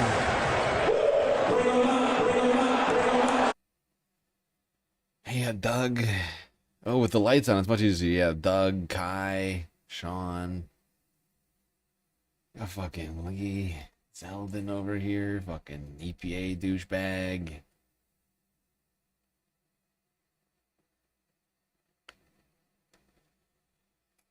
Look at this motley crew of Fucking idiots. Who I don't know is this one kid who seems like, I think it's got to be this guy's son. You see what I mean? Am I wrong? Like this dude completely just standing there, completely uninteresting kid who's like leaned into this dude in the orange suit, who I've never seen fucking before, but he's in the box with the president. Also, who is this? Who is this guy?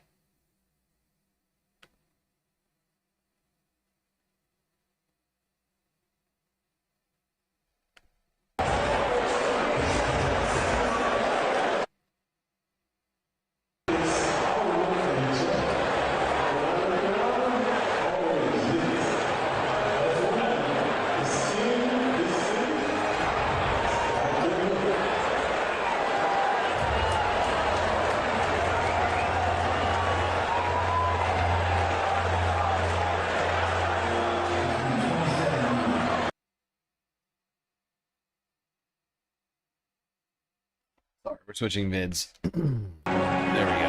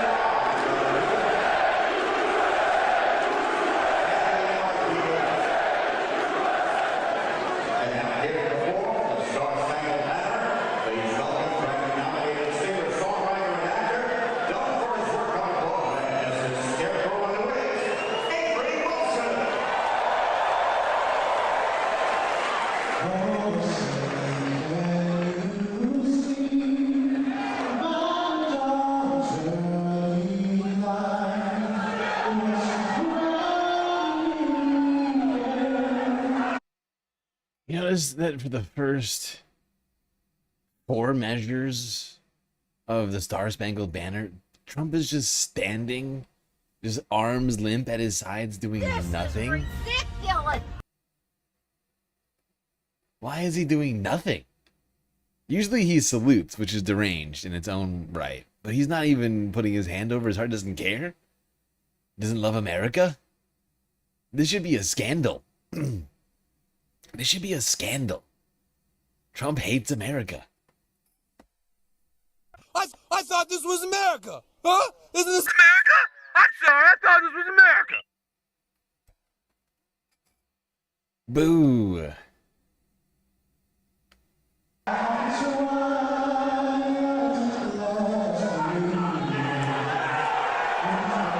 He looks around and then he salutes. He looks around and then he starts saluting. And then people start booing because they realize it's him.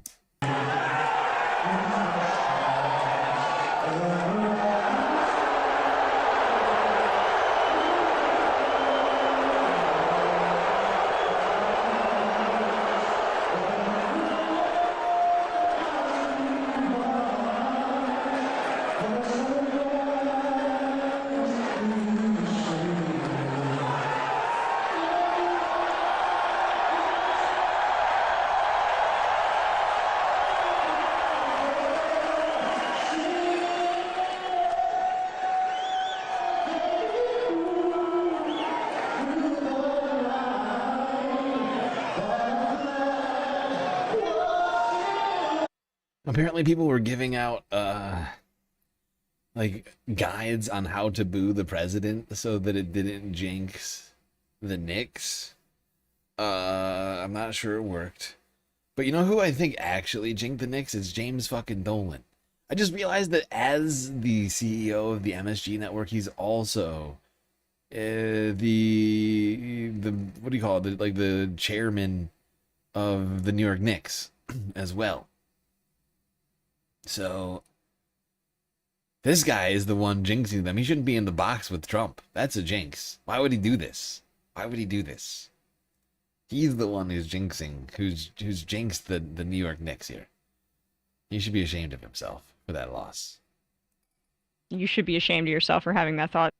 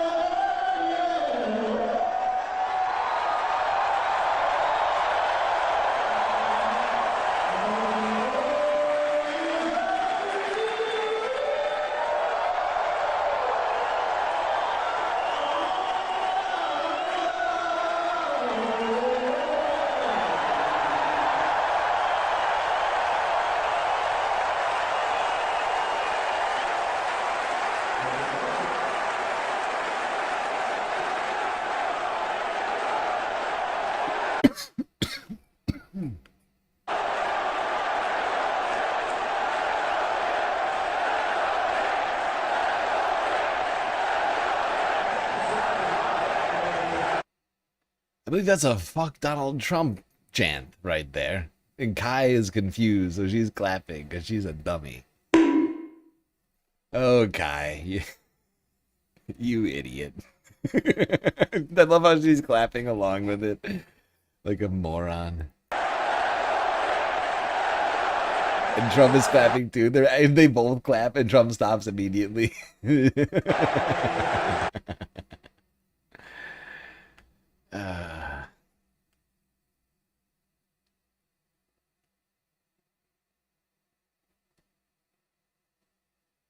Yes, Trump was mercilessly booed at Madison Square Garden by fans.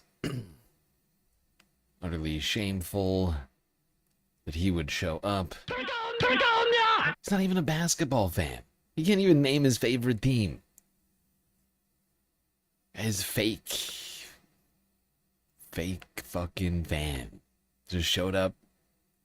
He wanted attention. It's his birthday on Sunday. Just wanted to have a little fun. Who cares if it ruins it for everyone else? It's his birthday after all.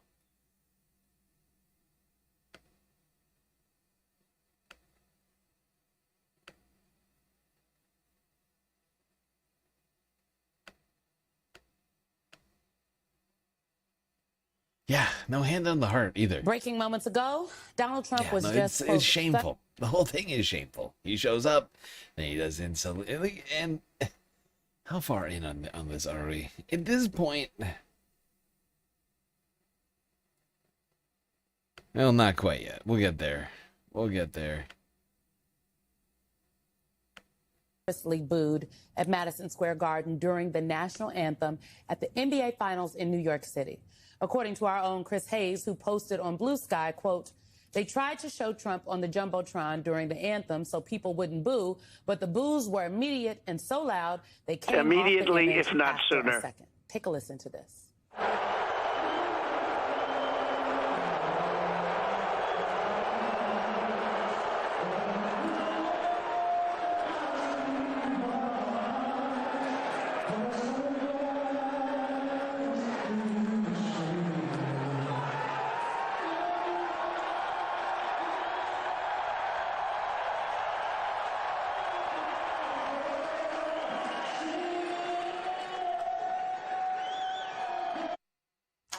We just had a very spirited conversation in the break before. Can I just say, Avery Wilson, Grammy-nominated Avery Wilson of Broadway fame, was a person that was singing the national anthem. He was giving it to us over the booze.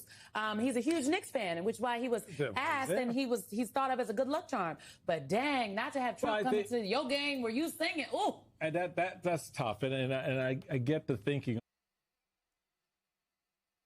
Excuse me there. So I only listen to fucking what's his face.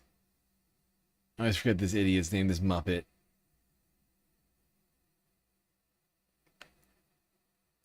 I just do not care. The guy's a former Republican failure. Or former Republican failure. Why do I gotta listen to this dude? Like, why? Give me one fucking reason why I gotta listen to him.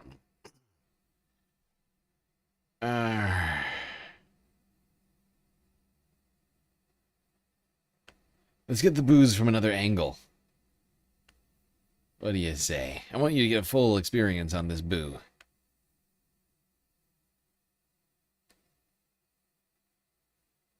Twilight last evening, whose brush strikes and bright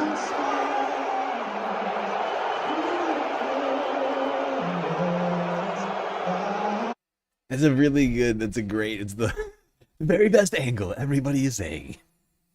It really gives you a sense of how people reacted. Everybody's chilling. Respectfully. And then Donald Trump's photo appears and people lose their shit.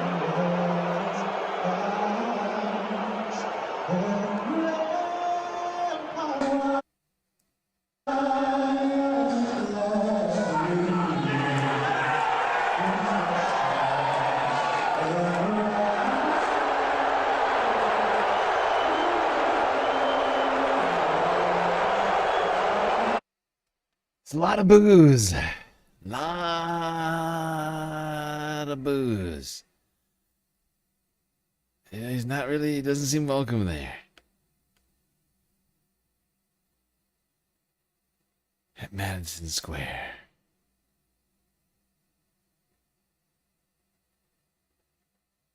Now, he was the first president to ever attend the NBA Finals, probably the last one.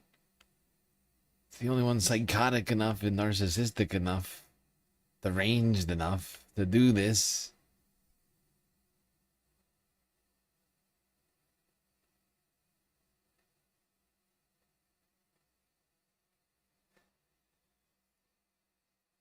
Now, at one of the watch parties, the NYPD clashed with Knicks fans. Just trying to enjoy themselves.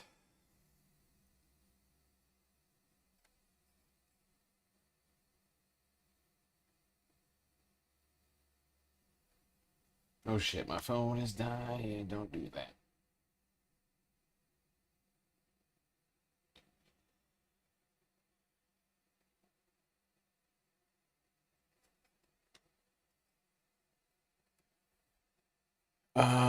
Oh, I forgot to add that.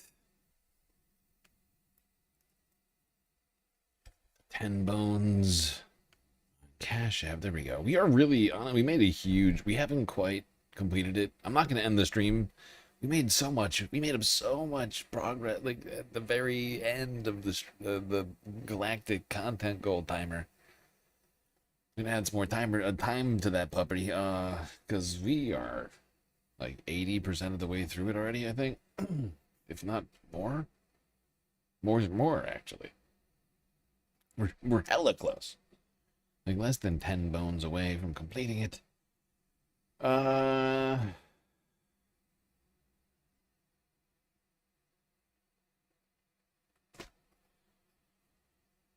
It's incredible just how tone deaf the president really is, though. Like, did he not expect to be booed in New York? Does he not know how unpopular he is around the entire country?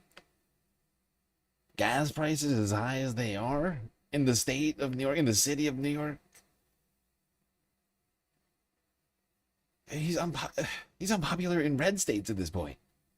He shows up to fucking New York City, Madison Square Garden, NBA Finals, makes everybody wait 2 hours to come into the fucking place, and then you know, like, honestly, he should have just watched it from Mar-a-Lago at a fucking party with the Epstein boys. Chaotic moments outside Bryant Park last night, right near the Knicks watch party. Video shows fights breaking out on 42nd Street and clashes with police. Officers tried to push back the crowd, and at least one officer could be seen using pepper spray. No word yet on any arrests there. And officers had to break up more fights nearby, including this brawl where someone grabbed a bus stop sign and was swinging it at people. Rowdy fans were also... Yeah, let's not use signs as weapons, everybody. Write that down for later. Let's leave the signs where they are. That's always a good recommendation, I think.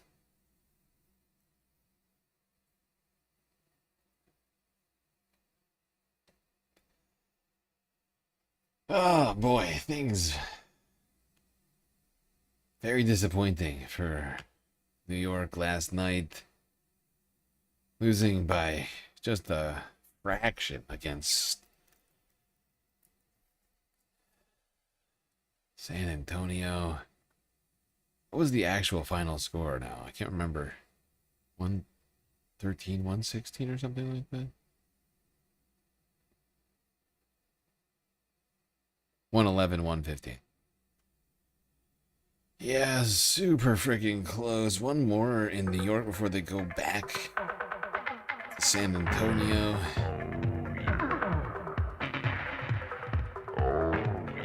Oh yeah. Thank you for the glasses. What next? Oh, a little bit more on this situation.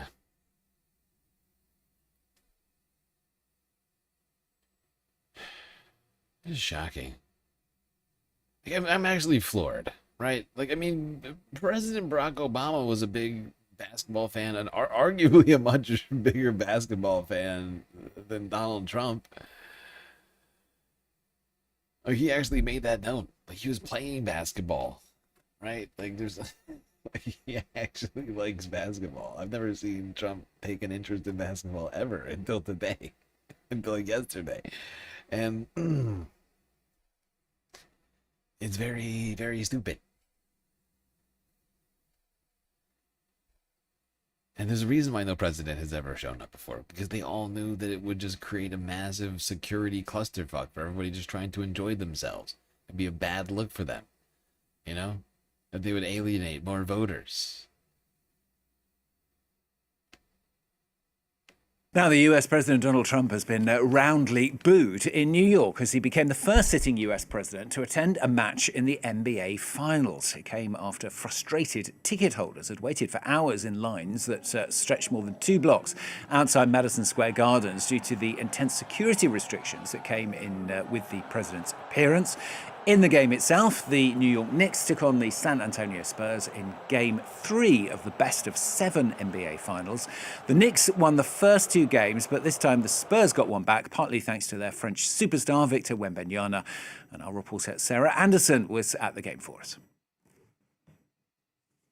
Donald Trump was met with boos as he arrived at the stadium, and every time he appeared on the big screen, the reaction... Oh, did you miss them calling? For those who missed it, Graham Plantner, projected winner with 50% of the vote already counted. He is at 72%.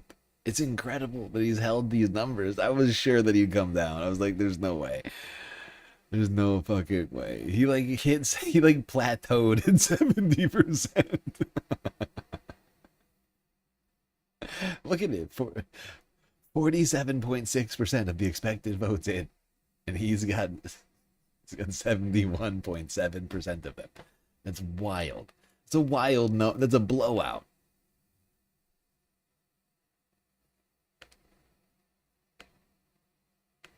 was pretty much the same. After all, New York is heavily Democratic and remains largely hostile to Trump. The president watched the game from a luxury suite alongside James Dolan, the owner of the Knicks. Dolan is a close ally of Trump. He even got married at Mar-a-Lago and has supported the president for years. So for many New Yorkers, Trump's presence did not sit well at all. And that presence also came with an extraordinary security operation. Hundreds of Secret Service agents and thousands of NYPD officers were deployed across the city to secure what was a historic night. The Knicks came up short in Game 3. It was a tightly contested game, but in the end, the Spurs came out on top. It's a disappointment for fans here who were dreaming of a historic celebration again on home court this time, because it's worth remembering that the Knicks haven't won an NBA championship since 1973, but it takes 4 wins to claim the NBA Finals, so the series is far from over, and the Knicks still lead with 2 wins to 1. By the way, I still have no updates on the Nevada's 1st and 3rd district. No votes have come in at all yet. Donald Trump returned to New York City to attend Game 3 of the NBA Finals, and he was shown on the Jumbotron at Madison Square Garden during the national anthem. The reception to the president's homecoming may not have been what he hoped for.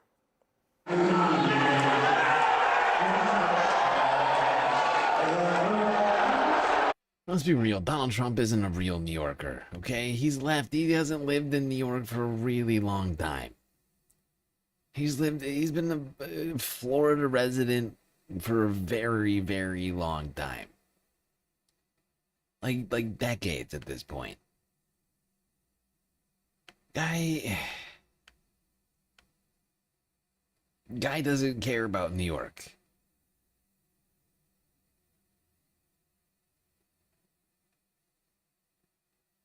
He's constantly shitting on New York. I mean, for him to pretend that, for everybody even call it a homecoming, it's ridiculous. It's really not a homecoming anymore for him. New York doesn't even want him anymore, right? It's arguable if they ever did. All right, he did it. Kankles McTaco-Titch just had to march his ass to MSG. Nobody wanted him there. But what's more interesting to me about this is the fact that he took Natalie Harp. Natalie Harp is this young gal that is just obsessed with Trump. She is the one that edits all of his tweets. She is the one that they call the human printer during his felony trial. She would print out all of these favorable articles from some right-wing rags and make him a picture book. So you may remember back early in Trump's 1.0, his tweets had a lot of spelling errors, a lot of grammatical errors. And Stormy Daniels was tweeting a lot at the same time. And people were always comparing, like, she's a lot smarter than Trump is. Well, now his tweets are really kind of perfectly grammatically, they're all there. You don't see the spelling errors. Well, that person that does all of this is Natalie Harp. It's been rumored that she's up with him in the middle of the night when he is going on all these benders, right? So why on earth is she...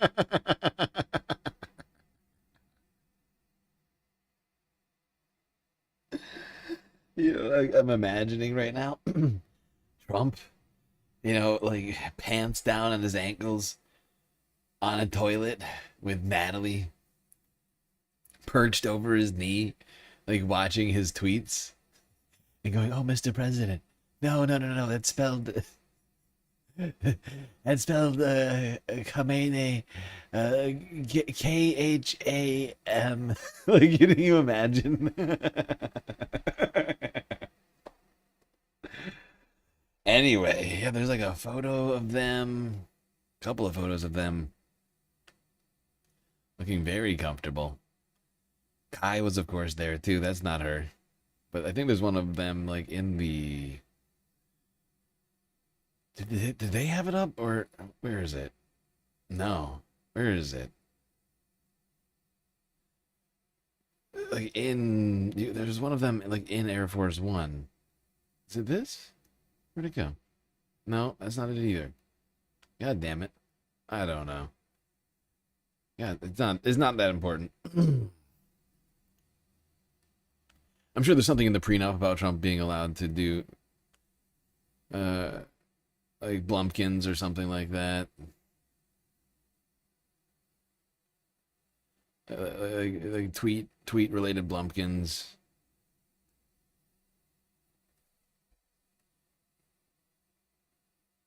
That's the other Stepford wife. Yep. That's Melania's understudy. She just tags her in when she. I don't know. That's not in the prenup. No, I go. Natalie. Yes, thank you, darling. Get in there. He's tweeting again on the Truth Social.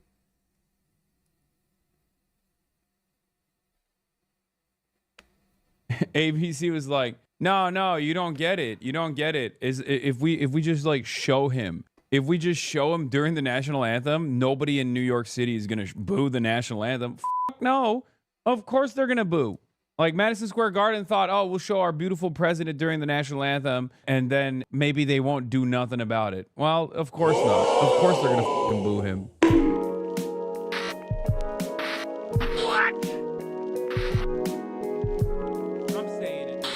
We got a lot to cover, obviously. But let's get started last night. At the events that unfolded at Madison Square Garden against the president, the best president of the United States of America, Donald J. Trump.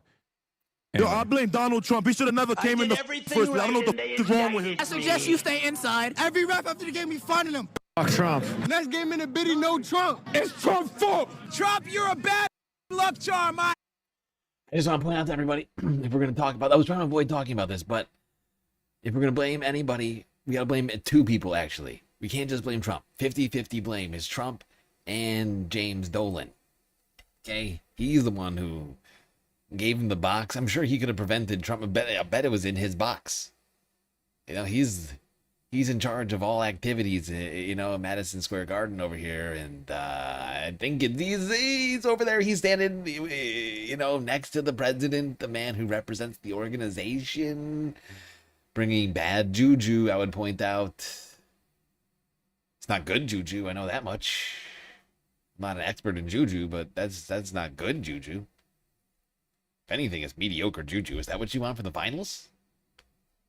Donald Trump, why the hell did you come to this game, bro? The Knicks were going to win this game until you came. We're going to come back. We're going to win that shit. It's 80-20, really. And the rest. Is it 80-20, though? Is it, though? I mean, the man got married at Trump at Mar-a-Lago. Come on, dude. It's got to be higher than 80-20. It's got to be like 60-40. 80-20. The Texans, the Astros, anything from Texas. Sandy cheeks. I'm clapping your cheeks. The only reason why we lost is because the NBA wants money. 1B one more time. He a nice player, but 1B one more time. The officiating was horrible. Trey Young, Donald T. I'm not jacking you right now. I'm not jacking you, all right? I'm on the phone with my ex. Fuck the Spurs. 13 games straight. The day you come, boy. The day you come. Stay your ass in D.C. I feel like the game was rigged. The New York Knicks had it. Fuck Wembenyama. Dylan Harper. Send that Wembenyama. Get ass home. I promise you. Suck my dick, Trump. Don't come back to MSG, nigga. Them niggas wasn't thinking about Donald Trump. They was thinking about winning. Stop that bullshit. People, as you can see, are quite upset on the streets of New York. Cussing out the president. Displaying their anger. In all sorts of different ways. Mostly by yelling. Mostly yelling. Which is fair. I think we can all understand everyone's great anger in this moment.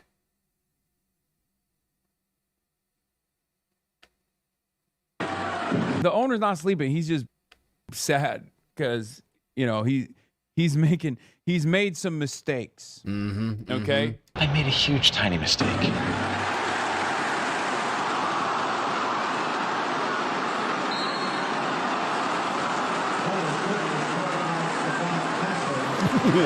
Trump looks sad too, though. Bro, they both look sad. They both look so sad. You know, they're in. I don't know how much one of those boxes costs. It's got to be over $1 million, right? It's got to be like multiple millions of dollars to get one of those boxes. And they're just sitting on like $1 million a piece seat over here. They're just pouting. Look at Trump. He's half asleep. He's like, oh, and look at how sad they are. Why even come if you're gonna look like that? And she's like, how old is Guy? 19? She can barely get excited. She looks sad too. Right, because she just got booed by thousands of people. It's gotta suck. What did they expect though? That's the question I keep asking myself: is what these three people expect? What did they? They just really live in an alternate universe? Like they politicize the situation, and this is where I am finally going to make the point I've been waiting to make this whole goddamn time. So hold on to your hats, because I went on to Fox News. I was like, you know what? Why do I want to do this? Why do I have this strange pull towards Fox News universe? Why do I need to know what Fox News has to say about this? And what's strange is I couldn't find out before the stream started. It may have changed between now and then, but 4.5 hours ago, I could not find one. No comment. Plenty of other videos about all sorts of other stuff, but nothing about Trump being booed here at Madison Square Garden at the finals of the NBA. Nothing about, the president showing up at this very important basketball game and getting booed by a large crowd. Although I did find a shorts video which was just a snippet of people saying USA, which I don't think had anything to do with Donald Trump. I think it had to do something else. Some random dude just like started a USA chant. But they had posted that. Is anybody following where I'm going here? Because the thing that I was expecting was for them to come out and defend the president of the United States who was getting booed. Where are they? Like, where are they?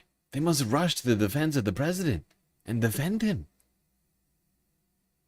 Like, and if somebody finds, please let me know if you find some right-wing pundits defending the president and saying how dare New Yorkers boo Donald Trump. Please send it to me. I'm begging you. I really am begging you right now. I wasn't sure who. I didn't have time to like look for more. Like I just searched Fox News. I could have looked for other people. I just preparation for all this today. Just only had so much time. But the reason why I find this to be, somewhat important is because, well, you might remember this guy.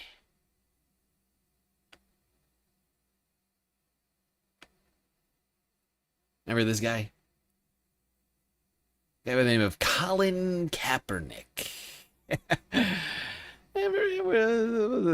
Played for the, the 49ers or something like that? I can't remember. Was it the Steelers or the 49ers? It might have been both. It was the 49ers. San Francisco 49ers. American civil rights activist whose career was cut short because a bunch of right-wingers couldn't stand politics in their fucking football. And they were crying about it on Fox News and on the Daily Wire and literally on the Blaze and literally every single fucking right-wing network on the planet.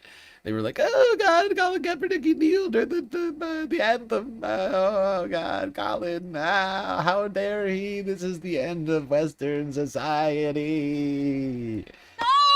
Why, Colin? Why do you exist? Stop existing and kneeling. My feelings. Why did you think of my feelings? This is political, and I want to enjoy my sports ball. I'm not enjoying my football. No, it's all your fault. You politicized it.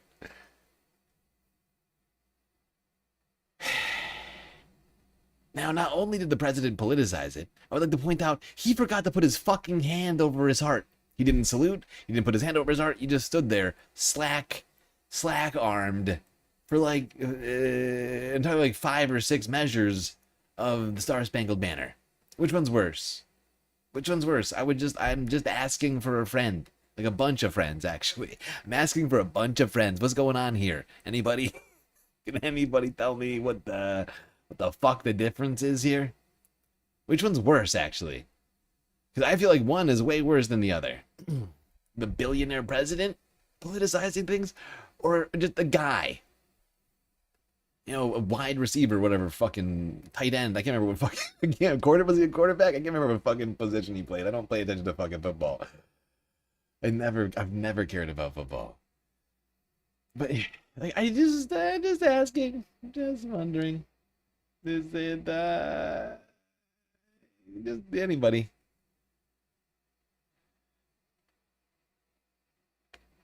Doesn't even blink. Like he wakes up for a brief moment when the cheers happen and he goes right back to sleep.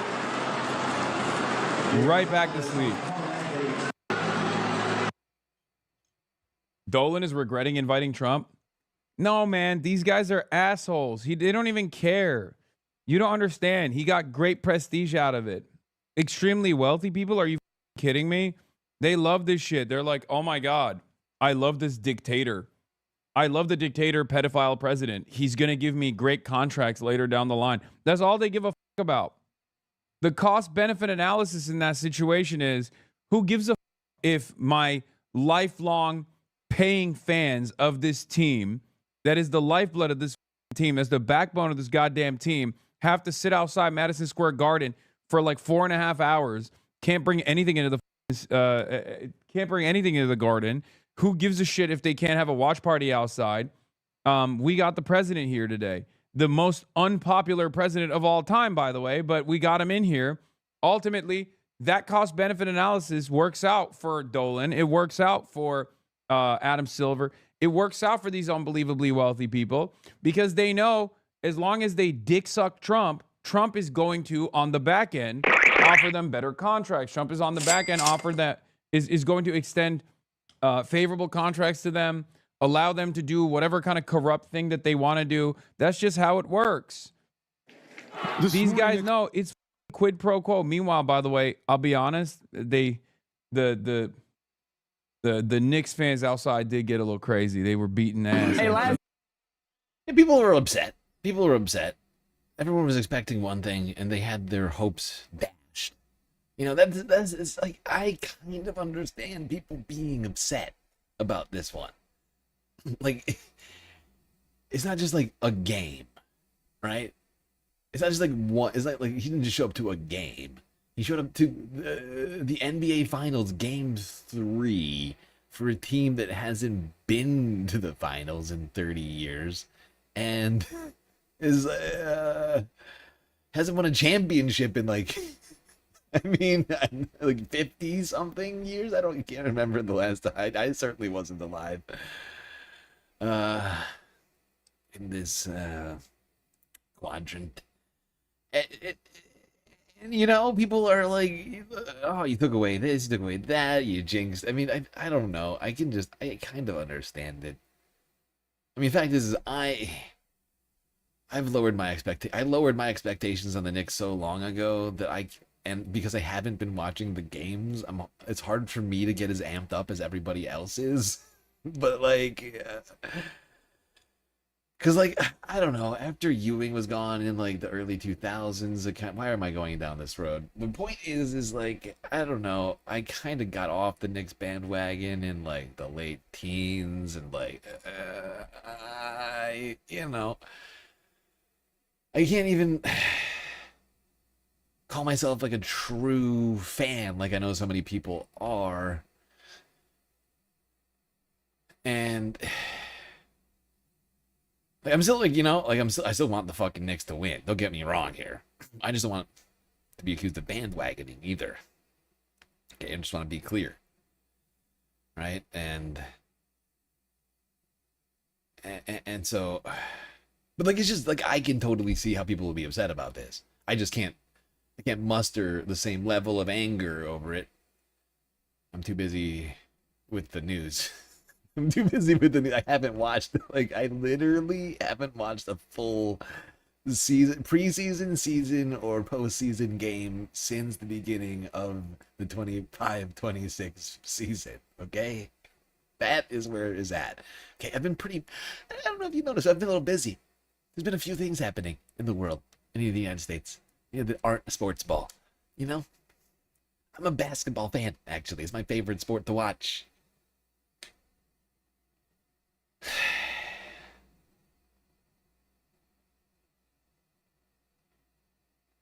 It's gotta be my favorite sport to watch. At least like top 3 sport to play.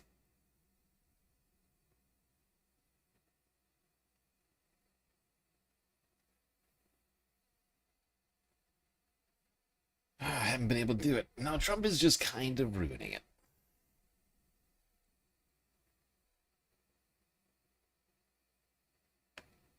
However, we must carry on. It's gonna be fine. It's gonna be fine, space fams, I tell ya. Don't you worry.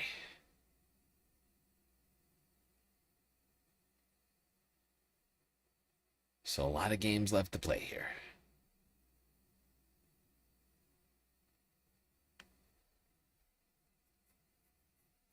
Hopefully Trump has learned his lesson. He's not going to show up. Although I would almost guarantee. Actually, I would love to. I think he should do it to San Antonio. I mean, he's going to do it to New York. Why not do it in San Antonio? Why not cause a huge inconvenience for a bunch of Texans? I'm sorry, Texas. I know we have a bunch of Texan viewers. I don't know if anybody here thinks it's in the game. But just out of fairness, I'm sorry, but just out of fairness, I think he should go to one of those games.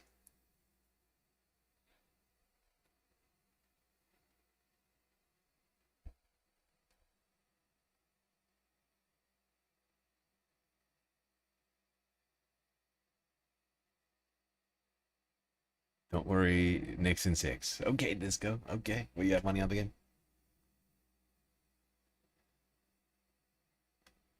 I mean, they could do it in 5. It's 2-1 right now. Another game tonight. Oh, tomorrow night. Wednesday. Tuesday. Tuesday? Wednesday? What's today? Tuesday? Wednesday? What?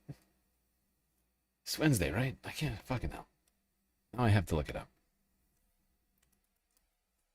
Is it Thursday? No, it's tomorrow. It's Wednesday. Yeah, it is tomorrow. Wednesday. My brain is just broken. I was fucked up this week. Something about my sleep schedule is completely... I don't know what I did. Oh, right. The Monday, I went to go help somebody go with getting to the doctors. Right. And yeah, that's totally fucked me up. That's too much, man! WSNT_me Well, 55 goddamn. subscriptions to the community. Wasn't me. It was you. Don't you lie. Gifting 5 sweet subscriptions to the Galactic community on Twitch. Gamer Goldie. Getting one of them. Tanky Gooner. Caviar Liberta. LRB. And Astra Pearl. All getting a sub gifted to them by Wasn't Me. Incredible generosity. And that's good enough to trigger one of these two. Why do I have no sound? Oh, it's the wrong sound. I forgot. I almost forgot. I don't even know where that fucking sound is. Where's my elevator music? Elevator. Elevator music. Is this it?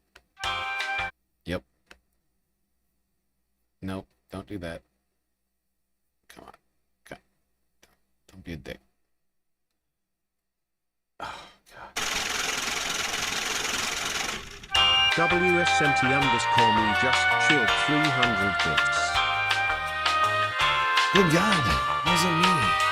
300 bits. That's gonna do it right there on the Galactic content goal. resonance is hella high. There we go. That's much better.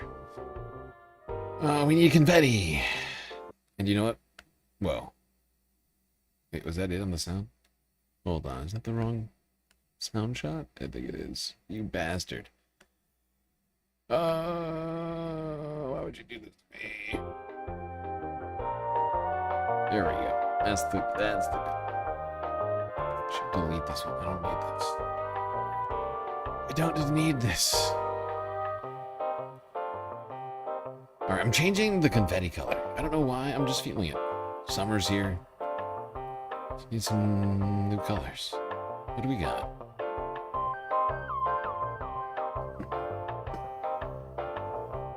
Actually, maybe we go the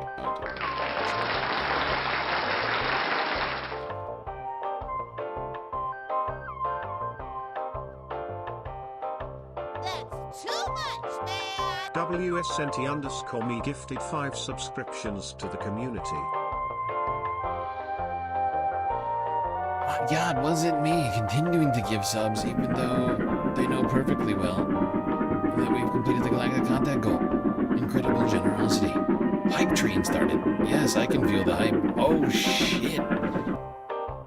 35%. Did we just get a secret treasure train? We did. Level 3 treasure train.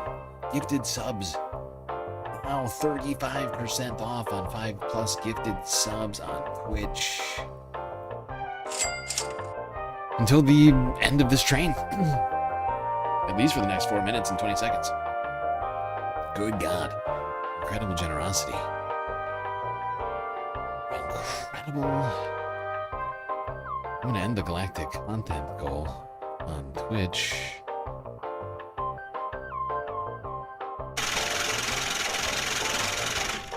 WSNT_me just cheered 1,000 bits. Good God, was it me? It was you.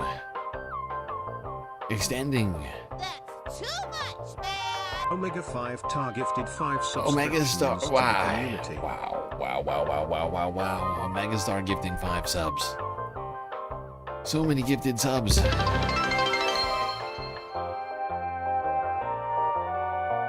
Good God.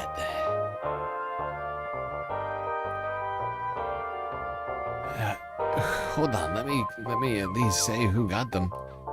Meridian Lux. Hardcore's Language. Shiny Makachu. More Motion. Nene is lit. Redmond Berry.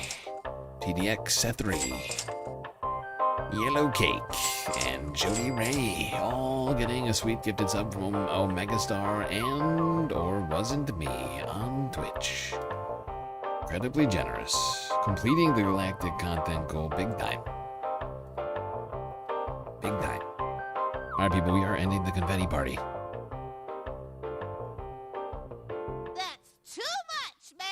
WSNT_me gifted 10 subscriptions to the community.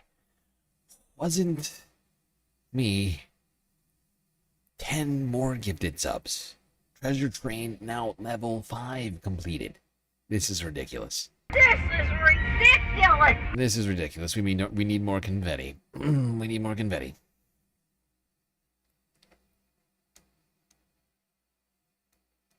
Good God. Good God, pal. Hold on. Let me read off these ones now. Oh, we don't have music anymore either. Might as well keep it going while I'm reading these.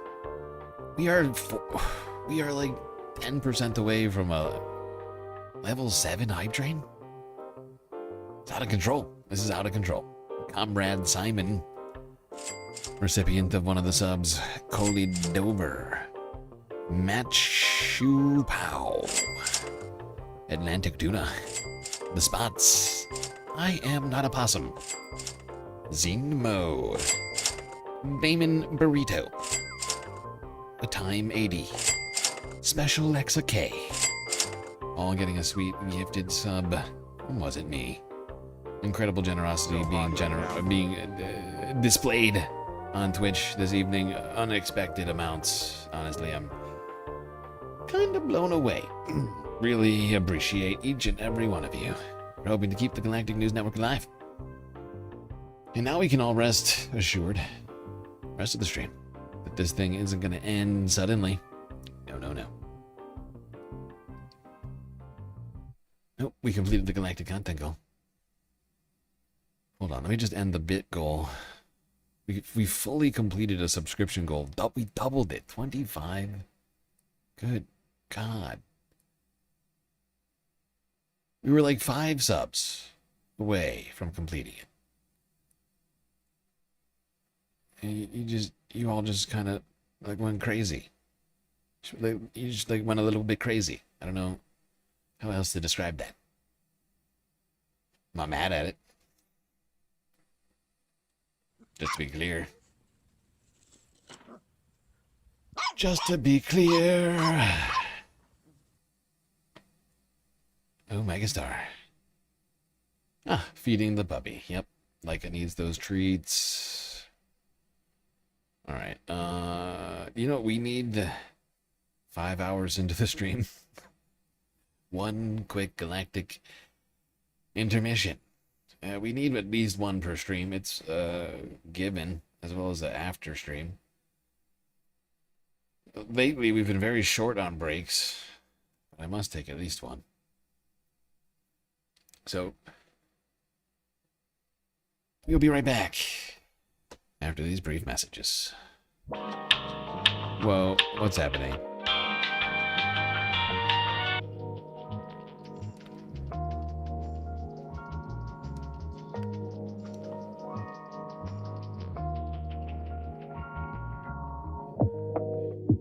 All right, everybody, I hope you've been enjoying the show so far. If you haven't already, hit the follow button on Twitch and the subscribe button on YouTube. And while you're at it, do consider contributing to the Galactic News Network, as we are completely funded by individuals like you. A lot of great ways out there for you to show your support. Twitch, bits, power-up subs, gifted subs, prime subs, Cash App, and PayPal. Throne, and of course, the very best way to get the most base benefits for your Earth dollars. Patreon. $3 a month.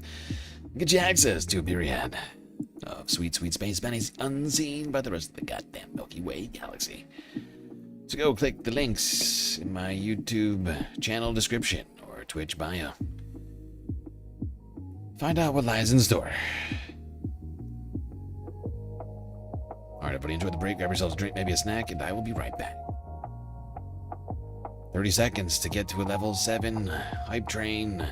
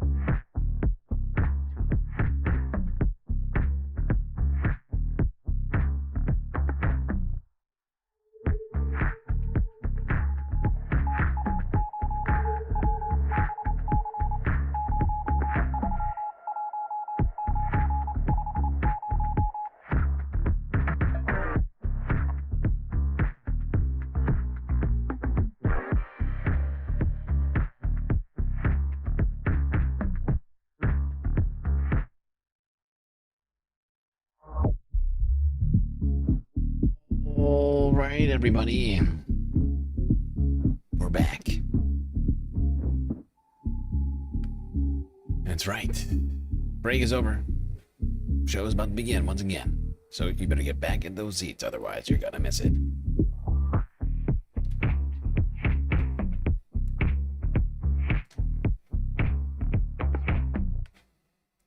Immediately, if not sooner.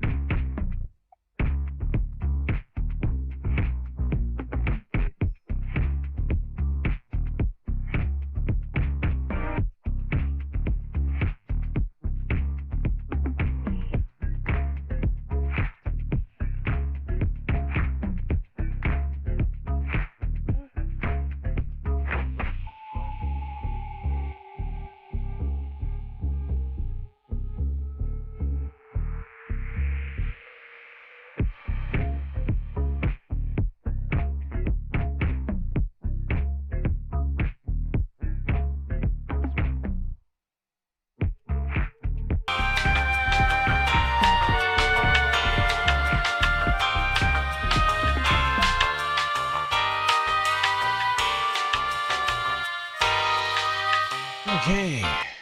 Whoa. The fuck? How? I've never seen this before. How the hell did that happen? What?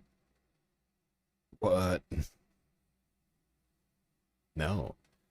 Don't do that.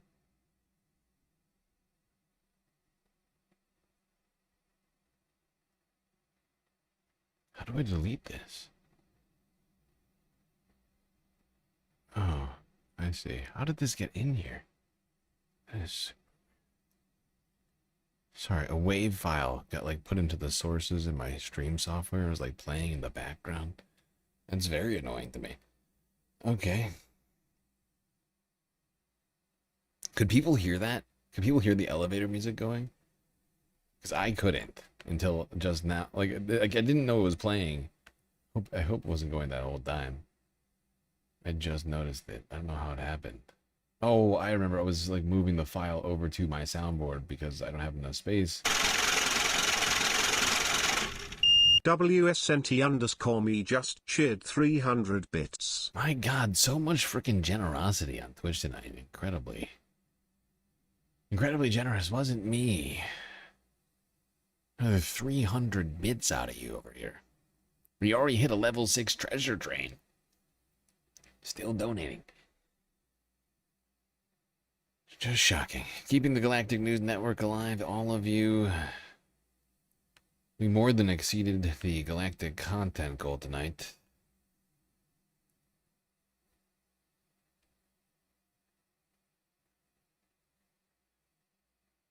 You were grooving to it? Oh, you could hear the elevator music? Good God. The whole time?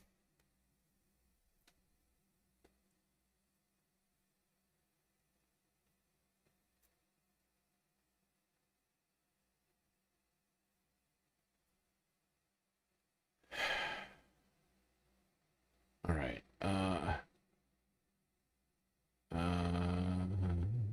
5 hours into this puppy. We got. How much do we have left?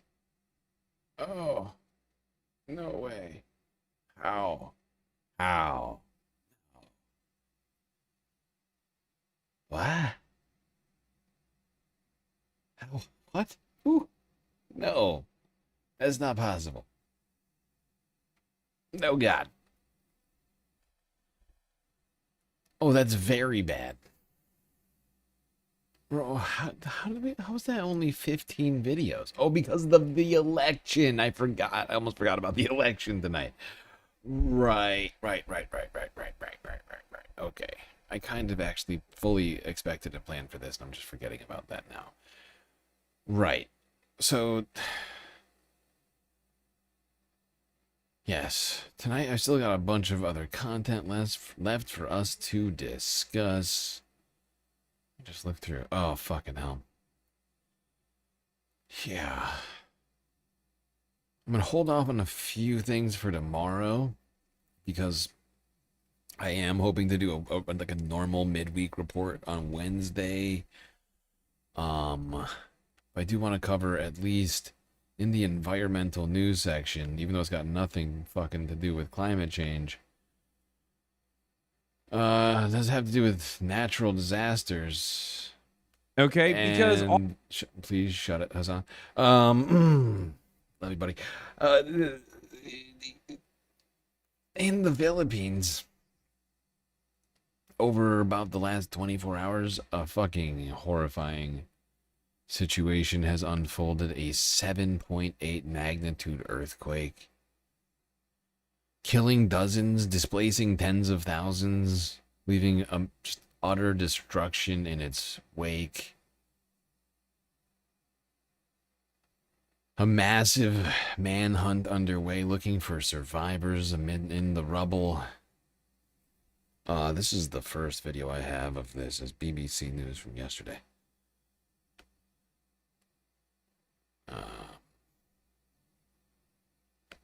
Sorry, I have to get this.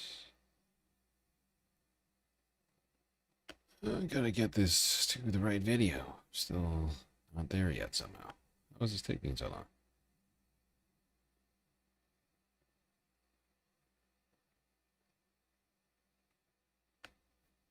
In fact, I just have a fuck ton of stuff in my list. That's my problem.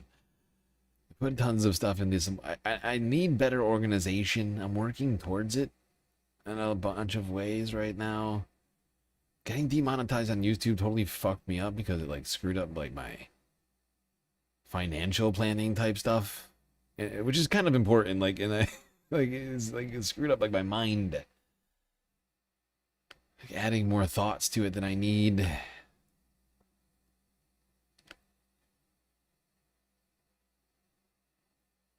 I am trying to get more organized. I should keep things in multiple, more lists or something. I need something. I need a better system. It's not the perfect system. Sometimes I wind up in situations like this where I should have just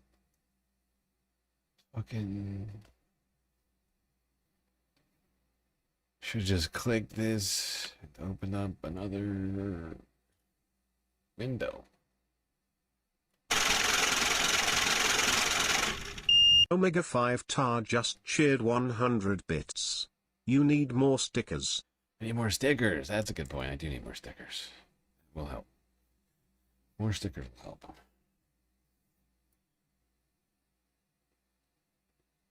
Honestly, we need to get the YouTube re-monetized. I feel like that is really taking up a ton of thought space in my brain area. And if we could just find a way to do that, that would be perfect.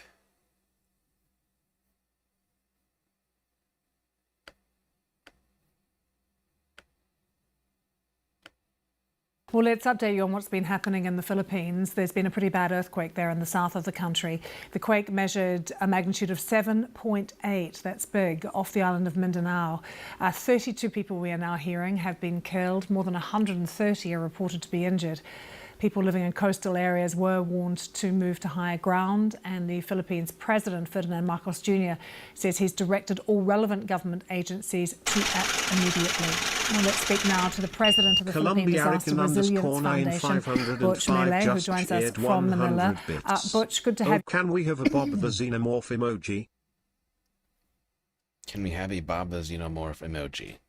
We're full up on emote slots on Twitch right now, I think. I don't know what it'll take for us to get more emotes on Twitch, but I mean, we can do like a emote vote for Twitch in the Discord, similar to the YouTubes. If people want to do such a thing, it will only take me, you know, a crazy amount of effort, but I could do that.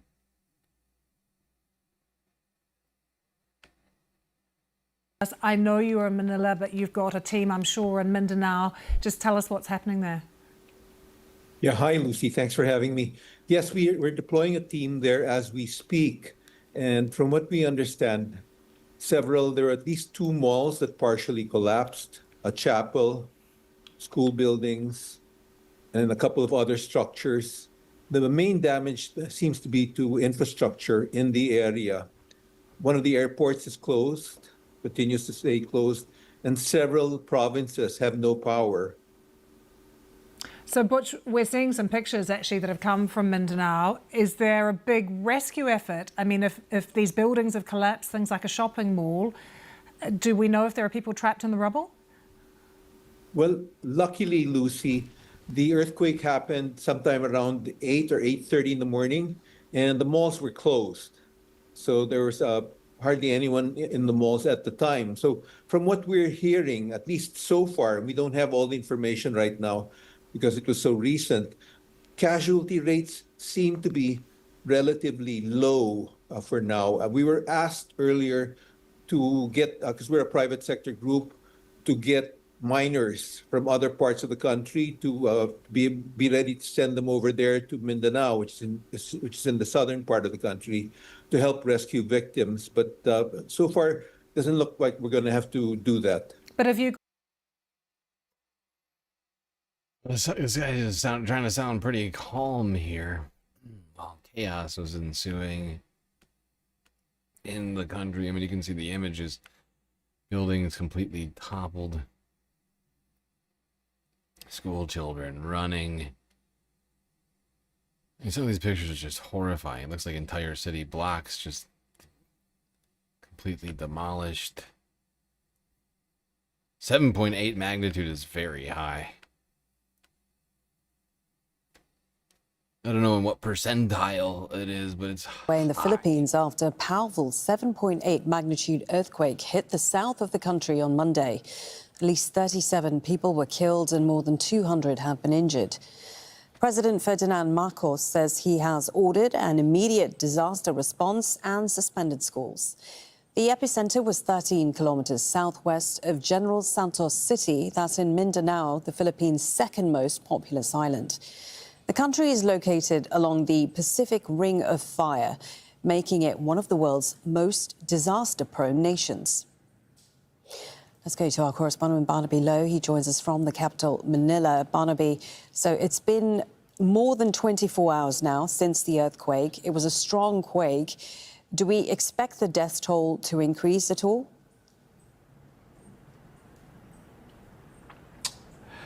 Well, Malene, you know, of course, one death is one too many, and indeed, it's a miracle that given the extent of the damage, we're not seeing the death toll in the hundreds or thousands more than 24 hours now after the earthquake struck. One of those miracles was at that fast food restaurant that we were reporting on Monday that came crashing down. It turns out that people were able to flee before the building crumbled. Now, the National Disaster Agency says that only a handful of people are missing, but and this is a big but, authorities are not discounting the possibility that more people could be missing because, for instance, they don't have a proper accounting of the number of people inside a supermarket and shopping mall that we know sustained heavy damage. Real fucking tragedy.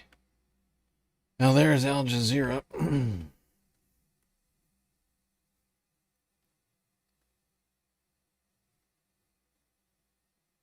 It is true, though, Philippines is very disaster prone.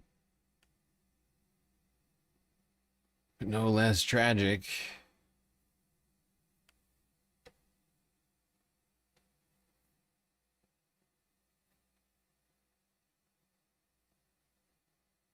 I'm afraid I don't have any space news for you today. It's been weird.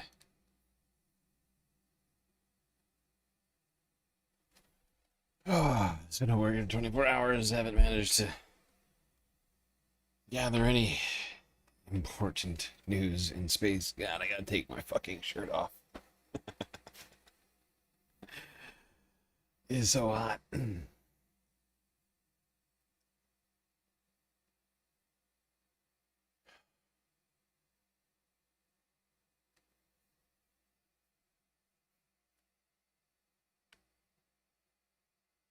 Can't afford to turn the AC on at the space station right now. You just can't do it. All right, let's go to a situation we have been talking about now for a couple of weeks, maybe even longer now. Wasn't expecting to be talking about this race, but there is the daughter of a former dictator running in Peru. Election was on Sunday. Very close race initially. Counting has been going on now for the last couple of days.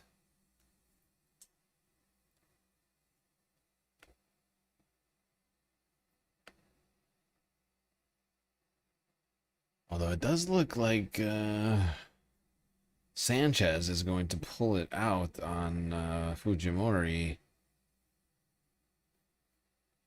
Here is Democracy Now! From yesterday.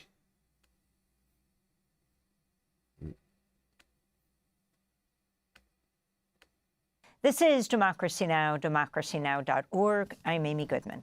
Peru's presidential runoff is too close to call after voters took to the polls Sunday in a heated election between the daughter of a former imprisoned dictator, her name, Keiko Fujimori, and a leftist lawmaker, Roberto Sanchez. Peruvian election officials warned final results could take up to a month to confirm. The latest ballot count this morning showed Fujimori leading by just about a percentage point ahead of Sanchez, according to Reuters. Sanchez spoke from Lima Sunday.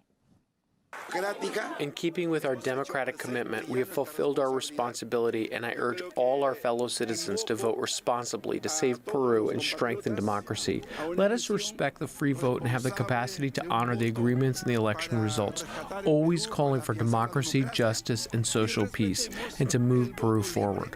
Keiko Fujimori is the daughter of Peru's late U.S.-backed ruler Roberto Fujimori, who was convicted and imprisoned on crimes against humanity committed during his regime from 1990 to 2000.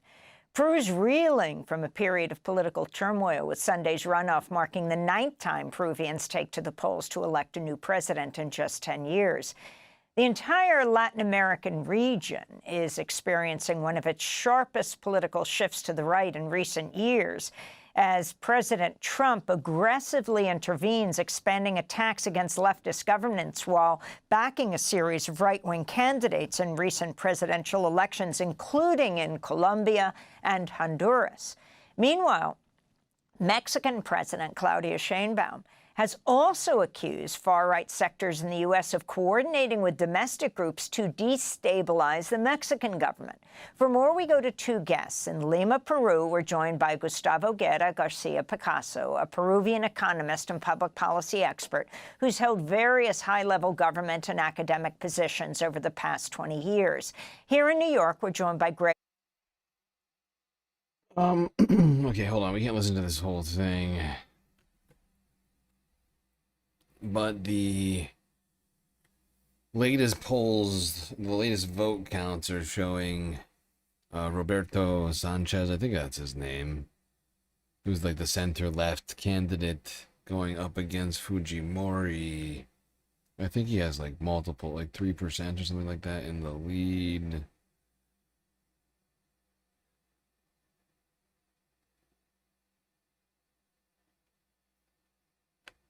In Peru, the Pope witnessed a war on liberation theology and was indelibly stamped by the movement's commitment to the poor. Start in Peru and then go broader to Latin America.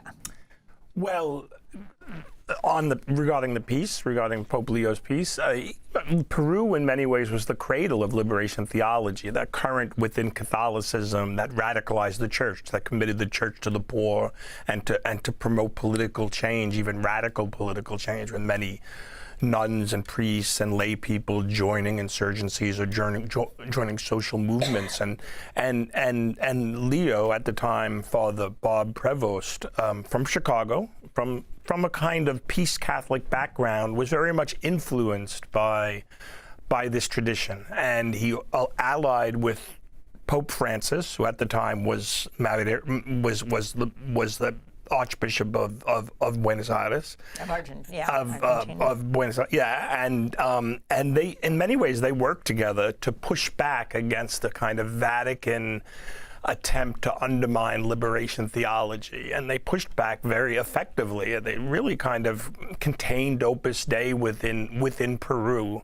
I mean, Leo's tenure in Peru over the course of 20 years corresponded to Pope John Paul and Joseph Ratzinger, who became Pope Benedict's campaign to isolate and undermine liberation theology, and then Leo was appointed bishop by Francis, and then he presided over a kind of rollback of the rollback.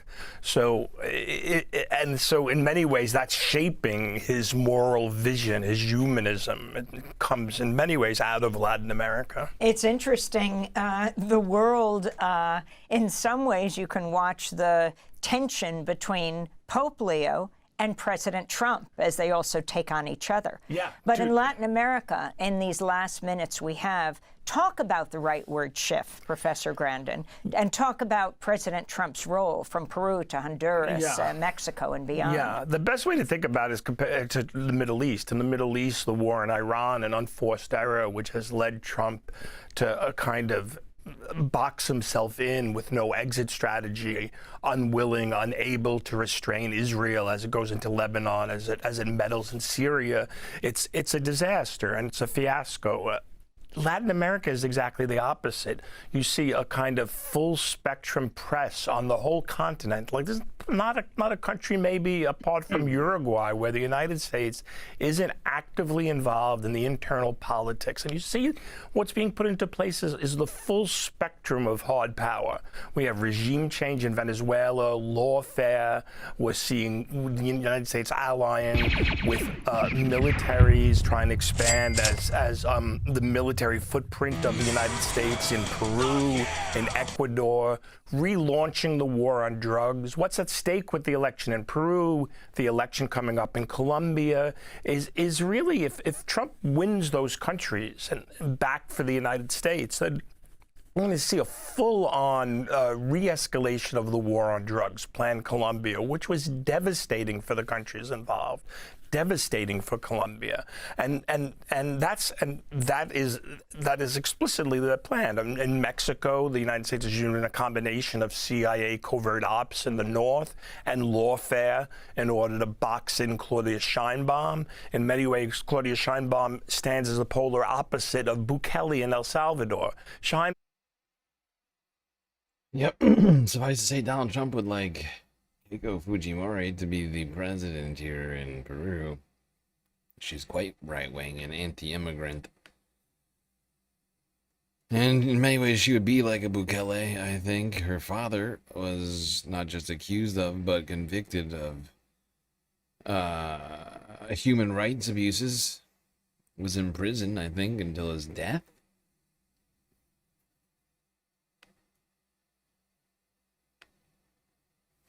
I think she would very much be following in his footsteps. She seems to certainly sort of deify him and much of his sort of political ideology. However, like I was saying, Roberto Sanchez has currently the lead, or at least did as of 16 hours ago, according to Reuters. Leftist lawmaker Roberto Sanchez has taken a slim lead against conservative Keiko Fujimori in Peru's presidential race. Thus as vote counting stretched into a second day on Monday. With nearly 95% of votes tallied, Sanchez holds a slight 0.2% lead.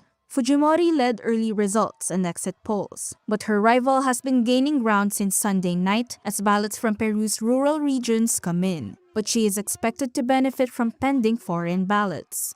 Peru's electoral authority said a full count was expected to be completed by July. Both candidates have urged calm and patience as the country waits for the final results. Sanchez, a minister under jailed ex-president Pedro Castillo, has aimed to emulate the leader's rural appeal. He has proposed constitutional reforms, changing mining concessions, imposing windfall taxes, and a wealth tax. These In the Ice Age, how much taxes did people pay?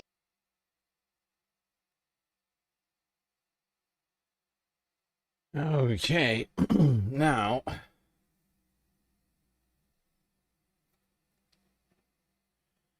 not far away in Bolivia, protesters are still in the fucking streets.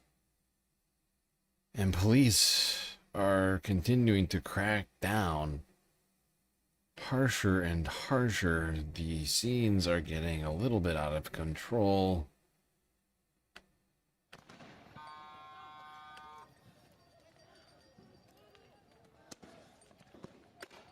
Hoy día, bajo la Constitución, bajo el mandato del Parlamento en ley promulgada por el señor presidente, ustedes tienen la responsabilidad de cuidar nuestro futuro.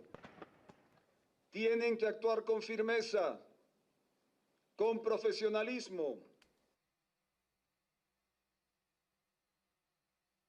Yeah. So if you recall, last time we were here, the Bolivian Congress had passed a law to allow Rodrigo Paz to declare martial law. He then immediately declared martial law and sent a bunch of troops out into the street to start shooting protesters. It's really devolved. It's really gotten out of fucking hand here.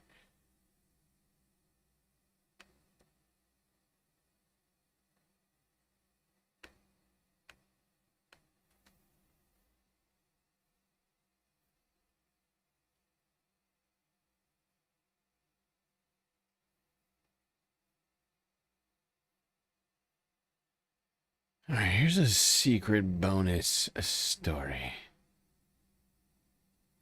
which I couldn't fit into the title.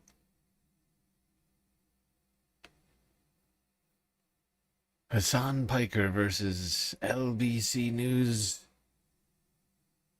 I believe Hassan was supposed to go on live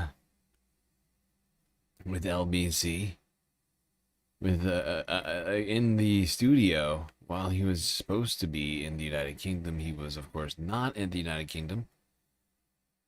At the time of this taping, instead, zoomed in from his bedroom in Hollywood.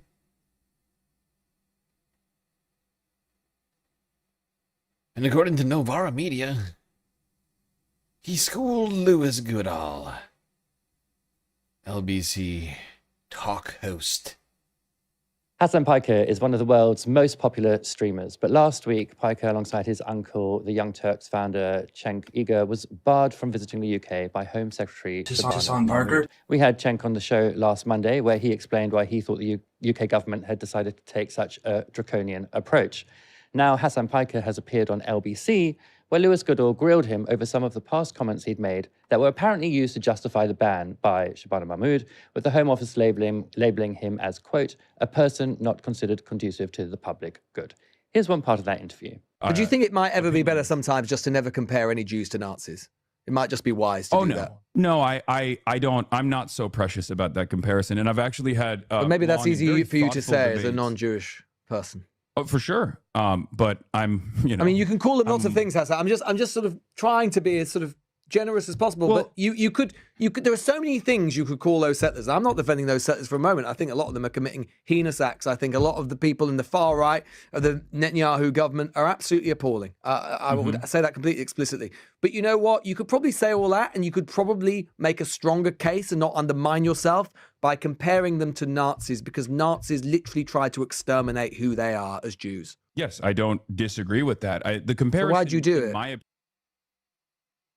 mean, who would he like us to compare this situation to? That's the problem, is that all he's got is a criticism. He doesn't have a better comparison. Doesn't have a better modern comparison.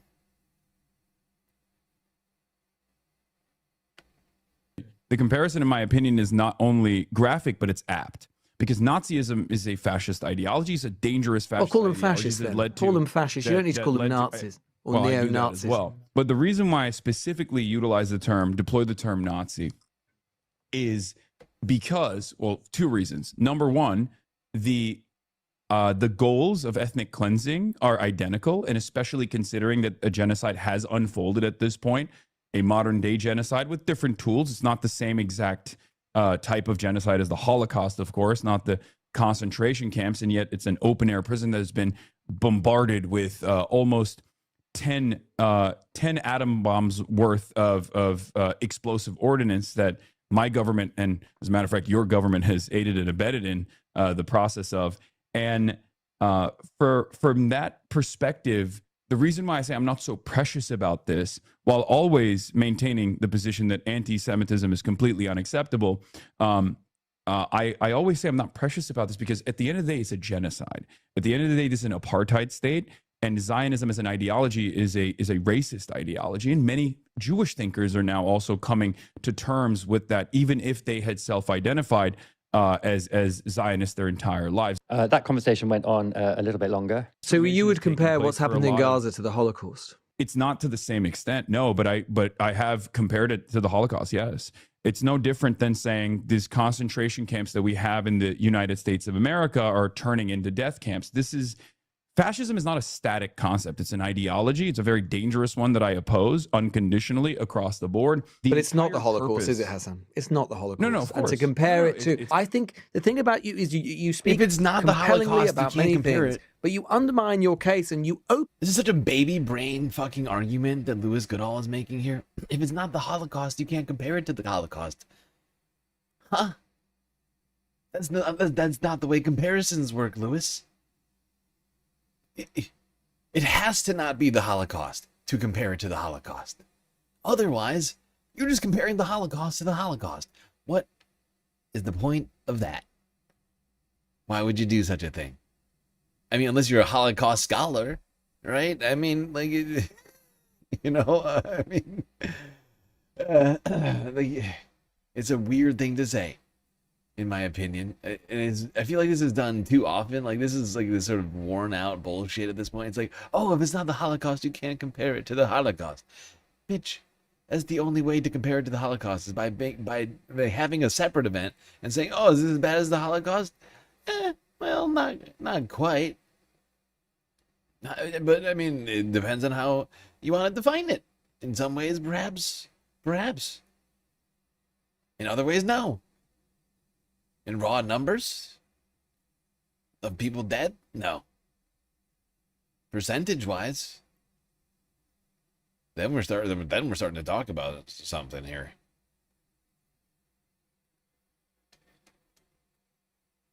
I mean, it's certainly longer than the Holocaust.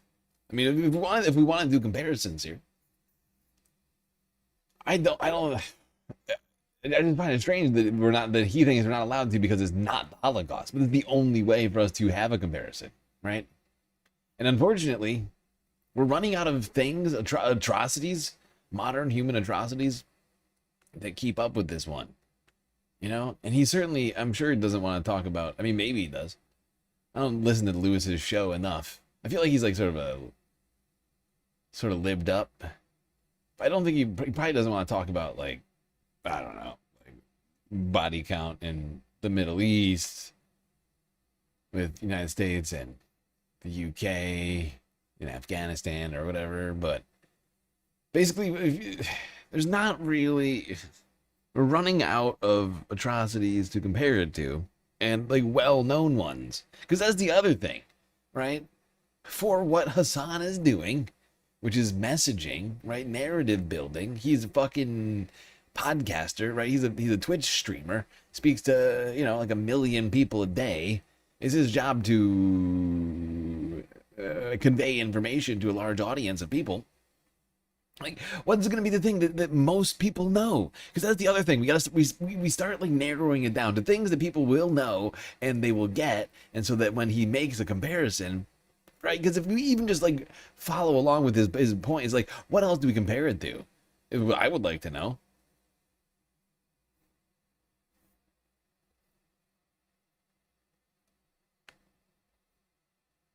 Like, maybe you can separately compare different aspects of this situation, but like to different things. But I feel like at this point, the closest historical comparison is that, like, the last 100 years. yourself to the accusation, which might not be unreasonable, of anti-Semitism by making these comparisons between what the Israeli government is doing, and let's be honest, Jews and Nazis and things they did in the Holocaust. Because however heinous we might find what has happened in Gaza, and many of my listeners and viewers would, it is still not the same as the mass extermination and the ritualistic extermination of people which happened on a daily basis during the Holocaust. So why compare the two things? Because I don't want it to get to the Holocaust. And this is the best part of this conversation. And I love having this conversation because Holocaust studies are profoundly important, but they're not profoundly important so that we can understand what took place and then assume that it's never going to happen again. The entire point of genocide scholarship and specifically scholarship surrounding the Holocaust is so that we understand exactly how a society can move in that direction and how so many otherwise kind people, I assume, can turn a blind eye to the atrocities that are unfolding so that we understand what took place and never allow it to happen again. Ash, I wanted to ask you about that exchange between Goodall and Piker. I really liked what Piker had to say about like the importance of like genocide and Holocaust studies and what they're actually for, which is not just to commemorate but to learn. But what did you make of that argument? So this thing about it being always anti-Semitic to draw any kind of comparison between the state of Israel and Nazi Germany, it's one of the examples given in the IHRA definition of anti-Semitism. Now, when the Labour Party was debating whether or not to adopt it, myself, Michael Walker, a few people on the left were arguing vociferously against it. And of course, that's something that the Labour Party eventually caved on.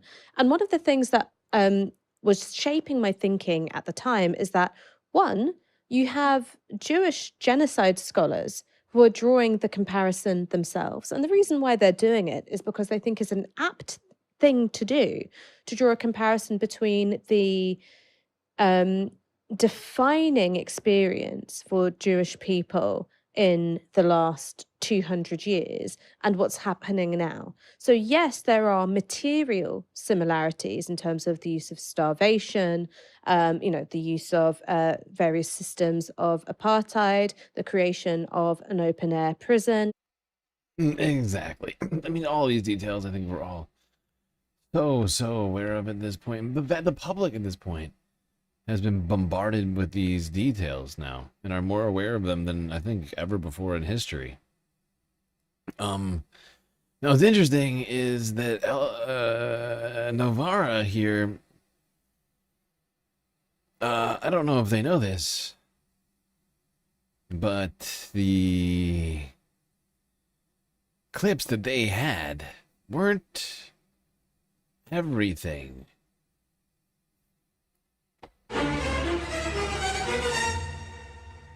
And LBC censored and cut out Hassan's debate responses. That's right. Shock of shocks. Mainstream neolib LBC lowered Hassan's mic volume. I mean, they did a whole bunch of stuff here and fucked him all up during this debate that he wasn't even aware of until watching it himself live on his own stream. The disagreement that we have is not that... My suggestion to you would be... that Wait, why is he cutting me? What the f***? Oh, come on. LBC, you cut all the crosstalk. That's crazy. Bro, they didn't even try to make the cut seem normal. They hit the hard cut again. Holy moly, that's a lot. That shit was so abrupt, it feels like an AI cut. This is one of the few instances where I didn't record on my end because I didn't think it was going to be... I didn't think it was going to be bad. Damn. The very fact that they tried to silence me in this way makes their position look even worse. Holy Toledo. I'm saying it. That Louis Goodall guy is such a liar. Clips he's posting on Twitter completely take out your response. It's okay because it's one of those things where no matter how you frame it, no matter how you try to positively frame it by removing my reaction or removing my response, it's going to cook his ass.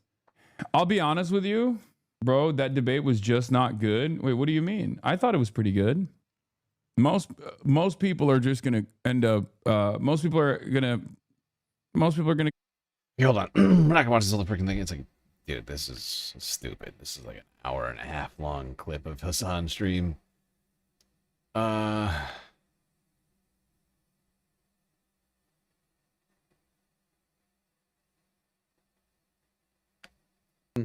Get into. We will get into it in full, but it must have been a little bit of a curious week for you in terms of your relationship with the UK. Yeah, I mean, I still got much love for the UK, and I feel bad for all of my friends out there fighting the good fight. But yeah, I was definitely not expecting the Labour government to be the government that bars my entry into the country, especially considering that I've been to the UK on numerous occasions, both under Keir Starmer's rule, but certainly under Tory leadership for the past decade or so, unimpeded. And I've delivered numerous speeches inside of the United Kingdom until this very last incursion, I guess. But it's the case, isn't it, that you're still planning to, or the Oxford Union, which is one of the events that you were coming to address or coming to undertake, that's still going to go ahead? Oxford Union actually defended both myself and Cenk Uygur, my uncle, and wanted to continue putting on the event as an act of defiance, I guess, in violation of the spirit of this travel ban. So your understanding is that you are basically prohibited from coming to the UK for the foreseeable future? Have you actually had any communication from the Home Office? No, the only communication I've gotten from the Home Office is the revocation of my ETA. And they told me that it's not something that I can oppose, and that if I would like to travel to the UK, I have to get a different visa, that I have to apply for like an actual visa. Given how close this was to the actual travel date, the suggestion was pretty clear. They just did not want me to attend the events that I was supposed to attend inside of the United Kingdom. Especially considering, from what I understand, that the visa process for all these other visas, which is totally unique for an American citizen, by the way, because our countries are supposed to have a special relationship, which implies that as an American citizen, visa-free travel was the norm into the UK for the longest time, and the visa on arrival is the way that things go nowadays. I had taken the precaution to get the ETA ahead of time, just to make sure that there were no issues. And the fact that they revoked it so close to travel implies that they just wanted to not allow me in. And also, they told me I can still apply for a different type of visa, but no guarantees there. We'll return to that because I want to talk a bit more broadly about politics, but about American politics and UK politics as well. Because it's fucking insane that they did this, and then he's like, "Oh, we'll return to the fact that you were banned from the country I'm speaking to you in." Like, what? Why?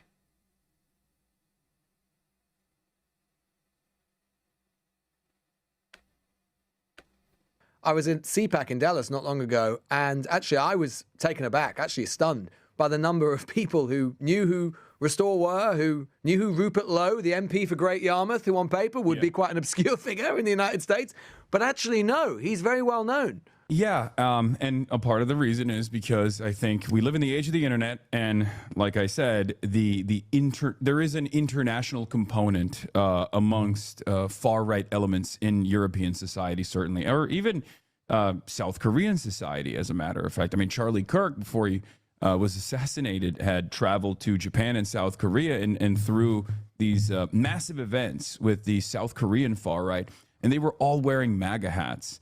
I find that both fascinating and also terrifying at the same time, that there is this amalgamation of right-wing forces that are not necessarily adjusted to their own local considerations and their own local problems, but instead they get their notes from MAGA and they wear MAGA merch, which I find very strange. I feel like it's not even a principled version of nationalism that you would expect from these old school fascists. It's very interesting to observe. What do you make of, as someone who is probably... Lewis hits a lot of question points. I love how Hassan nationalist shames them. It's like, you guys are pretending, and yet you're over here doing these incredibly hypocritical things. that are usually deployed to make lefties look crazy in the media, and you answer them all very calmly and thoughtfully. It left him looking unserious, which is the opposite of this particular journalist's whole shtick. Yeah, no, I know what kind of debate this is. Lewis himself is like supposedly somewhat of a progressive figure, or at least like seemingly a progressive figure. And the conversation wasn't even supposed to, I don't think, be a debate initially.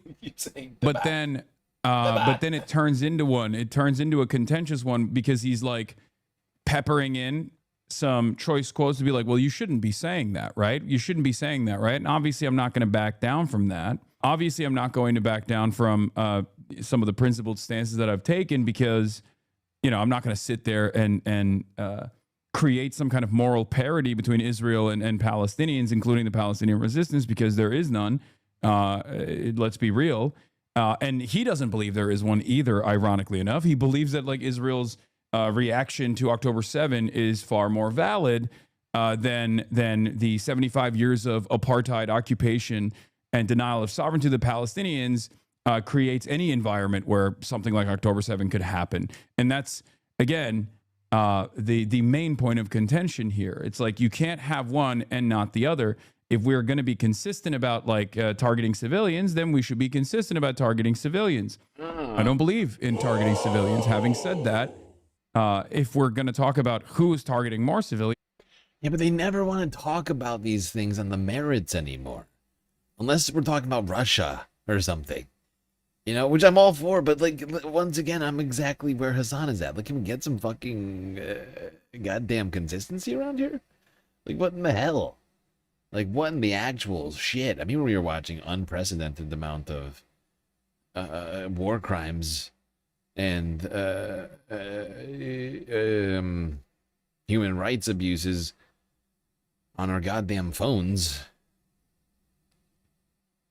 And then we're told, actually, complaining about that is anti-Semitism. A what now? Anti-Semitogen. Anti-Semitogen. Oh, that must be different. Must be a completely different thing.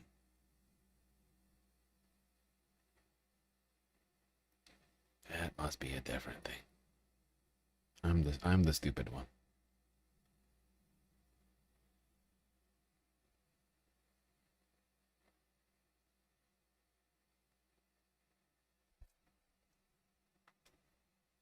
Okay. Hold on. I'm trying to find the spots where they cut Hassan out, or like when Hassan starts complaining. I can't remember where he starts complaining about this. This is such a long fucking clip. I should have written it down. I think it's around here.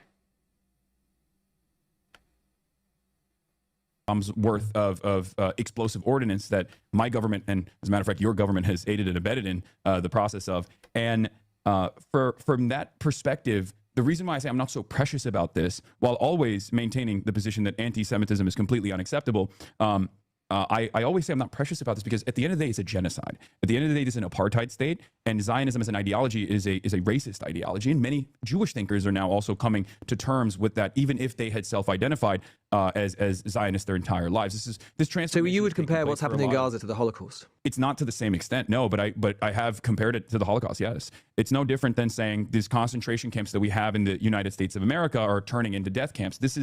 Fascism is not a static concept. It's an ideology. It's a very dangerous one that I oppose unconditionally across the board. But it's not the Holocaust, is it, Hassan? It's not the Holocaust. No, of course. And to compare it to, I think the thing about you is, I think that it's like pretty obvious what I'm saying here. Like, it's not, we can't wait until it turns into 6 million Palestinians for us to then turn around and say, oh my God, I'm so sad that happened. How could this have happened? We know how it's happening because it's happening in real time.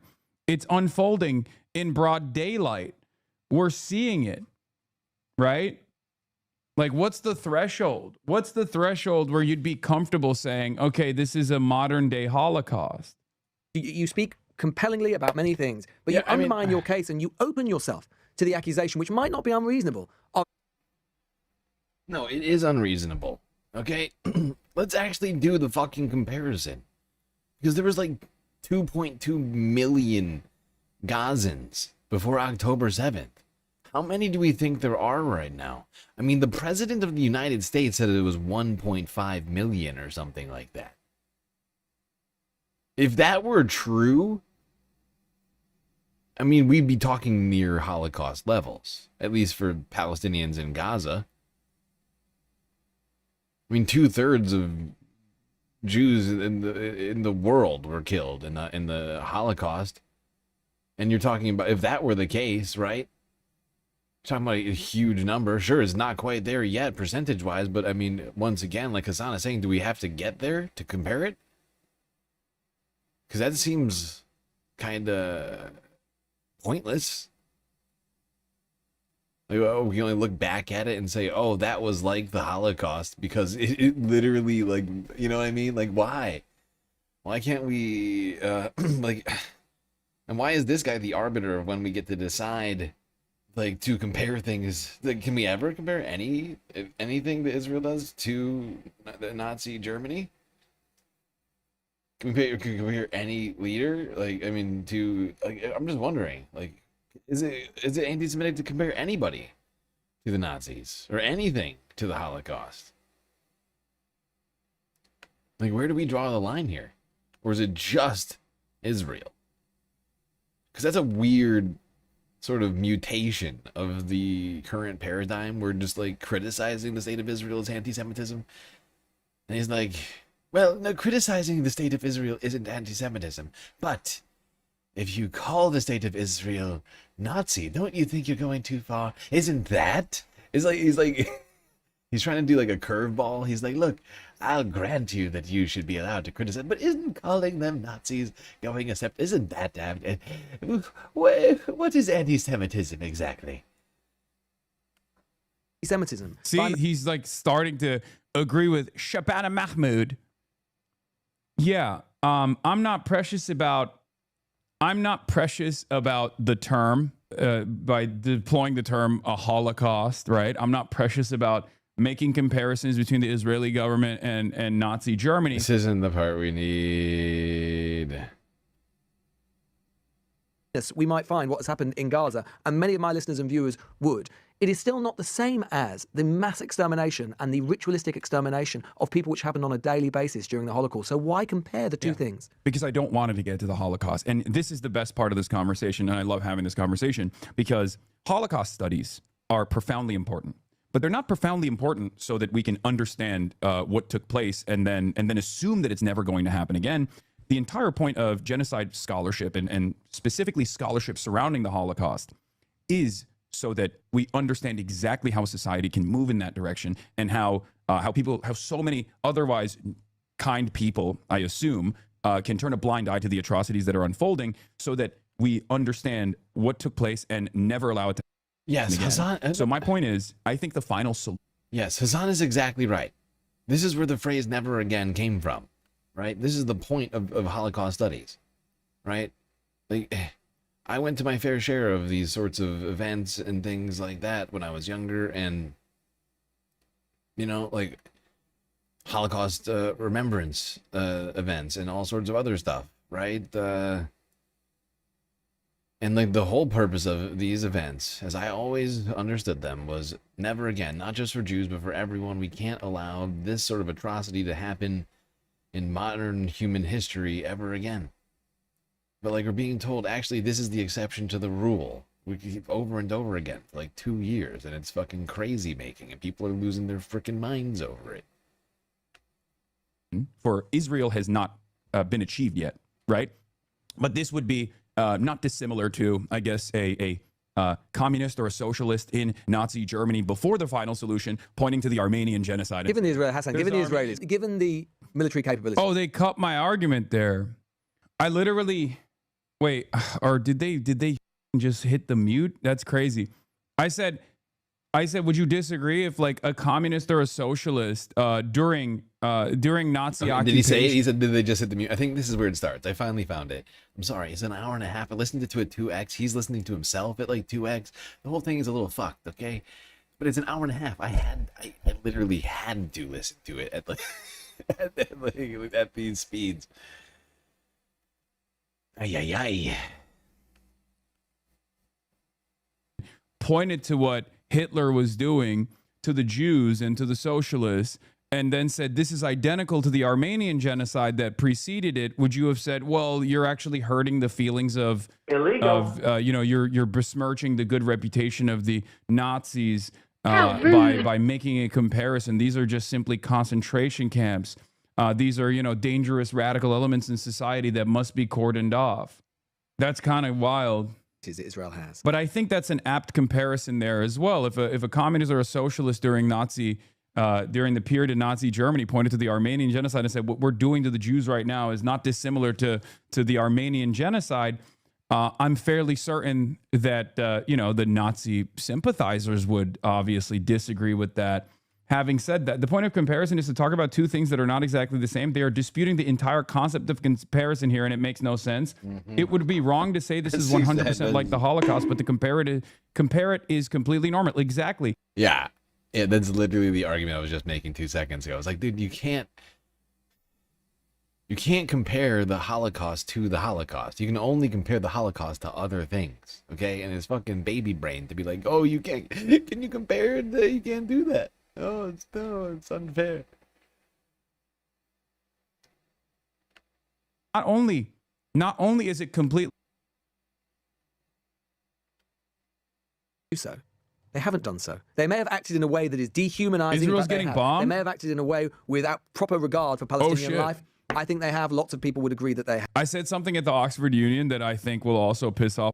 You didn't notice it was sped up? It's gotta be at least 1.5. Right? Listen to it. A way that is dehumanizing. Israel's getting bombed. They may have acted in a way without proper regard for Palestinian life. I think they have. Lots of people would agree that they have. I said something at the Oxford Union that I think will also piss off. Also, the facial expressions make it even more obvious. You can just kind of tell that he's like a little too animated in a way that just doesn't make sense. I said that currently it has been proven that one of the only effective political forces on the planet that can destroy Trumpism and the MAGA movement is the IRGC, which is true. It's true. Sirens from Lake Tiberias, the Haifa for the arrival of Iranian missiles. God damn. All right, well, war's back on the menu, boys. All right, I guess he's back. But to compare it to the Holocaust, the disagreement that we have is not that. My suggestion to you would be that. Wait, why is he cutting me? What the? Oh, come on, LBC. You cut all the crosstalk. You muted me the entire. Watching Hassan realize that the LBC did him dirty by cutting him off, like cutting out his arguments and muting him, and it's fucked up, dude. It's really fucked up. Not gonna lie. You tell somebody ahead of time if you're gonna do that. You know? They're just doing a hit job. Just doing a fucking hit job over here. That's crazy. Compare it to the Holocaust. The disagreement that we have is not that. My suggestion to you would be that it is crass and offensive. Bro, they didn't even try to make the cut seem normal. They hit the hard cut again. Holy moly, that's a lot. God damn. That shit was so abrupt, it feels like an AI cut. You know what I mean? Did they deploy artificial intelligence to hit this cut? What the hell? Streets are calling you overly naive to the British? No, it's fine. Yeah, I know that everyone is in agreement with my point because the majority is on my side on this. But okay, somehow another 40,000 votes just got counted in the main Senate race, and Graham Plattner just went up, not by a lot, but like a half a percentage point, up to 72%. Like I keep thinking, he'll come down. Like there's no way. Like that's too much of a blowout. That's wild.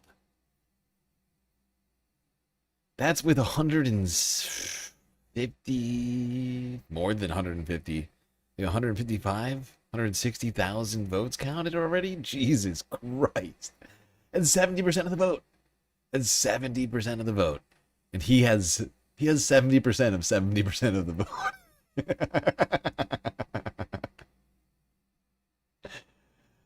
Oh, they just keep counting and he just keeps winning. So much winning. So much winning. You're gonna be sick of winning. I wish that my goal when I do when I have a conversation like this is not to have the people who are already anti-Israel to come into my defense. I mean, that's great. That's wonderful. That's the majority. My goal is to get someone in the margins to really reconsider their hardline stance on this issue, right? That's my goal. I go on LBC because there's a lot of liberals who are still who still have these ridiculous opinions, right? Ridiculous opinions around, if someone is actually making this comparison between Israel and Nazi Germany, then they must be making an anti-Semitic comparison, right? Like that's ridiculous. To compare the only Jewish state in the world. I like that my audience, by the way, is not offended at LBC's edits and is more mad at me for not recording it on my end. Is there ever a point where, in your eyes, chatters, is there ever a point where you think, hey, you got f***ed over? Yo, you know what, though? I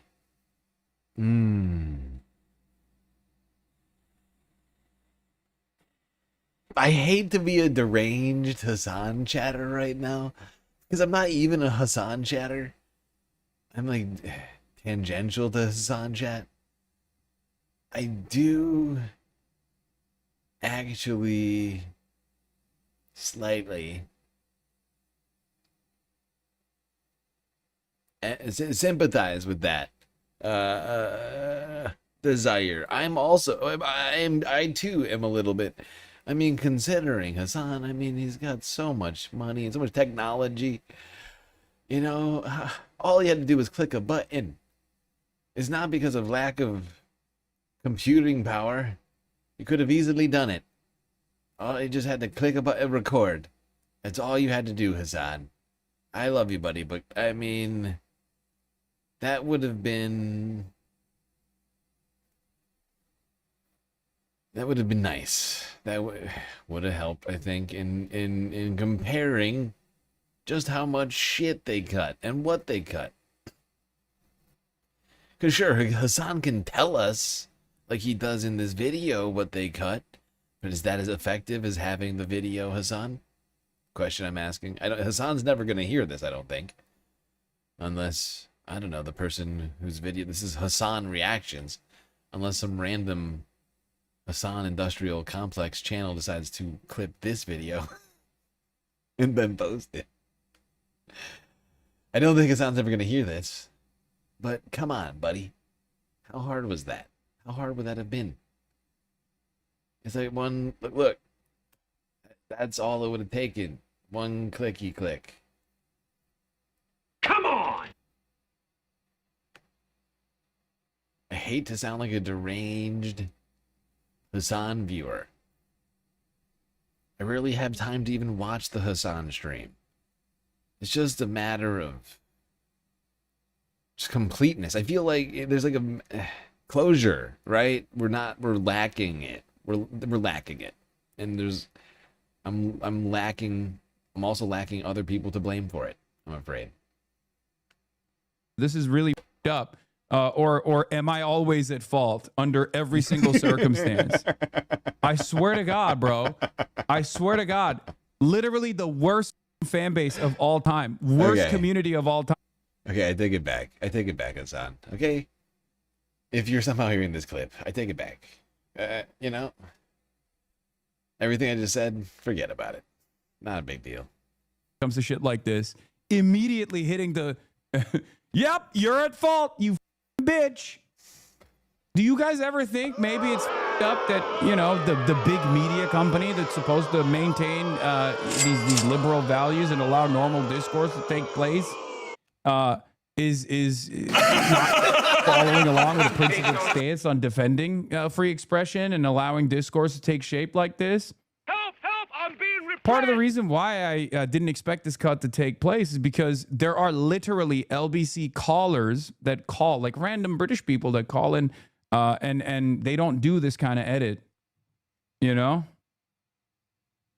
World, and we should, of course, be careful of eliding Israel and Judaism, of course, but it is the only Jewish state in the world, mainly comprised of Jews, comparing them to Nazis, given that Nazis literally tried to exterminate this entire race and came very close to succeeding. You don't need to do that. You shouldn't do it, and it's crassly and grossly offensive for you to do so. Yeah, I don't mind coming across as vulgar or offensive in this regard, and maybe even hurting some people's feelings, because at the end of the day, the analysis here from my end is there is a genocide that has taken place, and it's continuing to a certain degree. I mean, even in the process of this so-called ceasefire, Israel has also killed approximately 4,000 people in Lebanon. The expansion in the Greater Israel Project is continuing. So the ideology is still unimpeded. The guiding principle is still unimpeded, and therefore, I find that to be far more. I suppose what I'm getting at. Far more offensive than the language that I'm using, especially considering that I think at this stage there are a lot of people who want to maybe hold on to some kind of defense of Israel because they understand it to be,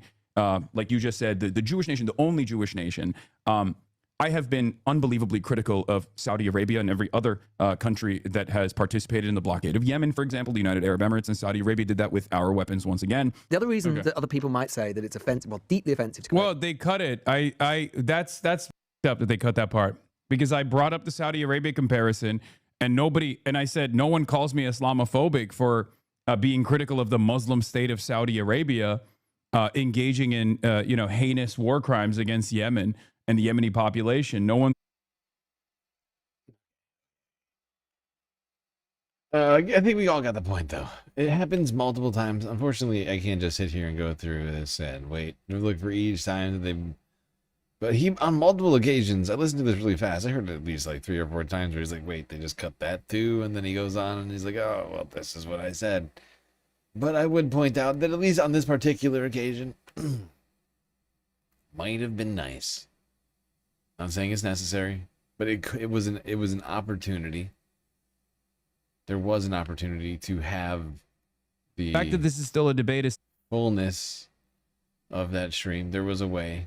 I'm not going to say the specific way we could have had that, but I think everybody knows what way I'm talking about.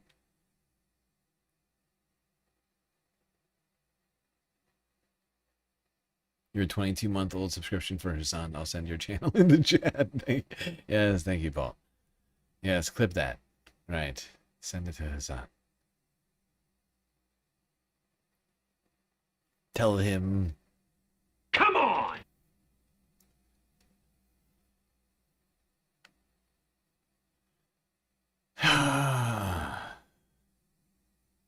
Now, I wonder, is this next clip anti-Semitic? Just wondering. Can you compare this next guy we're going to talk about to...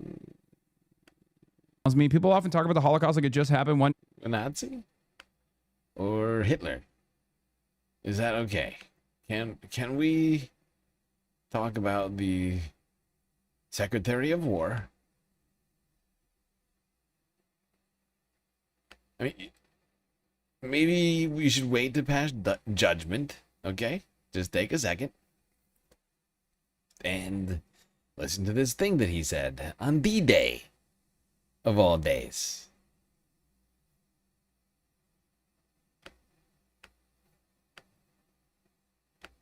Speaking of consistencies with tattoos. Yeah, this is nuts. Pete Hegseth, our Secretary of War, or self-styled. He's the Secretary of Defense, but he calls himself the Secretary of War because he's such a macho guy. So macho. God, I hate that. Is he the German Secretary of War or the American Secretary of War? He is actually the American Secretary of War. Okay, it was unclear. He also has a tattoo that is associated with more with neo-Nazis. I think he knew what that one was. Crusaders. Crusaders. From the guy that chanted "Kill all Muslims." He's got infidel tattooed on him in Arabic too. Okay, so he's got some tattoos. But he now, didn't know. Is the case closed? Is it just like his tattoos define you? No, it's also. That's true. There's a lot of other evidence that suggests that tattoo is not a coincidence, but rather indicative of an ideology that he continues actively promoting to this day. Here he is at the 82nd anniversary of D-Day. Do you know what D-Day is? Oh, Brian, you were in the military. Tell us what D-Day is. Yes, You were sir. military intelligence, so you can tell us. It was an insurgent operation. No, you know what it was. It was when they invaded the grounds of France, and it was a turning point in the European theater of the World War II. Why'd they call it D-Day? Oh, good job. You know I'm not 97 years old. I wasn't. That's not the war. That you fought the in? war that I you didn't fought fight in in. any war, really, if we're going to be truly honest about this. I don't know why they call it D. Stolen valor, Brian. Stolen valor. How could you? How could you, Brian? Stolen valor. Illegal. Just kidding. Somebody look that So up. like departure day. Departure or day. decision day. Yeah. So Departure or decision day? I mean, let's see here. Deliverance Day. National Archives. Listen, we're not Republicans. We don't Yeah, just exactly. watch World War II Right, documentaries all day. I believe it's Deliverance Day. I'll just sleep to the history channel. Nevertheless, D-Day was when the Allied invasion of. And on June 6th, 1944, Allied forces launched the largest amphibious invasion in history on the beaches of Normandy, France. It's just too French. Of Europe, essentially, you know, the big counteroffensive, which ultimately led to Berlin. Which is what I just said. Yeah, and here's Pete Hegseth. Now, one of the things that was like I want to say a really primary theme of World War II was freedom-loving people fighting against fascists, Italian fascism, German fascism. And one of the things that is really primary about fascism is a nationalism that is so intense that you create boogeymen of of like people who are like of the out group.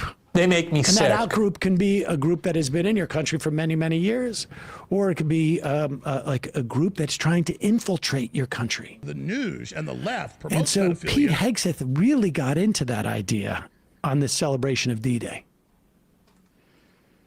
The Nazi war machine and liberate a continent. Sadly, today, different European beaches are stormed by different dangerous ideologies. Beaches in Spain and Italy. That just sounds like the Americans were the dangerous ideology. Yeah. Because if you look at who Yes. stormed the beach in D-Day, Right. it was the Allied forces. Yes. I'm glad Brian said, because I'm pretty sure I said the same thing the other day. I was like, wait, who is he talking? Is he talking about us? Wait, who is doing the invading? We, what? Who? Invading? This is the, do you know what day it is right now, Pete? Can we get a breathalyzer, please? Yes, I mean, It's just like in World War II when we got stormed from the beaches. Sir, if you could just look at my finger and follow the light. Thank you. Okay. Well, he's trying to argue that these countries are being invaded. Just like We did. was by the Well, good but guys. also just like we're being invaded in this country. Like, this is the terminology they've adopted, that immigrants are invading us. And they are, and when he says ideologies, what he's really talking about is like, this is a culture war. Brown people? Right, I get what he's saying, but from Right. a literary point of view, like the way the metaphor is constructed. Like we landed on the beaches of Normandy to be the ones freeing All of a France. sudden, the vet thinks he's Matt over here with his literature degree. Yeah, I mean, I'll just say I think it's open. I was gonna say Brian. I feel like Brian has much too high of an expectation on, sort of like any sort of allegories, references. Like even loose, just sort of loose ones at that. I feel like he's just asking way too much, like too high of a bar for Brian. Like the construction coming from Pete. I mean, what are we to expect from Pete exactly? Question whether this is irony or if this is honesty. I genuinely think it might be more honesty than irony. Or third option, ChatGPT, which is always pretty much the #1 go-to for Pete Hegseth speeches. It's definitely there, yeah. Today, different European beaches are stormed by different dangerous ideologies. Different? Beaches in Spain, in Italy, in Greece, and Bulgaria. Boats and men arrive. When will European capitals do something about that invasion? Or is it too late? That was a bad line read. This is like probably the Grok version. The Mecha Hitler Grok, I think it was LMM he used to. I pray not, and I believe not. The men who fought and died here. That's so stilted. Let's get that again. Something about that invasion? Or is it too late? I pray not, and I believe not. The men who fought and died here restored freedom to Europe. That freedom must be maintained by this generation of leaders and warfighters, or what they fought for was merely temporary. So what I just want to give it a little bit of a punch up. He could have achieved the same, I don't know, crude and ahistorical metaphor if he said that the different cities are being occupied. And right? Not different beaches in Europe are being stormed because I think we're getting caught up on the Yeah, I mean, he's basically he's very ham-fistedly doing a bunch of Nazi rhetoric. Like if you don't dig into it at all and you forget about who invaded the beaches of Normandy on D-Day, or like you forget you're at a D-Day speech and it's just like a random Pete Hegseth speech, you pretend like you're like at like a West Point graduation or something, like it begins to make more sense. Like if you try not to tie it to like anything in like real life, it just ham-fisted Nazi talk when you really get down to it. I mean, because, yeah, sure, during the metaphor, does he basically make the immigrants he's trying to demonize, like a Nazi, into the Allied forces? Yeah. Do I think he did that on purpose? No. No, I don't think that was part of it. And I think we're reading too much. Like I said, I think we're reading too much into it. It's just happenstance. This is not like a D-Day speech, okay? This is just a speech, right? Like he just happens to be at a D-Day memorial, okay? We're all giving Pete way too much credit right now. literary I thought it was a structure. phenomenal point, but go on. Yes, it would be a better. It would be a better, metaphor. But I mean, honestly, what he's saying here is, he could literally be giving this exact same speech, to the fascists if they had won. Yeah, exactly. That's exactly right. Once again, you are faced with the dirty scum of the earth who are trying to change your pure nations. You must drive them out. Yeah. I mean, he could. This is more apt if the German Nazis had won. This is like Man in the High Tower fucking speech, right? That's the one where, right? I can't. Like, that's the one where it's like the alternate future, or like the alternate timeline where the Nazis won instead of the Allied forces. It's Man in the High Tower. He's like, look, we've had a long time of fascist rule, but you have a real problem on your hands right now. Like, that's what he's doing right now, right? But he's speaking to the people who wanted the Nazis to win in Europe. Yes. That's who he's talking to right now. That's all conservatism is in the entire world is this sort of white panic freak out. And we need to put it down. Like, so looking at the elections in Europe or in England with like the reform movement, like those are the same motherfuckers that walked you into Brexit and it fucked your economy up. And now they're saying, well, actually it's the immigrants. Like, how much longer are we as a people going to continue tolerating or treating as like worthy of like thought this sort of moronic immigrant panic that's fucking everywhere white people are? I mean, once we get an opposition party that will... if you're Zionist, you're part of the same right wing. Yeah, no, but we have to give people a framework to understand that a better world can be possible, and that has been abdicated by the opposition in the UK, the opposition in the US for the most part, although I feel better, honestly, about where the American left is at than where the Labour Party, Brits for are. sure. Than the Labour Party, yeah. I'm just glad that Majority Report found this one just like I did and made the exact same comparison that I did. I was like, dude, this is Nazi talk. We watched this twice, in fact, in the last week because of how disturbing I found it. And yeah, that's the third time. You're welcome. Aren't I a good guy? You're welcome. Speaking of the fascists, the Trump family is taking over Albania. Immediately, if not sooner. Well, at least they're trying.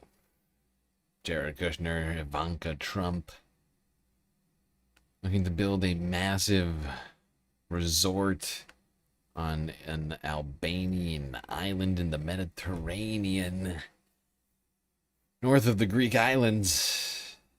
And as it turns out, people in Albania, Albanians, as they call them, not big into this idea.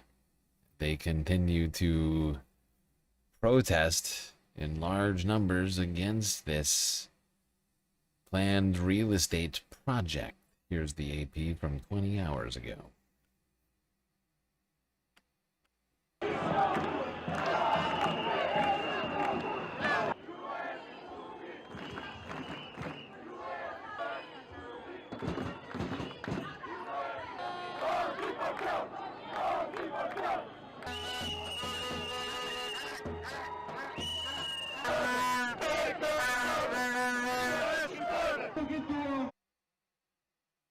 Yeah, people seem pretty pissed. They got a hell of a lot of signs here. I'm noticing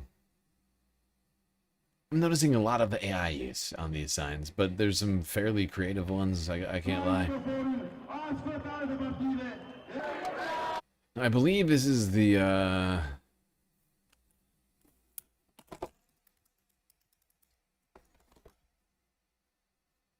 yeah, Edi Rama, who's the Prime Minister of Albania. This guy. He's been Prime Minister since 2013, so like 13 years. Suffice to say, people seem upset at him. Not sure what it is. I think it's the signs. I think it's the signs that make me think that.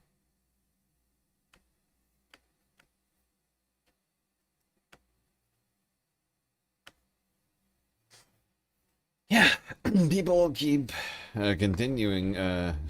People continue to be not big into this freaking Trump-backed real estate project on this pristine island in Albania.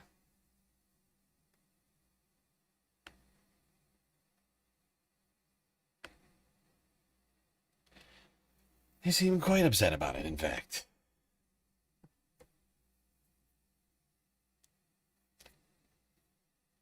They really, I mean, from what I can tell, they seem to be directing a lot of their anger at the government because I think early on, Edi Rama came out and said, like, this is going to go ahead, even though people don't want it to. I think that rubbed people the wrong way. Then you added on top of it the video coming out of the security team that had been hired by the Trumps, dragging an Albanian man away behind the fence, brutalizing him while on the ground. I really think there's the combination, a confluence of factors, if you will, I would say have led to this situation.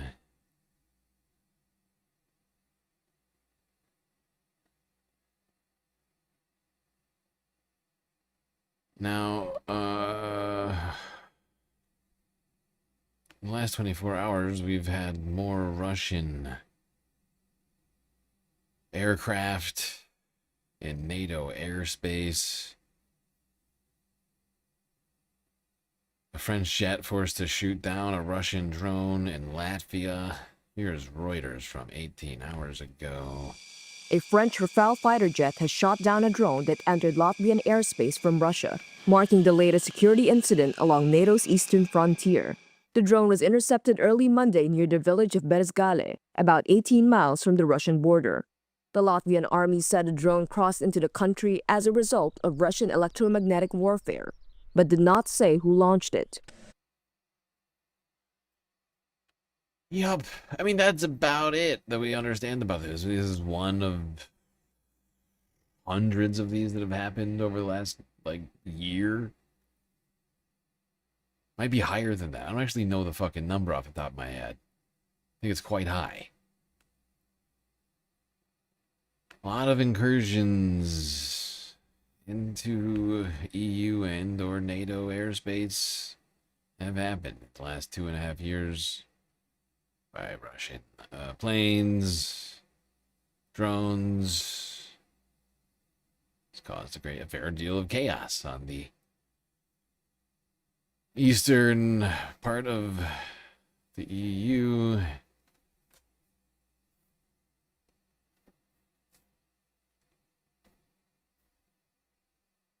Albania Island, that's right. No, I think it's actually called Kogos? I can't remember it now. Fuck, don't quote me on that. Don't quote me on that. I think it's a fairly short name. It's like 5 letters, but I can't remember what it was. Well, we made it all the way to the Middle East.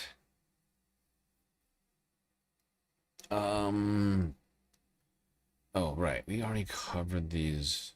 I need to hold on to these for midweek report, but we don't need these right now. Now, if you recall, I talked about it yesterday.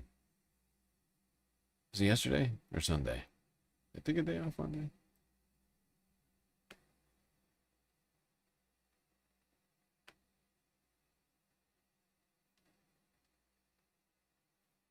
Oh, yeah, I did.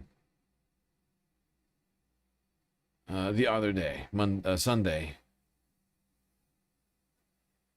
we were talking about recent strikes, Iran firing 6 ballistic missiles towards Kuwait and Bahrain, United States responding with more strikes at Iran. That was the way the week started.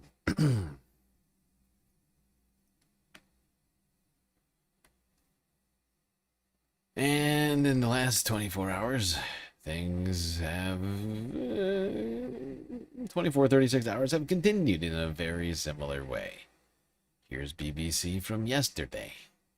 The Middle East ceasefire is in danger tonight as Iran fires multiple waves of missiles at northern Israel, the first since the fragile truce was brokered in April.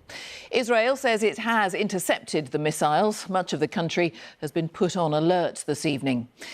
It all comes after Israel carried out deadly strikes on the southern suburbs of the Lebanese capital, Beirut, targeting, it said, Hezbollah, the Iran-backed armed group. President Trump has tonight urged the Iranians to get back to the negotiating table. John Sudworth is in Beirut for us tonight, and Wira Davis is in Jerusalem. Wira, bring us right up to date with what's been happening and what Israel's been saying. Yeah, Jay, well, the last 24 hours have been very tense in the region, and this attack by the Iranians had been anticipated. And tonight, people in northern and central Israel were sent scurrying to the shelters after warnings of a launch of missiles from Iran. None of those hit their targets, but we understand we've got first-hand accounts of missiles being intercepted over the northern Israeli city of Haifa. There's been a stern response, particularly from the hard line of Israeli politics. The outspoken security Minister Itamar Ben-Gvir tonight said that Tehran must burn. The big question is, what are Tehran's intentions? There were apparent scenes of jubilation in Tehran as some of those rockets were fired, and the Iranian Revolutionary Guard said that this was just the start of a week-long campaign of missile attacks against Israel. They further said that they would be firing rockets around the clock. The big question now, I suppose, is will Iran follow through with those threats, or can they be encouraged to step back from the brink? Donald Trump, we know, has made comments about this, and we understand that in the last few minutes, Donald Trump and Benjamin Netanyahu have been speaking on the phone. Of course, the American president was known to be quite angry with Israel's intentions in Lebanon and elsewhere in the region, and perhaps he may be able to persuade the Israeli Prime Minister that enough is enough, and it's time for both sides to get back around the table. We're thank you, and let's head to the Lebanese capital. Yes. Donald Trump said, please, no, stop. You're ruining the ceasefire. Of course, now there was no ceasefire. He started panicking. He started screaming. We can't. Everybody stop. Okay. Everybody stop. Gotta stop doing this. Crazy stuff. But, I mean, like Trump, how there was already fighting. Trump was already in the United States, like right before that, right before things started to get out of hand between Iran and Israel, right? With Iran firing multiple missiles at Israel, like. Trump, the United States was already firing missiles at Iran, and Iran was firing missiles at Israel. So, I'm sorry, and Iran was firing missiles at the United States. And Israel was already fighting what is, as we were all told, an Iranian proxy in Lebanon. And, like, it's just, I don't know. I feel like we're just living in this sort of alternate reality being created by the media. It's like, oh, will the ceasefire hold? It's like, what ceasefire? Where? And aren't they all supposedly interconnected? This is the same media that's been telling us that Hezbollah and Hamas, these are all Iran. They're all the same. They might as well be called Iran. Hamas might as well just change their name to Iran. Same thing for Hezbollah. But then all of a sudden, the ceasefire stuff comes up, and it's like, Israel's like, oh no, that's Hezbollah. What? Iranian proxy? Never heard of him.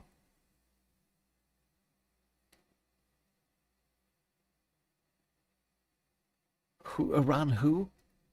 Are you still talking about Jeffrey Epstein?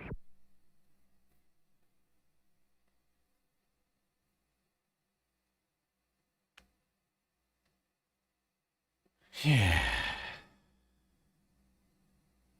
Now, according to many people, Trump is just desperate for a deal at this point. He's completely lost the war. He hasn't achieved any of his plans. He hasn't destroyed the military. We've lost free trade through the Strait of Hormuz. The IRGC and the like the Ayatollah essentially are still in power. Just a slightly different Ayatollah.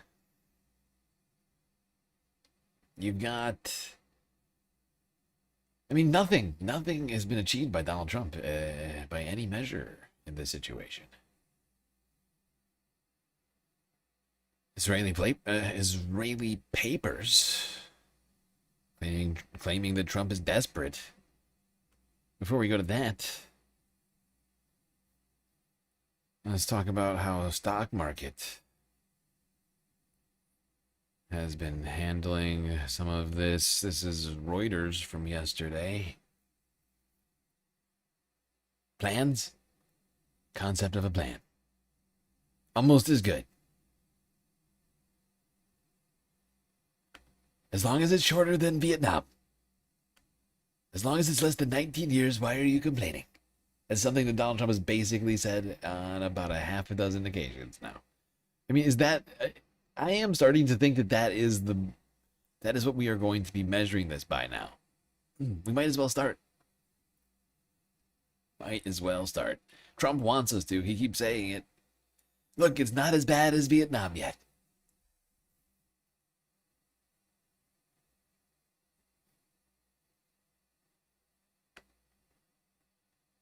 We're going to start calling it the not as bad as Vietnam War.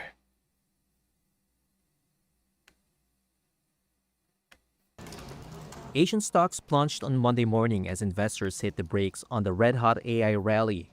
South Korea's tech-heavy Kospi index took the heaviest beating. It was down around 6% by late morning after volatile trade had earlier triggered a 20-minute halt. Chip giant Samsung matched the overall decline. Meanwhile, Japan's Nikkei index was down around 4% by the same time. That follows a similar drop for the Nasdaq on Wall Street at the end of last week. One analyst told Reuters that doubts have crept in over tech earnings, partly following weaker than expected numbers from U.S. chip maker Broadcom. Last week's hotter than expected U.S. jobs data have also all but wiped out hopes for further rate cuts by the Federal Reserve this year. Yes, indeed. Things are not going well in the stock market right now. The volatility has been increasing. Stocks have been falling. The only good thing I can see is that oil is slightly down. But by slightly, I mean it's at about $91 a barrel right now.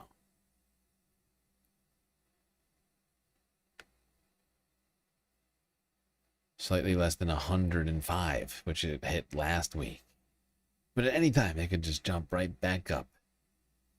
Let's not forget we're in the middle of what should be peak demand months. Summers here.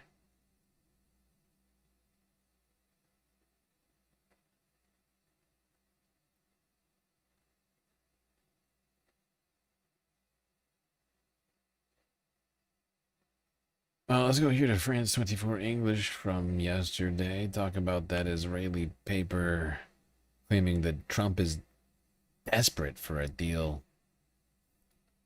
I did everything right and they indicted It's time now for a look at the press review with Elitsa Gadeva. Elitsa, thanks for being with us. Iran and Israel have exchanged fresh strikes. What are the papers saying? That's right. Well, I want to start by taking a look at this exclusive article here by the Financial Times. So US President Donald Trump spoke to the paper and he said that Netanyahu will have no choice but accept a deal with Iran. And he reminded that he calls the shots and not Netanyahu. The US President instructed Israel not to strike back after Iran struck, but Netanyahu didn't listen. And the New York Post reports that this, quote, Sunday shakeup comes amid active negotiations between the United States and Iran. But according to the US president, this will not have any impact on the negotiations. The Washington Post here isn't really convinced. It says that Iran's strikes and Israel's response threaten to further complicate efforts to broker a peace deal. And the paper also reminds that Iran's attack didn't come out of nowhere, but it comes after the IDF struck, quote, suspected Hezbollah positions in Beirut earlier on Sunday. And finally, I want to show you this analysis here by the Times of Israel that says that Trump ties Israel's hands as the partnership collapses. And the paper writes that the US president is desperate for a deal with the devilish Tehran regime, which presents Netanyahu with a, quote, terrible dilemma. And yesterday marked the 100 days of the US-Israeli war. Okay. Trump getting slammed in the Israeli papers. claiming he's desperate for a deal. He does seem desperate. You see the way that he's sort of floundering and flailing about, saying all these sorts of things that we know to be untrue, and or going from one side of the spectrum to the next in very short periods of time, sometimes in the same fucking sentence. It seems a little unhinged, if you ask me. Sometimes it's hard to tell if that's a result of the fact that he's, sundowning, or if it's because he's losing, because he's a loser. Hard to say. Could be both.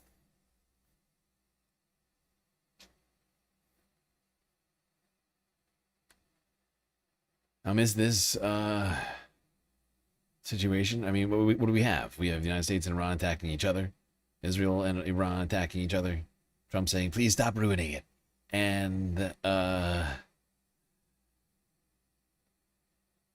you got Israel continuing to wage a war, and Lebanon continuing the genocide in Israel, and all of his ethnic cleansing efforts everywhere. It's really a fucked up moment here in the Middle East. This is Democracy Now!, democracynow.org, the War and Peace Report. I'm Amy Goodman. In the most serious escalation since a U.S.-Iranian so-called truce was reached in April, Iran and Israel exchanged fire overnight. Iran launched a wave of missiles at northern Israel, saying it was in response to Israeli attacks near Beirut on Sunday. Israel responded with attacks on several areas of Iran, including the capital, Tehran. Earlier today, Iran announced it's halting strikes on Israel, but warned it'll carry out a more severe response if Israel continues to attack Lebanon. Israel attacked Iran despite President Trump telling Axios on Sunday that he planned to call Israeli Prime Minister Benjamin Netanyahu to urge him not to respond to the first wave of Iranian missiles. Iranian Foreign Ministry spokesperson Ismail Baghai spoke in Tehran earlier today. America has direct responsibility in any action that the Zionist regime carries out in relation to violation of regional peace and security against Iran. We're joined now by Trita Parsi, Executive Vice President of the Quincy Institute for Responsible Statecraft, author of several books, including Losing an Enemy, Obama, Iran, and the Triumph of Diplomacy. His latest piece for Responsible Statecraft is Iran Strikes Israel, Proving It Will Use Hard Power on Behalf of Lebanon. Why don't you elaborate on that? Were you surprised by this major violation of the so-called ceasefire between the U.S. and Iran, and what this says about how much power President Trump has over Netanyahu? He said he warned him not to do this, not to respond to Iran attacking Israel for Israel attacking Lebanon. Thank you, Amy. It's good to be with you. I was not surprised by the Iranian attack on Israel. In fact, a couple of days ago, just before Trump had his first colorful conversation with Netanyahu, the Iranians had already signaled that they were about to strike Israel. They were probably 45 to 60 minutes away of doing so. That's when Trump intervened and the situation was diffused. So the fact that the Iranians were going to enforce their red line in Lebanon, I don't think was a surprise, and I think the U.S. government took it seriously as well. What is perhaps a bit surprising is the immediate reaction that Trump had, and of course then that the Israelis defied Trump's expressed wishes.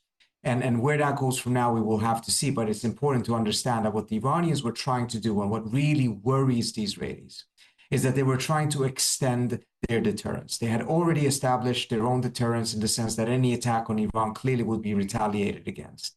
But now they were trying to say that even if the Israelis were to attack Lebanon, southern Lebanon, they would also face Iranian retaliation, which would be the first time in a very long time that a major power would put real hard power behind a warning or a deterrent against an attack by Israel on a third country. And this is part. It's like devolved into such a clusterfuck. so many countries are technically involved in all of this, right? Like if you count all the countries that have U.S. bases that have seen Iranian attacks on them, right? I mean, you got what? And if you include Oman, who's like partly involved in this because they've seen like Iranian mines go into their territorial waters. I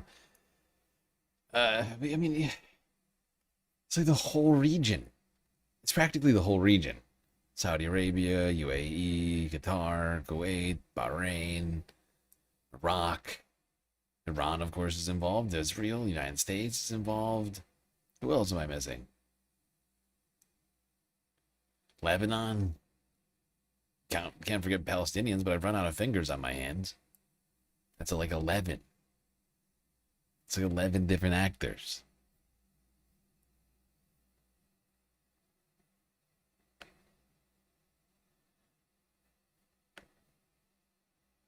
Participant and or observer status is still 11 different fucking individual nations and or otherwise. Of course, Palestine's technically, it's a complicated situation.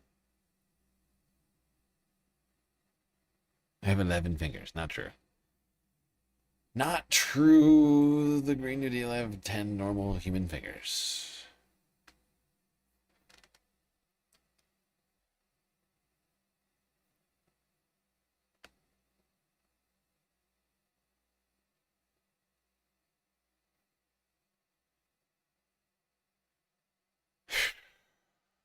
Man.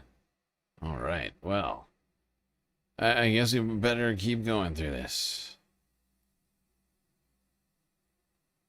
How Donald Trump continued to make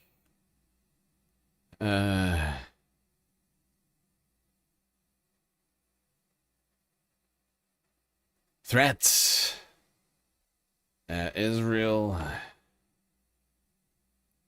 other sorts of comments,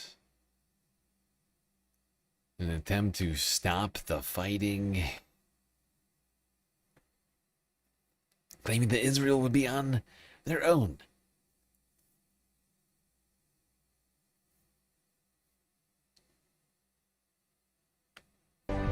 U.S. President Donald Trump has told U.S. media outlet Axios that he warned Israeli Prime Minister Benjamin Netanyahu that Israel may be fighting alone if he goes back to war with Iran. I would just like to point out once again, it's Axios. Who could have guessed? I wonder who it could be. I wonder who it could be. Axios quoted Trump as saying, "Bibi, you better be..." I'm sure it's not Barack Ravid. It's probably somebody else. "Full, or you will be on your own very soon." But both Iran and Israel say that they have paused attacks against one another after they launched a series of strikes. It was the most serious escalation since the ceasefire came into effect in April. Iran's military says if Israel continues military operations against Lebanon, it will retaliate. Juliet Iger reports. A wave of Iranian missiles fired towards Israel, testing an already fragile ceasefire. Tehran says the attacks are a direct response to Israel's ongoing military assault on Lebanon, a campaign it accuses the US of supporting. The US is directly responsible. They are party to the ceasefire negotiations. Therefore, any event or any act in violation of the ceasefire, be it through the interception of vessels, the targeting of southern Lebanon by Israel, or any other event, will cause the United States to be directly responsible for the escalation in the region. Wow. Iran holding the United States directly responsible for any escalations in the region. That sounds not good.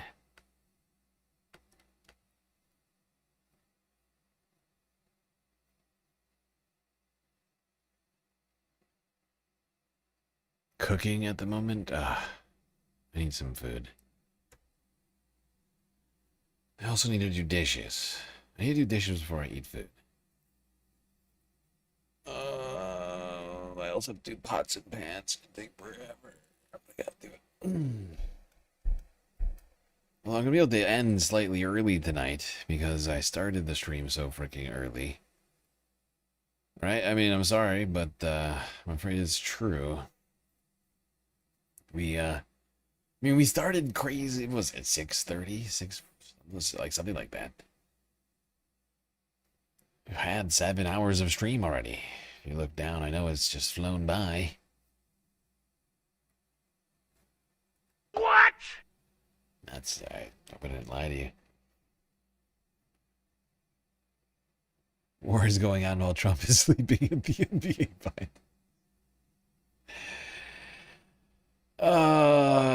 It'd be funnier if it wasn't true. It's one of those situations. Sometimes things being true make it funny, other times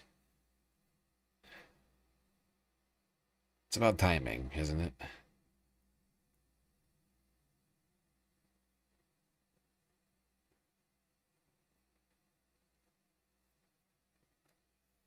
You're West Coast? No, I'm Space Coast. Low Earth orbit. Low Earth orbit, primary. Padma.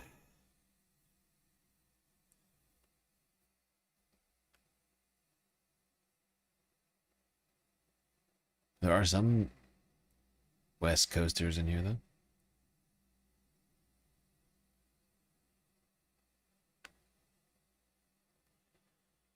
I have never lived on the West Coast, although it's beautiful, lovely place. Nothing against it.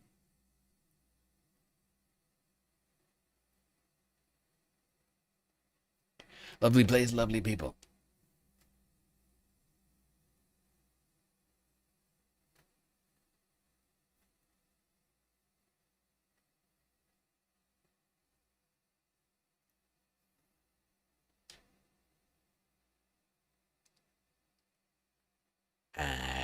Los Angeles. Which one was it? Okay. Okay, I figured out where we are.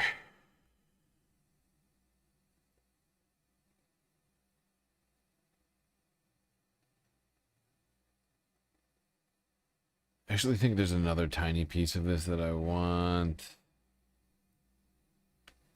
Attacking each other, insisting a diplomatic solution is still viable. Julie Dager, Al Jazeera.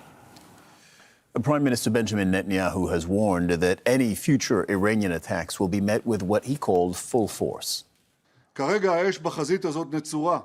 Right now, the fire at the front is contained because after we hit the terrorist regime in Tehran, it stopped attacking us. If it makes the mistake and attacks us again, we will respond forcefully. Because Israel has a full right to self-defense and we exercise it to the extent necessary.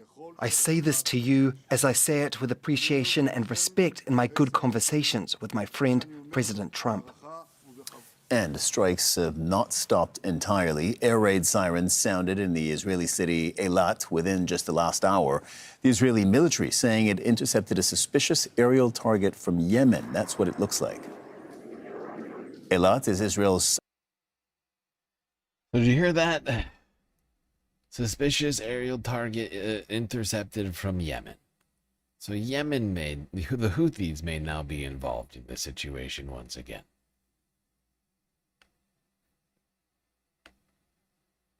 Which also means that trade in the Red Sea could be under threat. A situation we talked about previously, which in conjunction with the shutting down, the blockading of the Strait of Hormuz could be utterly catastrophic for the rest of the region. Much of the region is already reeling from the closure of the Strait of Hormuz. You add in a fully closed Strait of Hormuz and also a Red Sea. GG economy.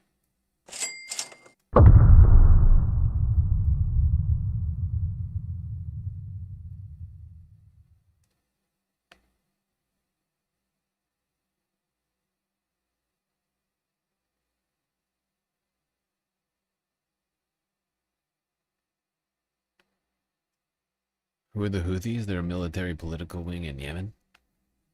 Yemen is situated at the opening of the Red Sea across from Somalia. There you go. You just learned something. All right.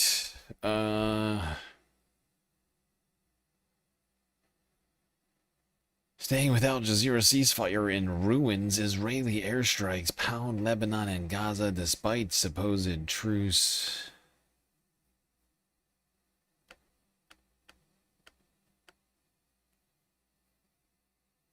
Central to the latest escalation is Iran's anger over Israel's continued attacks on Lebanon. But Israel has carried on with its offensive, launching a wave of strikes on southern Lebanon, killing at least 12 people. They've also issued more forced displacement orders for suburbs in Tyre. A drone strike near a Red Cross facility there killed 4 civilians and injured 2 emergency workers. Meanwhile, Hezbollah says it's targeted Israel's military with drones. Al Jazeera's Obedo Hito witnessed some of those Israeli strikes in Tyre. I want to take your attention directly over to the town of Mansouri, just a fresh Israeli airstrike as we're coming to air right now, and this gives you an idea of how the situation has been throughout the day here in southern Lebanon. Since the announcement of Iran saying that they weren't going to carry out any more strikes on Israel, and in exchange Israel saying that they would not be targeting Beirut as long as the northern communities would not be targeted, Israel has carried out several airstrikes here around the city of Tyre. This is the latest one there at the top of the town of Mansouri. A couple hours ago, there were 2 other strikes inside the city in a neighborhood called Burj al-Shamali as well as Ma'shuq. It feels like we're back at the beginning of this war.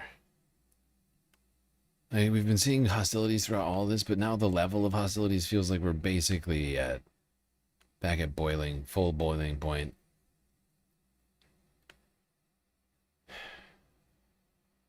If not somehow in a worse position than before. Not a great place to be.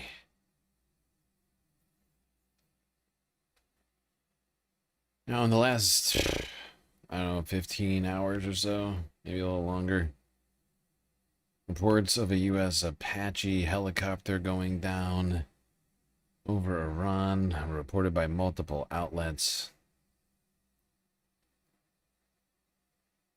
Donald Trump quickly came out and said that they're fine. Immediately, if not sooner.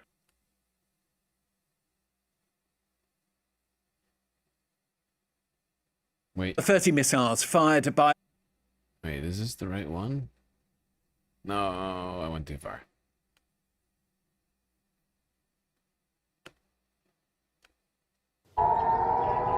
As sirens wailed and missiles flew back and forth, Israel and Iran seemed ready to return to all-out war, only to back down under pressure from U.S. Hey, what happened to this clip? Did it get taken down? Hold the phone. Hold the phone. Does it get taken down?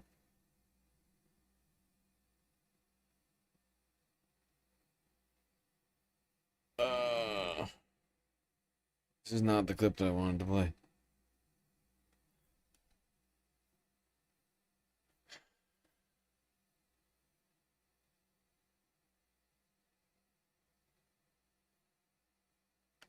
Oh, they got switched around. That's why. Alright, I'm sorry. We don't need all of these clips. Some of these are here for the 30 missiles fired.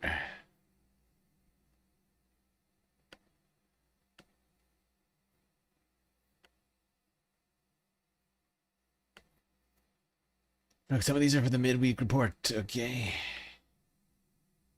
I got plans. I need more lists. There's a report that an Army helicopter went down in the Strait. Can you give us an update on that? Are the soldiers okay? The pilots are fine, yeah. And was nobody injured. We are going to issue a report tomorrow, but the pilots are fine. We're very close to having a very, very good, strong, powerful deal. Very good and strong. If we go and bomb, which we can do very easily if we want, and we spend another 2 or 3 weeks bombing, they'll have nothing left whatsoever, but you won't have the Strait open for months. If we do the bombing, you know, a lot of people are going to be killed. Who wants to do that? I don't. and we'll have a signed document that's actually stronger than doing the bombing. What has proven to be a very powerful thing is the blockade. The blockades turned out to be much stronger than bombing. I mean, there's Trump trying to sell this. I mean, it sounds bad. No matter how much he talks about other things he think are going really good, like the blockade, which is, of course, decimating the economy, which almost went into recession last month, I would point out. By last month, I mean April. Well, actually, last quarter. Well, the numbers came in for Q1, and we had 0.3 in terms of like growth on GDP. That was bad. No matter how much he tries to sell it, I mean, having an Apache get shot down, and we supposedly have a ceasefire. It's a little confusing, no? And it sounds bad. Sounds really bad. Actually, how much do those things cost?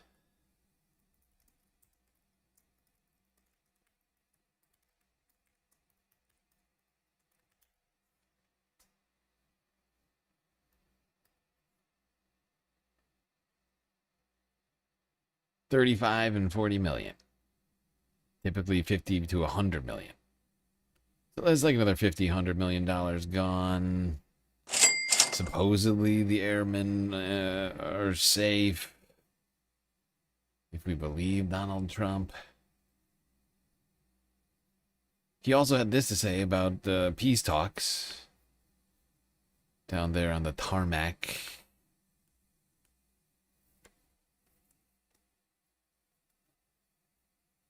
We have ongoing negotiations in Iran and with Iran, and that hasn't stopped. And we could have at least an idea by 1 or 2 days from now. But 1 or 2 days. I think it's going well. The blockade continues to hold. So yeah, it's going well. The blockade is perfect, and 1 or 2 days we'll know more. So by Thursday, I guess, we'll know what's happening. He keeps saying, he keeps pushing the goalpost. I don't know if anybody's noticed, but he keeps pushing the goalpost over and over and over again on this thing.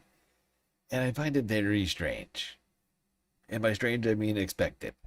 I literally said it was going to happen at the very beginning of this.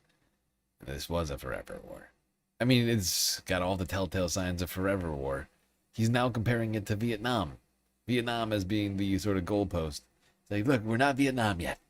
Okay. Sure, it's been like 3.5 months. It's not so bad when you think about it.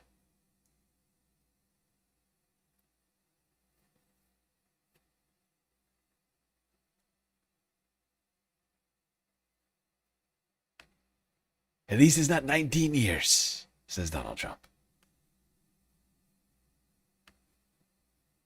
Let's talk a little bit more about this helicopter.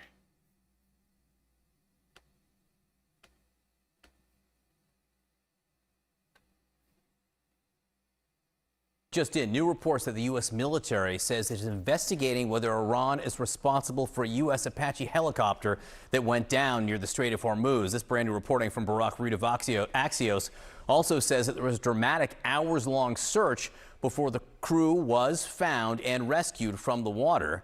Also, Israel's military today launched new attacks in southern Lebanon. Both Iran and President Trump have warned Israel against continuing the offensive there. Let's get right to CNN's Elena Treen at the White House for the latest on all of this. How much do you think Barak Ravid makes being just like a puppet for the like whatever regime is in power? And it's like, it's got to be the easiest fucking job on the planet. Guy just sits around waiting for fucking, somebody in the White House to call him and be like, hey, Barack, we got another story for you to publish. Completely finished and typed up. Just hand it to your editor over at Axios. He just walks from his fucking desk to the fucking printer to the fucking editor's desk, and that's his whole job. Can you imagine? How much is that worth? Morning, Elena. Good morning, John. Yeah, I'm going to start with what we know about this Apache helicopter. There was a statement out from CENTCOM this morning saying that at 7:33 p.m. yesterday on June 8th, 2 crew members from that U.S. Army, it was an AH-64 Apache, were rescued by American forces after their helicopter went down near the coast of Oman. CENTCOM says that they were patrolling regional waters and that the soldiers were safely rescued within, they said, approximately. Every time one of these goes down, Central Command should have to post with all of this stuff, right? This big ass fucking. They should also have to, at the end of this, post how much the aircraft cost taxpayers. Right? I'm just saying. I feel like we deserve that, and we should get transparency from the supposedly most transparent president in history. We should just get, like a rundown of how much this fucker is costing us. Is that so wrong? Patrolling regional waters and that the soldiers were safely rescued within, they said, approximately 2 hours and are now in stable condition. We heard the president, who was taking questions from reporters about this early this morning, said that none of them were injured and that they are doing fine. I think this line from the CENTCOM statement is important. They say that the cause of the incident is under investigation. We're still learning, of course, what exactly happened here. But to give you a sense, I mean, one, the loss of this aircraft marks the first loss of an Apache since this war began. And I'd note that these helicopters have been previously used to attack Iranian small boats in the Strait of Hormuz. Yeah, no, Central Command has not given us any details on why this thing went down, just that it did go down. Little vague, if you ask me.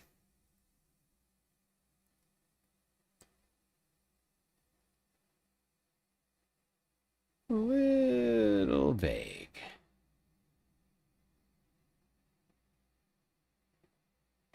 The pilots on board that U.S. Army Apache helicopter were not injured following reports that the chopper went down near the Strait of Hormuz. Take a listen. Report that an Army helicopter went down in the strait. Can you give us an update on that? Are the soldiers okay? The pilots are fine, yeah. And nobody injured. Barack Ravid from Axios reports that officials are investigating whether why are we hearing this Iran again? is responsible for shooting it down. With us now is CNN national security analyst, former deputy director of national intelligence, Beth Sander. This is what the Apache looks like. Hours-long rescue from the water. The 2 crew members plucked out. That's according to Barack Ravid.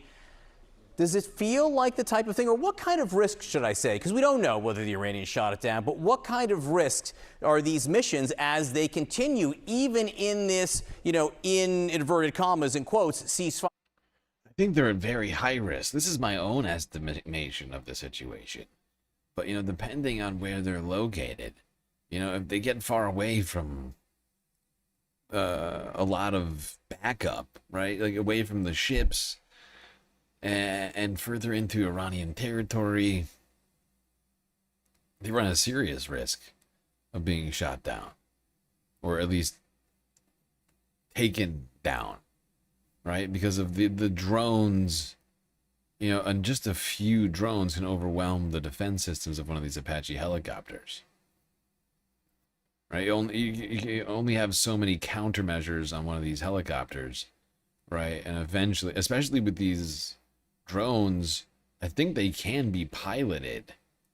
And so some of this stuff might not necessarily even deter them in the same way. Like, I'm fairly certain a lot of the countermeasures on these sorts of helicopters are intended for, like, ground-to-air rockets and missiles and stuff like that.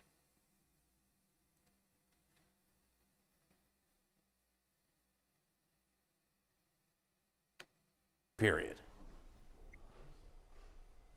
Well, absolutely. Every kind of combat area has risks, John, and it is just a matter of time before things happen, whether it's a shoot down or just something happens.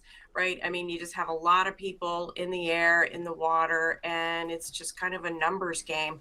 One of the interesting things I found from this are the reports that they were rescued by an unmanned underwater vehicle.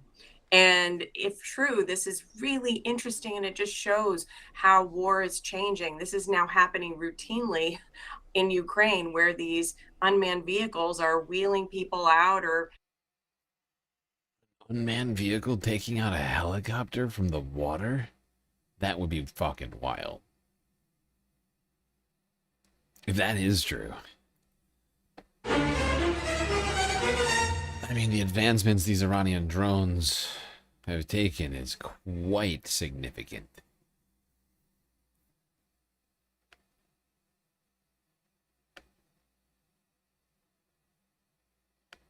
When we got word overnight that a U.S. Apache helicopter went down somewhere in the Strait of Hormuz off the coast of Oman, we don't know the exact location, nor do we know the cause of what brought this helicopter down. We do know the two people inside, the pilots and the passengers. Everyone's doing okay. This is what the Apache looks like. When you hear that, what are the range of possibilities for what might have happened? It could be mechanical, of course. Secondly, could be enemy action. The Iranians could have gotten in some kind of a drone in close to it.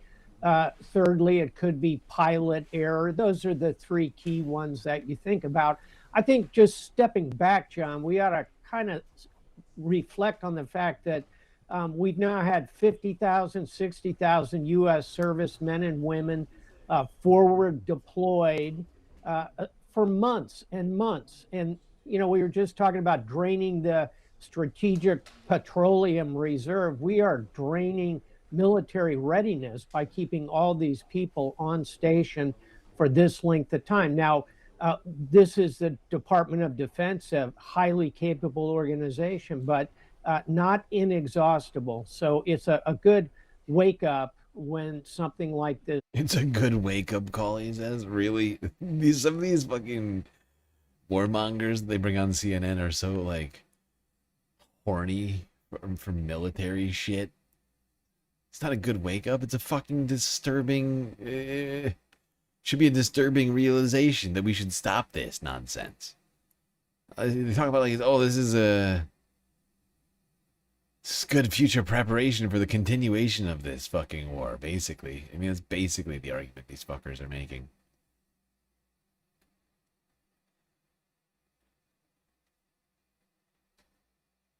We gotta stop thinking of this thing as a protracted fucking engagement. End it. The longer it goes on, the more people are just gonna accept this as being the new normal. This is gonna continue to have serious implications. It's only gonna get worse the longer it goes on. The Strait will completely close again. Like I said, the Red Sea could close again. Or, but actually, I take it back. The Red Sea hasn't closed during this portion of what's been like a multi-year-long conflict in the Middle East that we've been covering. I guess, I mean, right? Like, the Houthis haven't done that. They've threatened it. They haven't done it yet. And now, the last 24 hours, they've supposedly launched. Although, it's not clear to me that I don't think they've actually claimed responsibility for that strike yet.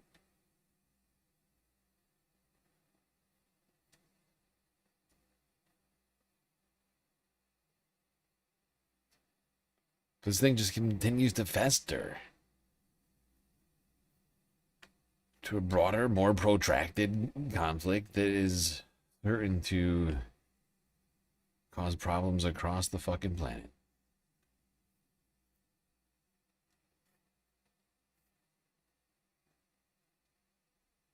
What happened with the other pilots? Which other pilots?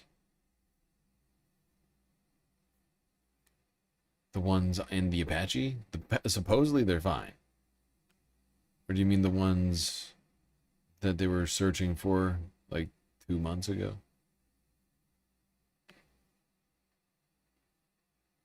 They found those guys.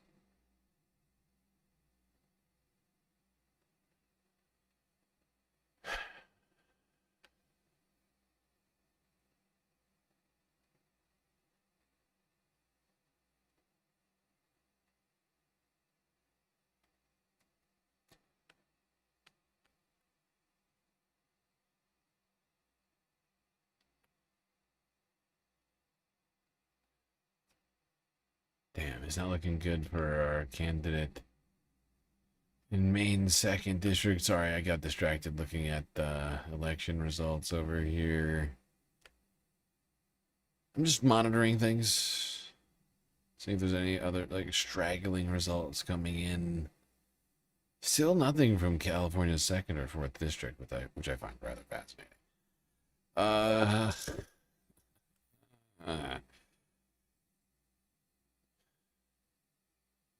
Let's go here. Al Jazeera live stream. Oh, good. United States doing more strikes inside Iran. Oh, good. That's good. That's good. Kashmir was independent, but it was never really independent. So what we're seeing now is, and it does not get again attack on that helicopter, but it's still, regardless of all these rhetoric going on, we know that right now we see a new round of escalation. And speaking of the exchange of fire, we know that IRGC has published several statements in that regard. First, they said that Josk, Sirik, and Qeshm have been targeted by the American forces, as a result of which a telecommunication tower in Sirik as well as 2 water tanks in Sirik have been impacted, have been targeted in addition to other military locations. In response, IRGC says that it has conducted drone attacks on U.S. assets, U.S. bases across the region, including in Bahrain and in Kuwait. Also, they're saying that the Navy forces have conducted this attack, while they're saying that the naval forces have conducted attacks targeting at least 21 U.S. assets across the region. In addition, we've got another statement from the aerospace forces of IRGC. They're talking about additional attacks on quote-unquote 4 important targets, including F-35 fighter jet hangars at U.S. base and a command and control center in Jordan. All in all, what we hear from Iran is first condemning the American attacks, and then second, they're saying that if the American attacks continue, there are going to be more and more responses, crushing and regrettable ahead. All right, that's Tauhid Asadi reporting live for us from Tehran. Thank you, Tauhid. Let's bring in Zain Basravi now, who joins us live from here in Doha. So, Zain, Tauhid mentioned it. Jordan was a location of some of these strikes from Iran. Bahrain and Kuwait were too. But we have seen in the past, as Iran retaliates on some of these strikes, that Bahrain and Kuwait have been targeted before in the last couple of weeks or during this period of ceasefire. Jordan, however, has not been a target of Iranian strikes since much closer to the beginning of this conflict. How much concern will there be in the region because of the location of these strikes? Well, it isn't just that Iran is expanding its scope of operations now in this latest ceasefire to include Jordan. It's also what they say they are targeting. The U.S. base they said they hit included a number of targets, including hangars for the F-35 attack aircraft. So they're specifying what they are going after, and that would reflect expansion. And just so everybody is clear on this, you're not having a stroke. Well, hopefully you're not. This is it sounds similar, but this is new news. More of very similar back and forth strikes at a level that once again to me feels a lot like early days of all this. Not fun. Not fun. I think that's good enough to get a vibe of the most latest news. Boy, oh boy, what a busy day. That was just like 24 hours of news. I tried to keep it very compacted because of the fact that today was election day, primary day. Want to keep pretty focused on that. But holy shit. All right, now we're not done. I know sometimes we might be done at this point. But bonus galactic content here. Let's go to North Korea for the visit that we talked about earlier this week, that being Xi Jinping, president of China, who came to North Korea. He was Kim Jong-un.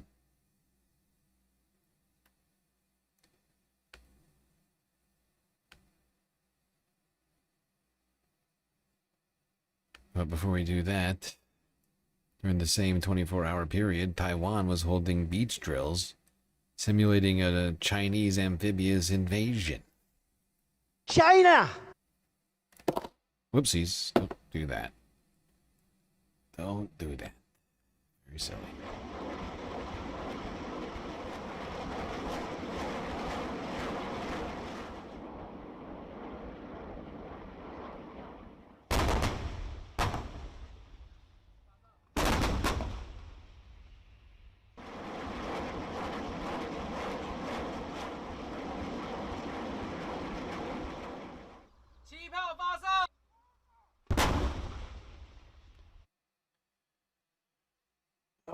Always remember there's no respawns in real life. I just need everybody to get that through their heads. It's an important piece of information. I think comes in handy in IRL type situations.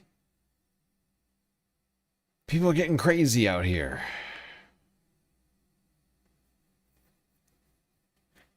If I had to say, I feel like tensions have hit a fever pitch since starting the stream, and they've been pretty high over the last 2.5 years, right? We've been going since February of 2024. It's now June 2026. Maybe this is just a sense of my own. Why is North Korea going even more? Somehow completely off base, but as a guy who's made his job into talking about current events and wars and conflicts and all sorts of other shit like that, it feels like we're at peak stupid right now. This is ridiculous! Okay. Let's go here. BBC News from yesterday on this Xi Jinping, Kim Jong-un, China, North Korea meeting. I have to have my China. Why is North Korea going even more nuclear? The country's leader, Kim Jong-un, has announced an exponential expansion of North Korea's nuclear arsenal, just as China's Xi Jinping arrives in Pyongyang. Now, while Washington has been focused on the possibility that Iran could get the bomb, has the world been paying too little attention to a country that already has nuclear weapons? From the BBC, I'm Asma Khalid. And I'm Tristan Redman, and welcome to The Global Story, our show about where the world and America meet.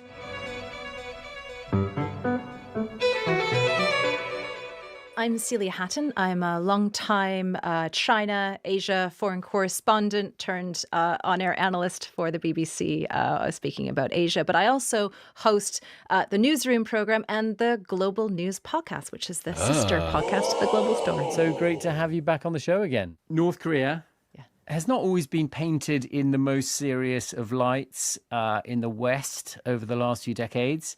What do you make as a Korea watcher of the way in which North Korea is portrayed? It's interesting, Tristan, because I started covering North Korea when I first moved to China back in 2001. You had to, because a lot of the organizations who worked in North Korea were actually based in Beijing at the time. And so they would hold their press conferences in Beijing. It wasn't that unusual also to maybe go to the North Korean border to interview people who had just crossed across the border between China and North Korea at the time. It was quite porous. And so, and again, North Korea was also, as you said, in pop culture, in Western pop culture. Kim Jong-un's father, Kim Jong-il, was the man who was kind of portrayed in that spoof comedy, Team America. I think it's Team America World Police. That's the one. Yes. To be honest, I don't think it was made because a big part of the Kim Jong-il character, he's portrayed as the supervillain in this film. Daddies are more He's stronger not than really mommies. that threatening. He's a bit silly. He's a bit eccentric. And a lot of the other reporting around that time was also obsessed with his eccentricities. So this is a man who was known to be a film buff. He actually apparently watched Team America and was so enraged by it. He tried to get it banned in a lot of parts of the world. Yeah, that's thought to be. He's also, at the time it was well reported, he had the world's largest collection of Daffy Duck memorabilia. Apparently he's a Daffy Duck obsessive. Yeah. Are you taking us for a ride on this one? No, How I'm did this happen? really not. I'm really not. You can look it up yourself. That is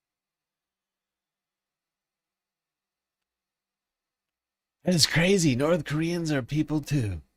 I love how the BBC talks about them like they are they are aliens. It's like, oh my god, North Korea. That is fascinating. He likes Daffy Duck. It's like, yeah.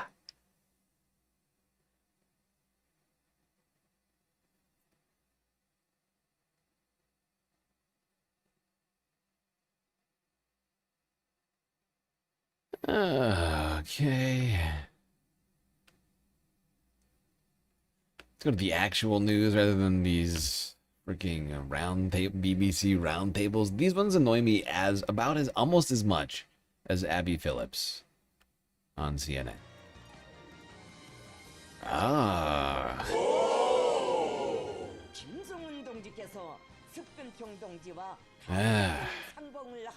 Xi Jinping arriving,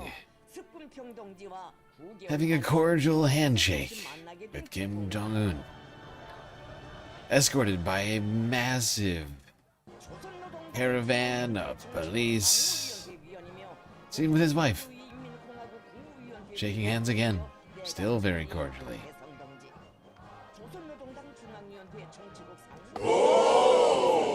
Throngs of people, balloons, and fanfare, flags, chanting, marching. A lot of marching.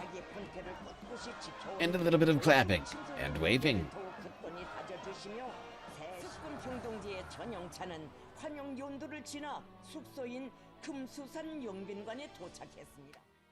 Fancy gardens.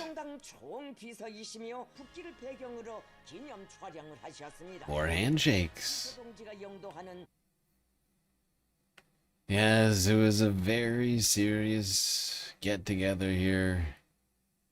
Now, even with all of the frivolity of the affairs, there was, of course, still an important geopolitical point to this meeting. An attempt by China to shore up its relationships amidst this rather tense geopolitical moment with one of its big suppliers of a number of different things. I'm actually forgetting what it is that North Korea, I think there's like a couple of different industries that North Korea has kind of taken over for China to supply them with like low cost, is it chips? Like really low cost, like targeting chips or something. I can't remember. There's like a few different things. I just cannot think of it right now. My brain just fucking broke. Coal? Whew. This is what happens when I go this long. Happens a lot, actually. The big dummy. That's probably the main issue. I don't know anything about anything. Why do you even listen to me? Just some guy. Just some guy fascinated with learning and facts and news stuff. Now, an expansion of cooperation in politics, the economy and culture. That agreed between the North Korean leader Kim Jong-un and China's Xi Jinping as the two agreed to open a new chapter in ties. The two saying they'll strive for closer strategic communication through visits to each other's countries by high-level officials. Among the more controversial issues, Kim telling Xi he will fully support the One China principle. Now, that Beijing views as meaning that both sides, for example, of the Taiwan Strait, belong to one country. Well, let's hear a little bit about what the two leaders had to say. I am very pleased to visit the beautiful city of Pyongyang once again after 7 years. I feel especially warm and familiar. I am ready to work with you, General Secretary, to take this visit as an opportunity to strengthen top-level planning and strategic guidance for China-DPRK relations in a new era. We believe that this visit once again clearly demonstrates that the DPRK and China have always stood on the right side of history, the side of autonomy and justice. It also shows to the world that no matter how the international situation may evolve, the time-tested DPRK-China relations remain unbreakable. Well, that visit coming as the geopolitical landscape continues to shift, both regionally and globally.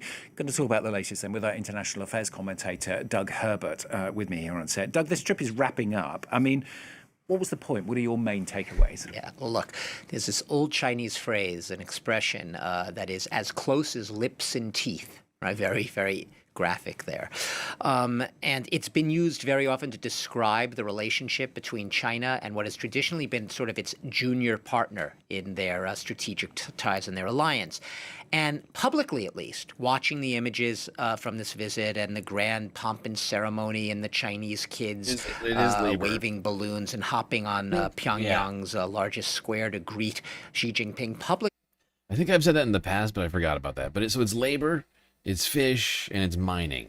Not so much coal. Oh, it is coal. Actually, it is coal. I said coal a second ago, didn't I? Okay, so it is coal. Iron, copper. Sort of lower economic output type stuff. Yeah. Sort of like natural resources and or human labor seem to be the main things China depends on North Korea for, economically speaking. As close to lips and teeth is the image you get from this visit. But, you know, you scratch the surface and there's a lot more going on, right? As you said at the top, you know, this is a rare visit. Rare meaning the last time that Xi Jinping, he doesn't travel abroad that often, and this is his first foreign trip this year. Last time was to North Korea was 2019 in a very different era. And even as they are sort of proclaiming greater strategic ties and unity, that's all true. Sort of both sides wanting to reaffirm those ties that they have traditionally shared at a time where, as you said, we have a lot of diplomatic strains, a lot of... Yeah, there you have it. Big display put on by North Korea as China's Xi Jinping visits the country, trying to shore up ties between the two nations.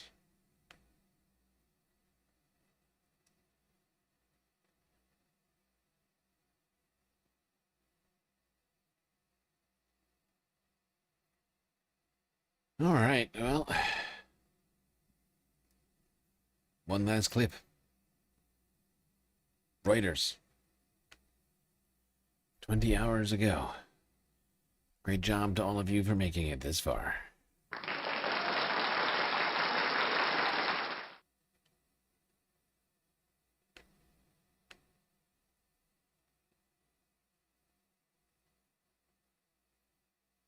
배경으로 기념 촬영을 하셨습니다. 괴담에는 우리 측에서 정책연구실 주임 당박유 동지.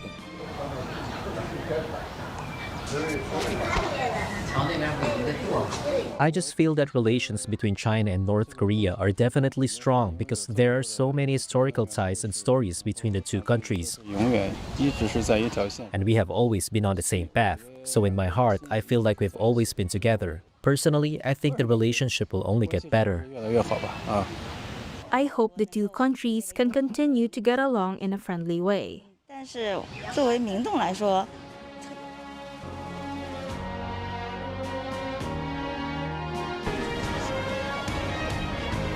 I think there's something about the sort of like propaganda music, like these like big like orchestral sort of things. I don't know. It's like it's like something about it is just so fun.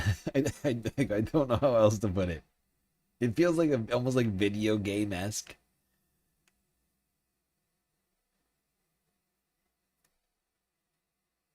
Like some of it kind of reminds me of like Mario 64 type shit. Oh, God. I'm hot as fuck right now.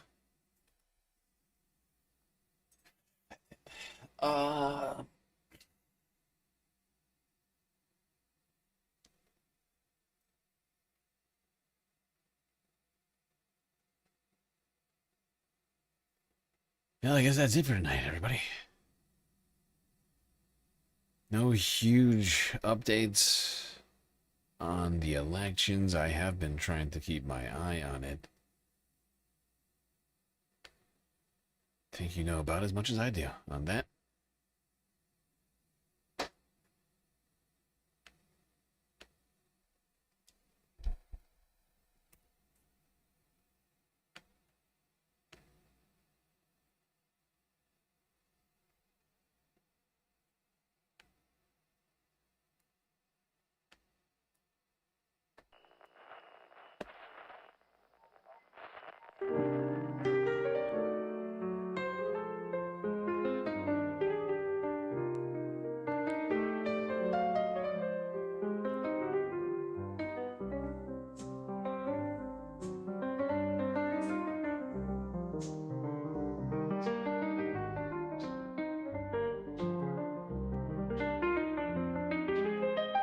Well, we got through the stream.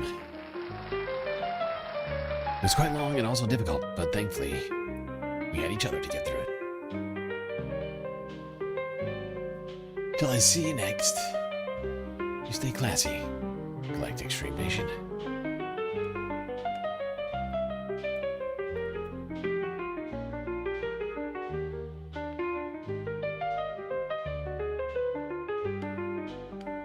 Can't forget this. These are your galactic patrons.